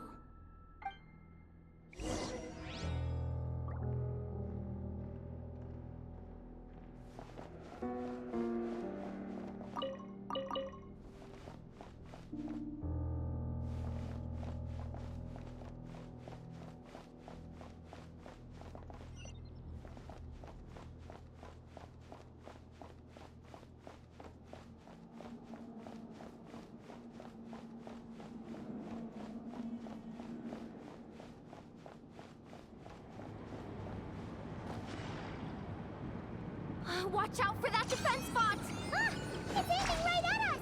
You'll have to use Kuvaki to deflect its attacks back the way they came!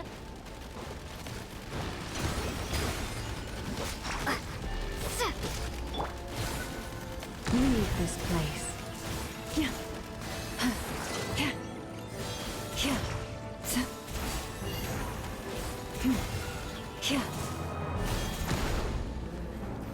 You poor lost lamb.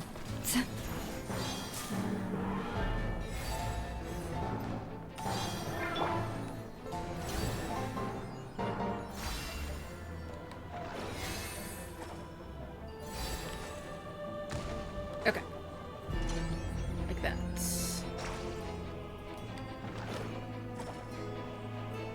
And then where do I throw it?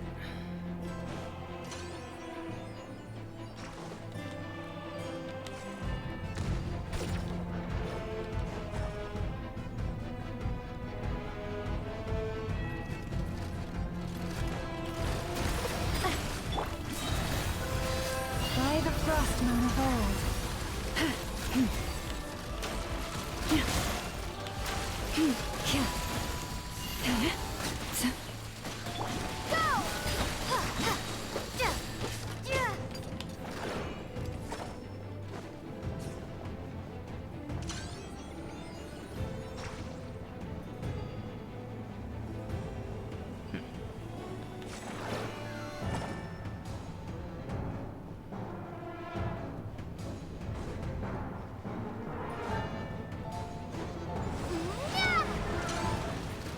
Receive my blessing. Yeah. Ah! Its attacks are getting faster! There we go. Almost there. We're almost there. Ah! Shoot. Okay, I think I did it.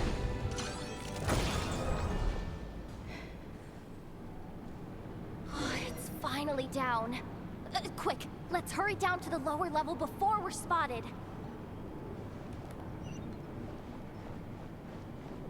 I just jump straight down?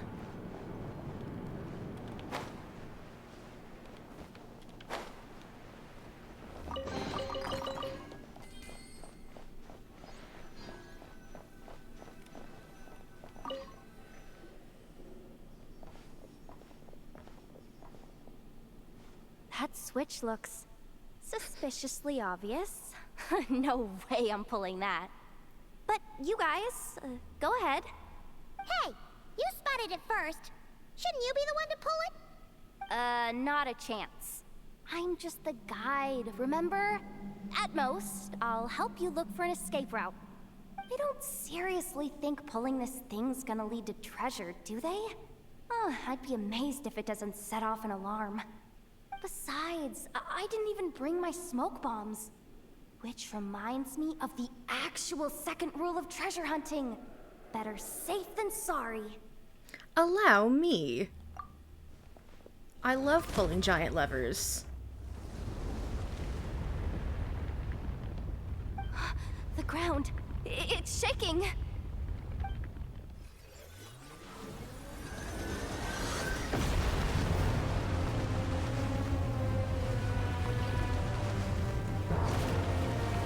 Oops.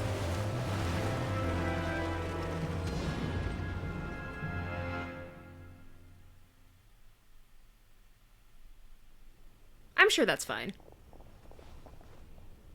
Wait, did the surface of the water open up? This is bad. This is really bad.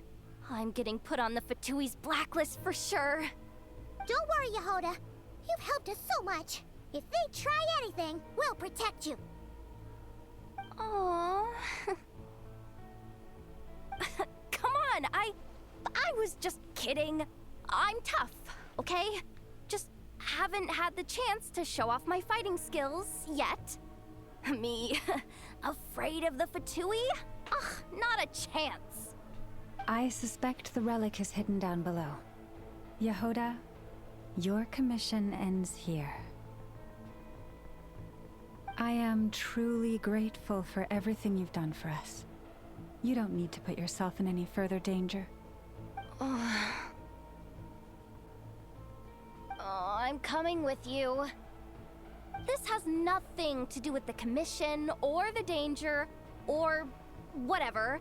This has already gotten way out of hand, so I'm coming too. End of story. Aw, she's blushing. Hey! Zip it!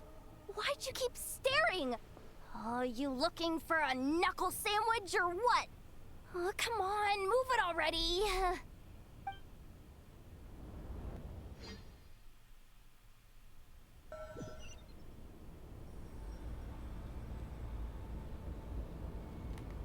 Oh, I get my own party back. Once again, do I just jump down? Alright.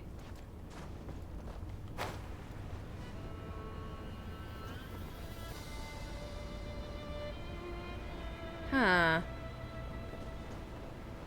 That sure looks like the surface of the moon, doesn't it?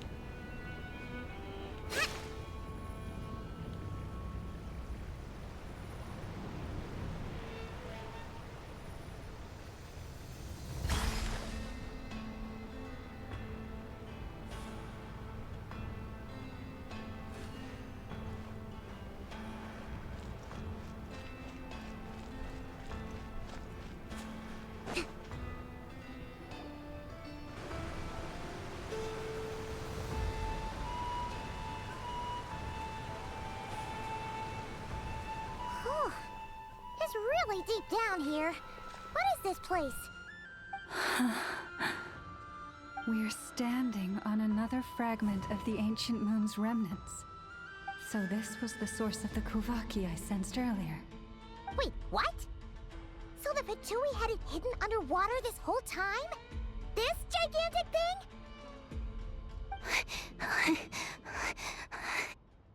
Yehoda, you've been kind of quiet since we got down here. What? Me? Have I? It's nothing. Really. We're doomed. How are we even supposed to get back up from here? Oh, my grappling hook's not nearly long enough. And if someone spots us here after all that commotion, we'll be sitting ducks.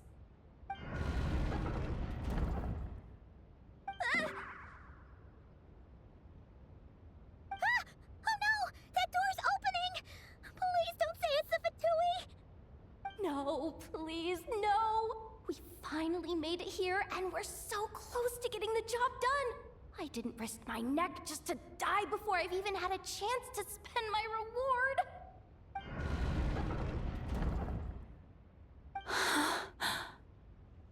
What happened? Why did the underwater barrier open? How could this be? Huh? Lauma? And you guys? Wilhelmina? What's going on here? Curse your sudden but inevitable betrayal. Looks like there's no point trying to hide it anymore. Well, what are you talking about? I thought you might come, but I didn't expect to see you here so soon. Forget it. The Moon Marrow isn't here. You joined the Fatui? Yes. When? The day I could no longer bear to live a lie. At first, the Fatui wouldn't accept me. But then, one of their harbingers noticed me, and said she'd give me a chance.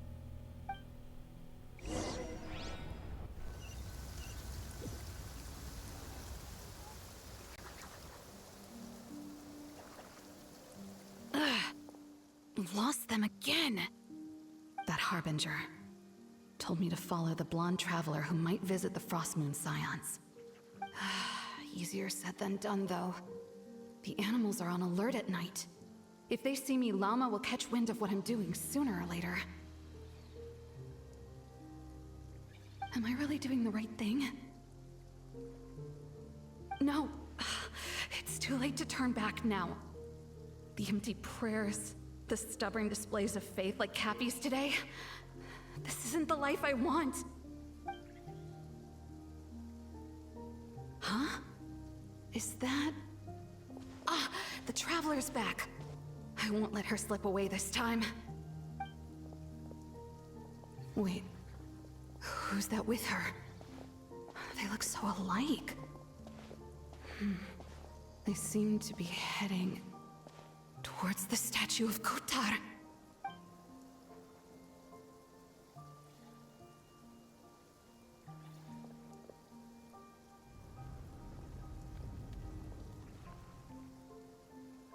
They've opened the secret chamber? But wasn't it meant to be sealed? Wait a second.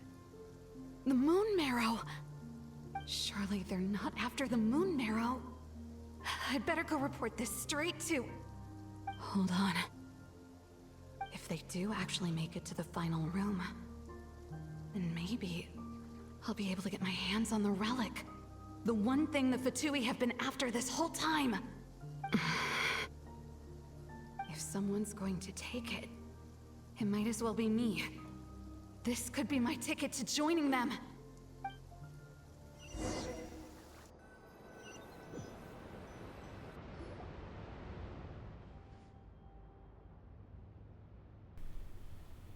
That night, it was you. You followed us in. Yes. And in your final moment of hesitation, I took the chance. And then you gave it to the Fatui? But when we talked to you before, you seemed so genuinely worried about Lauma. Because I thought she was as fed up with the Frost Moon Scions as I was. We grew up together, Llama. I know you were chosen to be the next Moon Chanter when you were just a child. They never gave you a choice in that. I saw the look in your eyes when you were treating that child. That sense of helplessness. Surely you too must see that this blind, inherited faith of ours is simply holding us back. If our prayers are never answered, then why keep praying? Do they really deserve all of your devotion?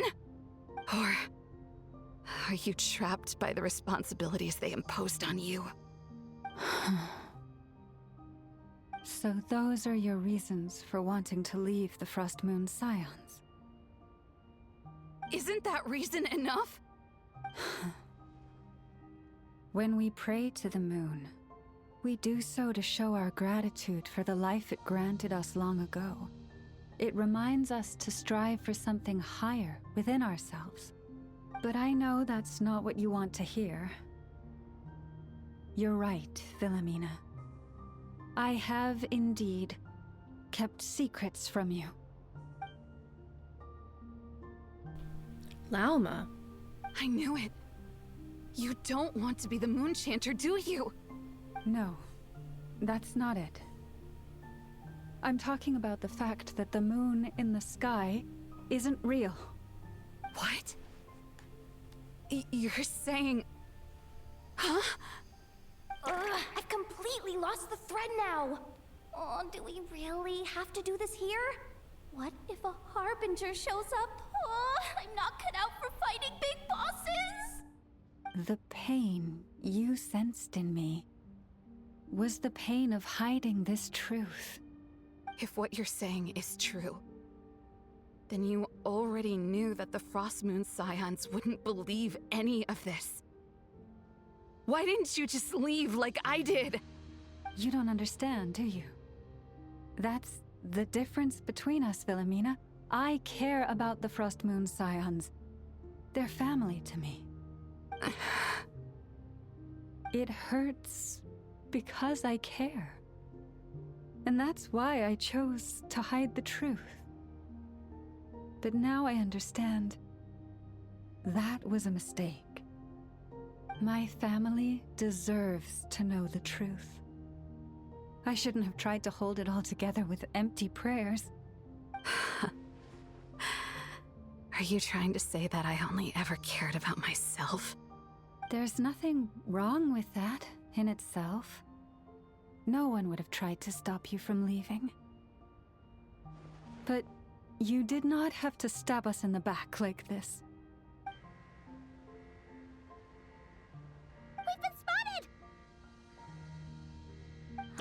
it! I just knew it! Oh, what now? If a Harbinger shows up, I'm out of here. No darned relic is worth dying over. Looks like I misjudged you, Llama. I didn't think you had it in you to stand up to your fate. Turns out, you are a great moon chanter after all. But you were right about one thing.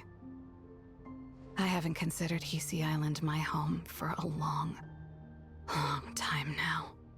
Bosses, time to go. I will change the Frost Moon Scions, Wilhelmina, as soon as the new moon rises. Then I guess I won't be around to see it. Say, Lauma, what happens to those who betray the Frost Moon Scions? May their antlers be shorn with silver blades, and let them be cast into the long night of unknowing.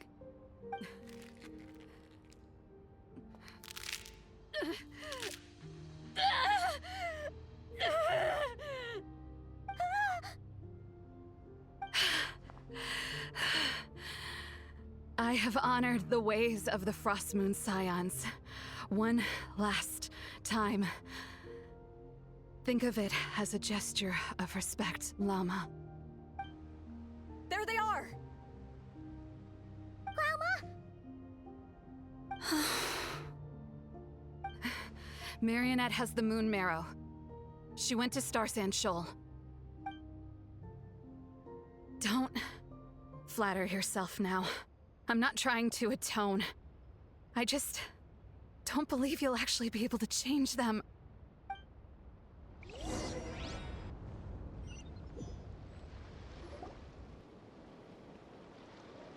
An alarm coming from the Experimental Design Bureau. Interesting. Hey, wrap things up and get yourselves ready. Looks like we might be having some guests. Yes, milady. Perfect timing. This job's been boring me to death. Time to test some hypotheses.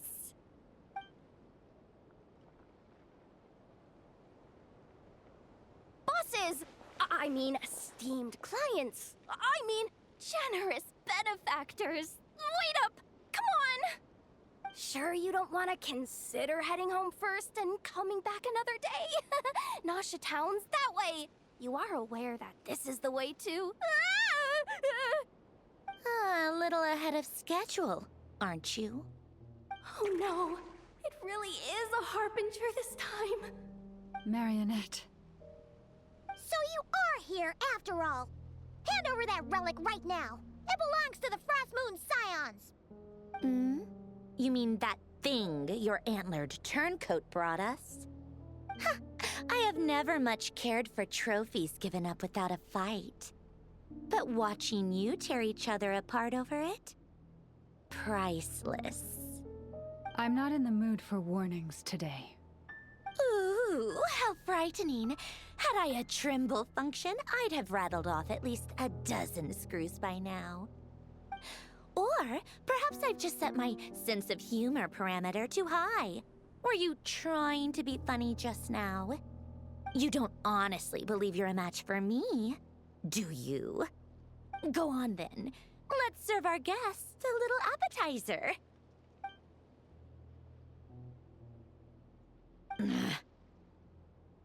Hey, didn't you hear me? I said let's serve our guests a little... What's going on? Oh no. Watch out. It's the Wild Hunt.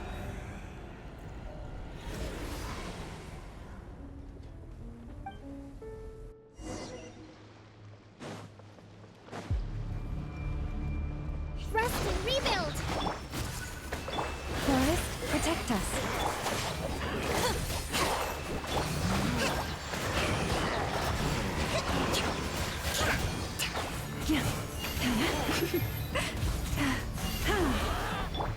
Get with me.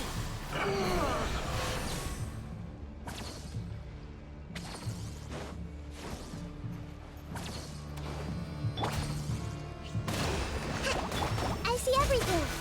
Leave this place. These things just keep coming! Isn't there anything we can do? With one heart, we pray. Yeah.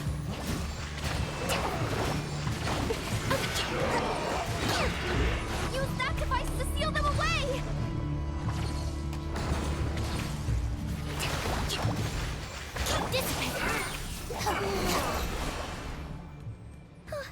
Is that it? At least that's what the Lightkeeper's handbook says. Careful!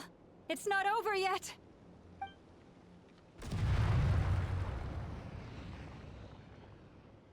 What's going on? It's abyssal power, all right, and even stronger than before.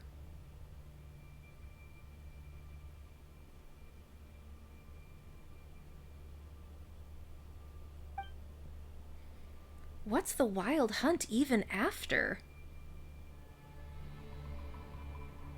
Paimon! Lauma! Yehoda! No response. I have to find them again, and quickly.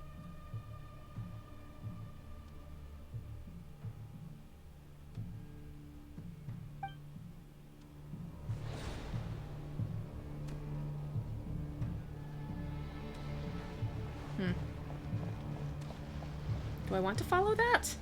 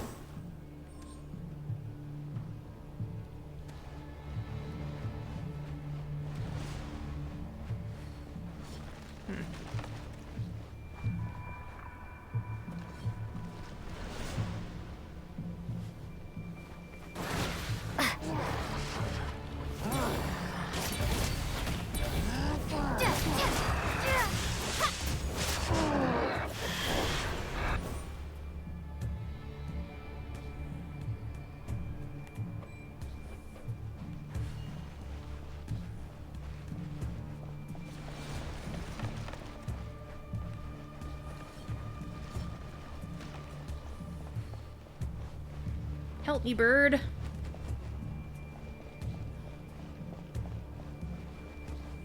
Lumine! Wait, what was that?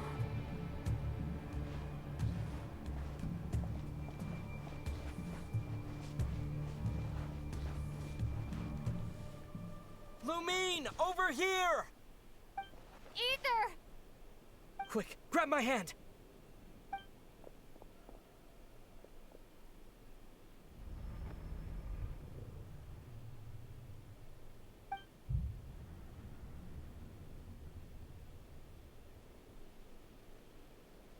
Lumine, what's wrong? Why are you here at all, Ether? What do you mean? If I may be so bold, what does family mean to you? Why were you after the Moon Marrow that night, Ether?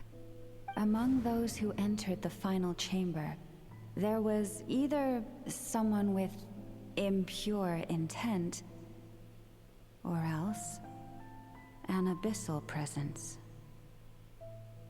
We can talk about that later. Tell me why, Ether. No, it can't be. You know, this is only the second time we fought together since the day we both woke up in Tavad. No. Lumine. But when I found you, you were still in hibernation. Even the key to the chamber was still secure on your person. We didn't wake up together. What are you talking about? We don't have time for this, Lumine! Look at me, Lumine! Don't you want to explore this world with me?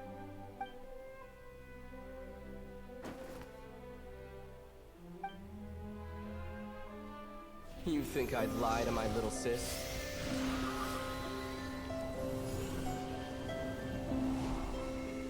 What a letdown.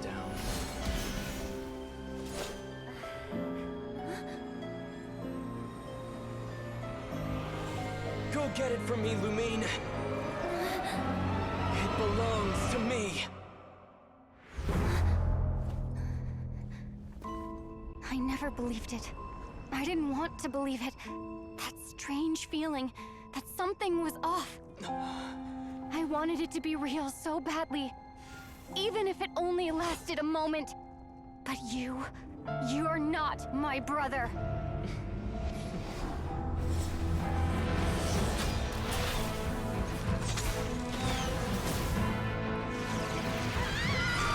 Moon Goddess, please save us! Why is this happening to us? Has it been abandoned? The cold night should be our blessing, yet only confusion and sorrow remain. The truth may yet lie beyond the sky, but must we become lost because of it? Standing before you, as a scion of Hyperborea and the Frost Moon's emissary, I say this.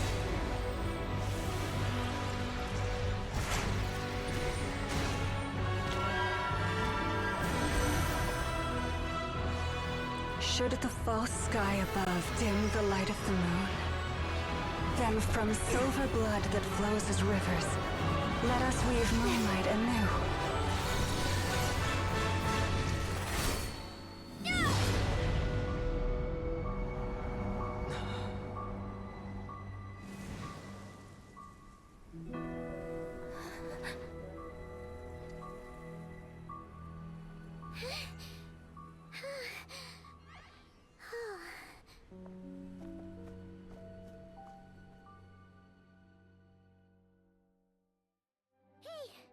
Is everyone okay?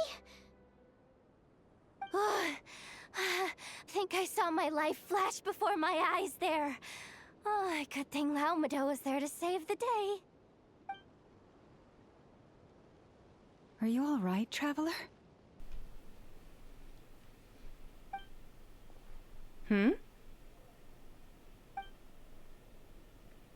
I'm fine. Well, that took you long enough. Seriously, how many of you are there? Pathetic. Oh no. Oh, I spoke too soon. Totally forgot we still have a Harbinger to deal with.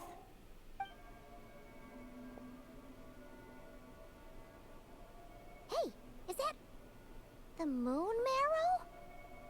It was hidden inside that big robot of hers all along. But that robot... Ugh, that's Polonia to you, not just some robot.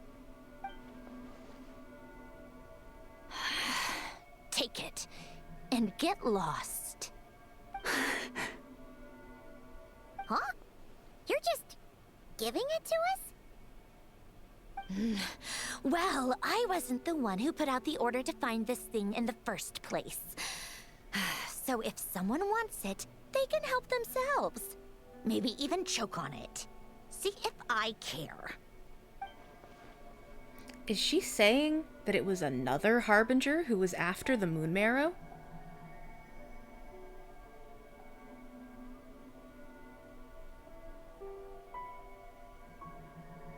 So, are you waiting for me to change my mind or what? I'd be more than happy to pick up where we just left off. But I should warn you, I'm in a bad mood right now. Let's go. Fine by me. Totally, completely, absolutely on board with that.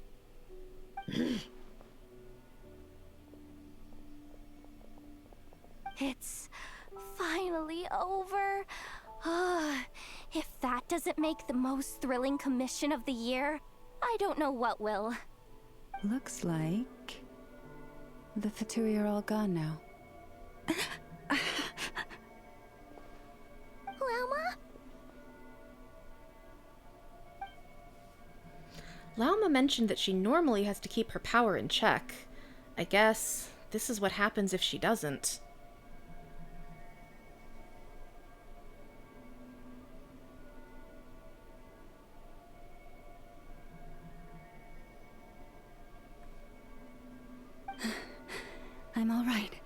It's just been so long since I truly felt the power of the moon. I thought I sensed the wild hunt nearby. Don't tell me you've already taken care of it. Hey, it's Flynn's! Hey, he's that Ratnik. Unless I am mistaken, you are the Moonchanter of the Frost Moon Scions, are you not? May I ask, what is that in your hand? Please, don't get me wrong. I've been tracking the wild hunt lately, and I've come to suspect that its actions aren't as aimless as they might seem. When I saw what you were holding, I could not help but start connecting the dots. So that night, the wild hunt, was using me to get to the moon marrow? I'd better find some time to have a word with Flynn's, just in case.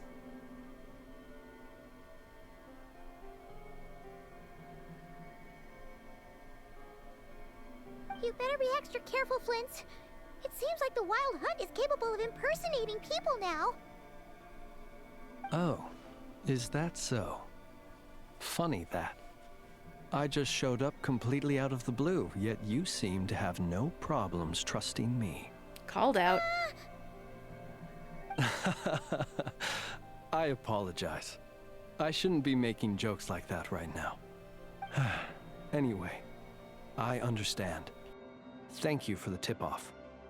It seems that the wild hunt has somehow changed in nature. I'll have to report this to HQ right away.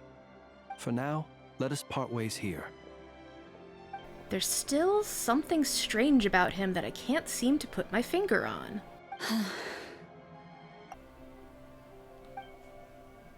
Wait, so Lauma was on her guard against him this whole time?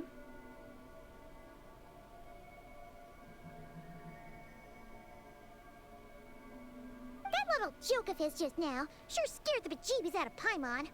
Are all the Ratniki and Nod-Krai like that?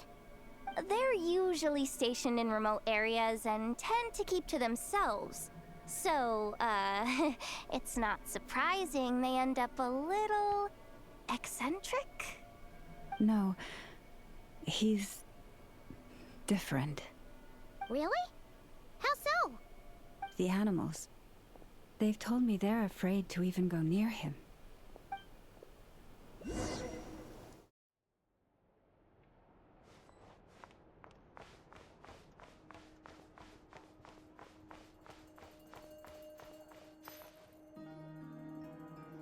Oh, you're back. I just made you all a pot of tea. Better drink it while it's hot. Boss Neff, you wouldn't believe how scary our day has been! Seriously, I am never, ever taking random jobs like that ever again! You hear me? Oh, come on now. You even faced the wild hunt and lived to tell the tale. What's left to be afraid of? Wait a sec, how did you? Oh, right. Like you told us before, your business is dealing in information. Huh? Boss Neff, the teacups. Why is there one missing? Did you think I wasn't coming back? My. How could you think that of me? You know the rules. If a member of staff wants tea, they pour it themselves. Your cup's sitting safe and sound right there, in the cupboard. Member of staff? Does that mean you're accepting me back? Wasn't that the deal? Boss Neff, you're the best boss ever! You never change, do you? Everything turned out fine, no? You found exactly what you were looking for. Yet there you are, sulking away as usual. Nefer, that medicine we discussed before, the one for congenital Kuvaki sensitivity, I need you to get it for me. And how do you expect me to find something like that for you in the middle of the night? You'll have to wait till morning, at the very least. I need it right now. All right, all right. I'll see what I can do. But you know urgent means extra charge, right? Thank you. You know what? You do seem a little different. In a good way? Or a bad way? Who can say? I'll take it either way, so long as you don't start making a habit of asking me for ridiculous favors.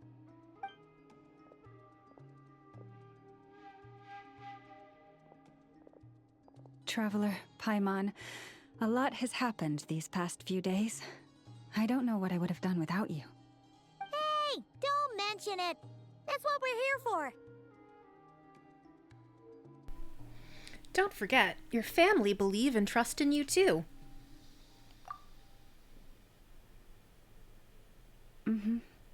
You're right. And tonight, I'm planning on telling them everything. Tonight? Isn't it a bit late already? The moon shines brightly this night. What better time for the Frost Moon Scions to usher in a new dawn for truth? I'll support you. And be there for you. Thank you for your kind words. But before I do, there's one more thing we need to deal with. Oh yeah! Now that we have the moon marrow... You'll have to forgive me. I used too much of my strength in the battle earlier. I fear I won't be able to help you uncover the truth of the past. Not right away, at least. That's fine. We're gonna be in Nod-Krai for a while anyway, so there's no rush, right? Your health is more important. Besides, I trust you. Thank you. But there's another problem. How to keep the moon marrow safe now? Huh? Can't we just return it to your secret chamber? The seal has been broken. Even if it were restored, now that the wild hunt has gotten in once, there's no guarantee that it won't happen again. Oh, right. Yeah, that makes sense. Back when the Frost Moon Scion's bloodline still ran strong, in special circumstances, a moon chanter could act as a vessel, safeguarding the relic within their own body. But it is a grueling trial of will and endurance. The moon chanter who did this only lasted 2 days. As for me, I might be able to last 5, at most. Hold on. You'd be using your body as a vessel? Yes. You can think of it like dropping a red-hot ball of iron into a bucket of water. How long the water lasts depends entirely on the bucket's size. If that's the case, maybe I can give it a try? Pardon? Hey, that's not a bad idea.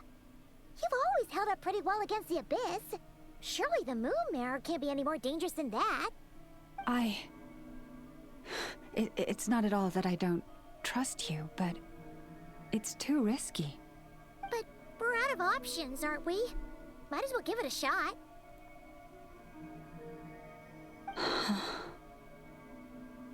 Paimon's right. I'm willing to take the risk. All right. Well, I'll be right by your side. If anything feels off, please tell me immediately. What do I need to do?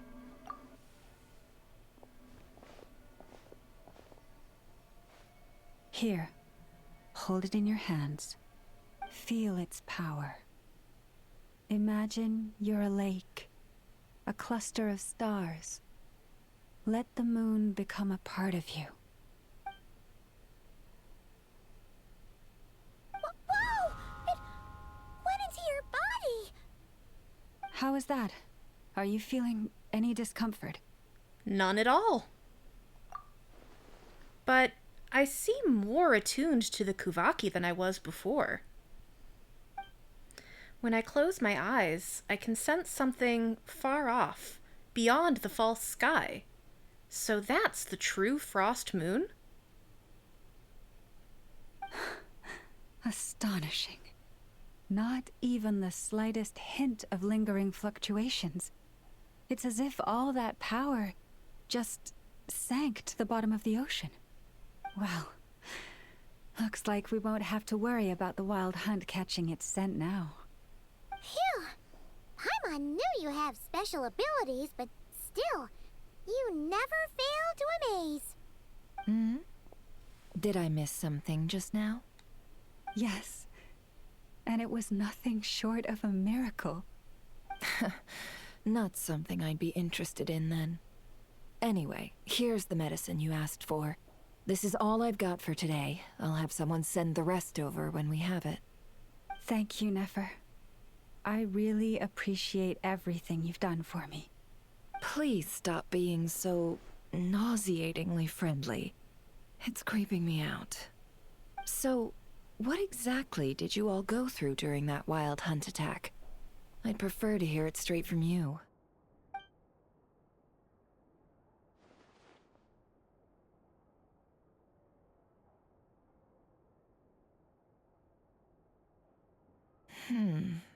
A phantom that can mimic the appearance of others. Quite different from what we've seen before. It disappeared right in front of me, but I think it'll be back. Yeah, and both times it appeared, its goal was pretty clear.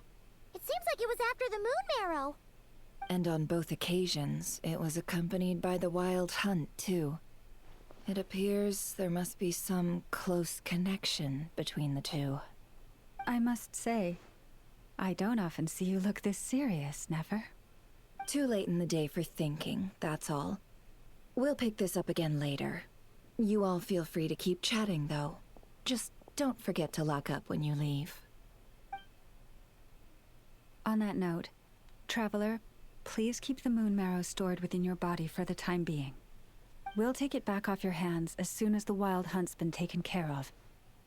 Once and for all. Aren't you worried I'll make a run for it? Now that's what I'd call a joke. Anyway, if the two of you will excuse me, I'm heading back to Hisi Island now. It's time I came clean with the Frost Moon Scions. Hey, we're coming with you! Though, guess we won't be able to do much more than cheer you on from the sidelines. That alone means more to me than you could ever know.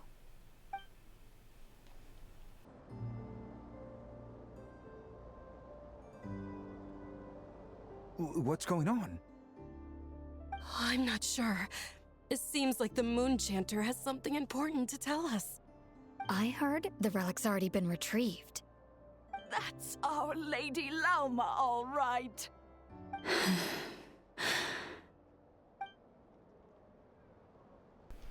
Do what you believe is right, Lauma. Noble scions of the Frost Moon, my kin beneath the moonlight, I hereby declare the truth to you. Long have our ancestors looked up to the Frost Moon, guided by her serene light. Yet now, she lies hidden beyond the limits of the sky. And so, Lauma began to reveal to the Frost Moon Scions a truth long hidden within her heart. A story of a false moon and the death of gods. Kutar was indeed born of the moon. But that does not give us the right to reap without sowing, nor clothe ourselves without the toil of weaving. As she spoke, some who listened were stunned into disbelief, while others seemed to awaken as if from a dream. From this day forth, the road shall be paved with truth, and we shall pave it ourselves.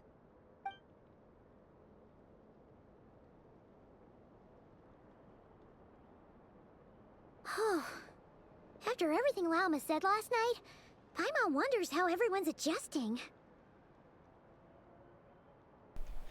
Well, we're here to find out. Still, judging by their reactions at the time, it didn't seem as intense as Paimon might have imagined. Says a lot about how much trust she commands, huh? Hey look! Lauma!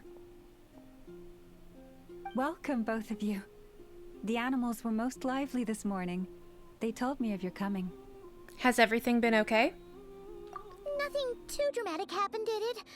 No one took it so hard that they went on a binge-eating rampage and ended up cleaning up the whole pantry? Or something? The only person who would do something like that is you, Paimon. Hey! Paimon's just trying to lighten the mood. Thank you for your concern. Change doesn't happen overnight, and new ideas need time to take root. But nothing as extreme as that has happened, no. Although... although what? Well, just as I thought might happen, some have chosen to leave the Frost Moon Scions for good. For them, losing their faith was like losing their home. Confusion, frustration, helplessness. I saw it all, reflected in their eyes. Oh. I respect their choice. May they carry the Frost Moon Scion's blessings far and wide, should they be willing to do so. If we meet again someday, perhaps we will be able to sit together and share stories once more. Hope everything goes well for them. Others sought me out afterward, though, and thanked me profusely for sharing the truth with our people. They said they used to see me as distant, even somewhat unapproachable, whereas now I seemed much closer to them. Like a friend, or even a family member. Sounds like a win overall! Paimon thinks you did the right thing, Lauma. Thank you. Though, I wanted to ask, do I really come across as distant? Well, maybe just a little. To people who don't know you, you are kind of tall, especially if you consider the antlers. I see. That's a bit of a hard one. My antlers tend to grow under the moonlight, so I can't quite help it. Just be yourself. No need to act any different. Families should be honest with each other, after all. It brings me comfort to hear you say that. By the way, how has your body been adjusting to the moon marrow? I'm feeling absolutely fine. I'm glad to hear it. I've also suggested to Nefer that we meet within the next few days. We need to figure out how to counter this new manifestation of the Wild Hunt. But for now, let's just relax. I want to enjoy this feeling a little longer, of finally living on the bright side of the moon.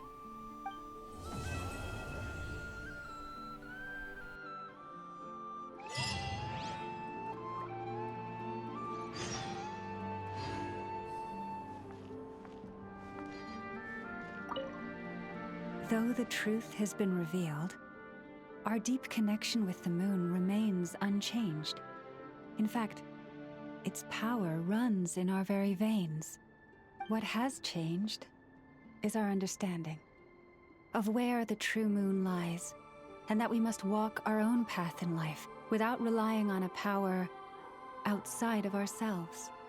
Which is why we now say, come night or day, may the moonlight connect us.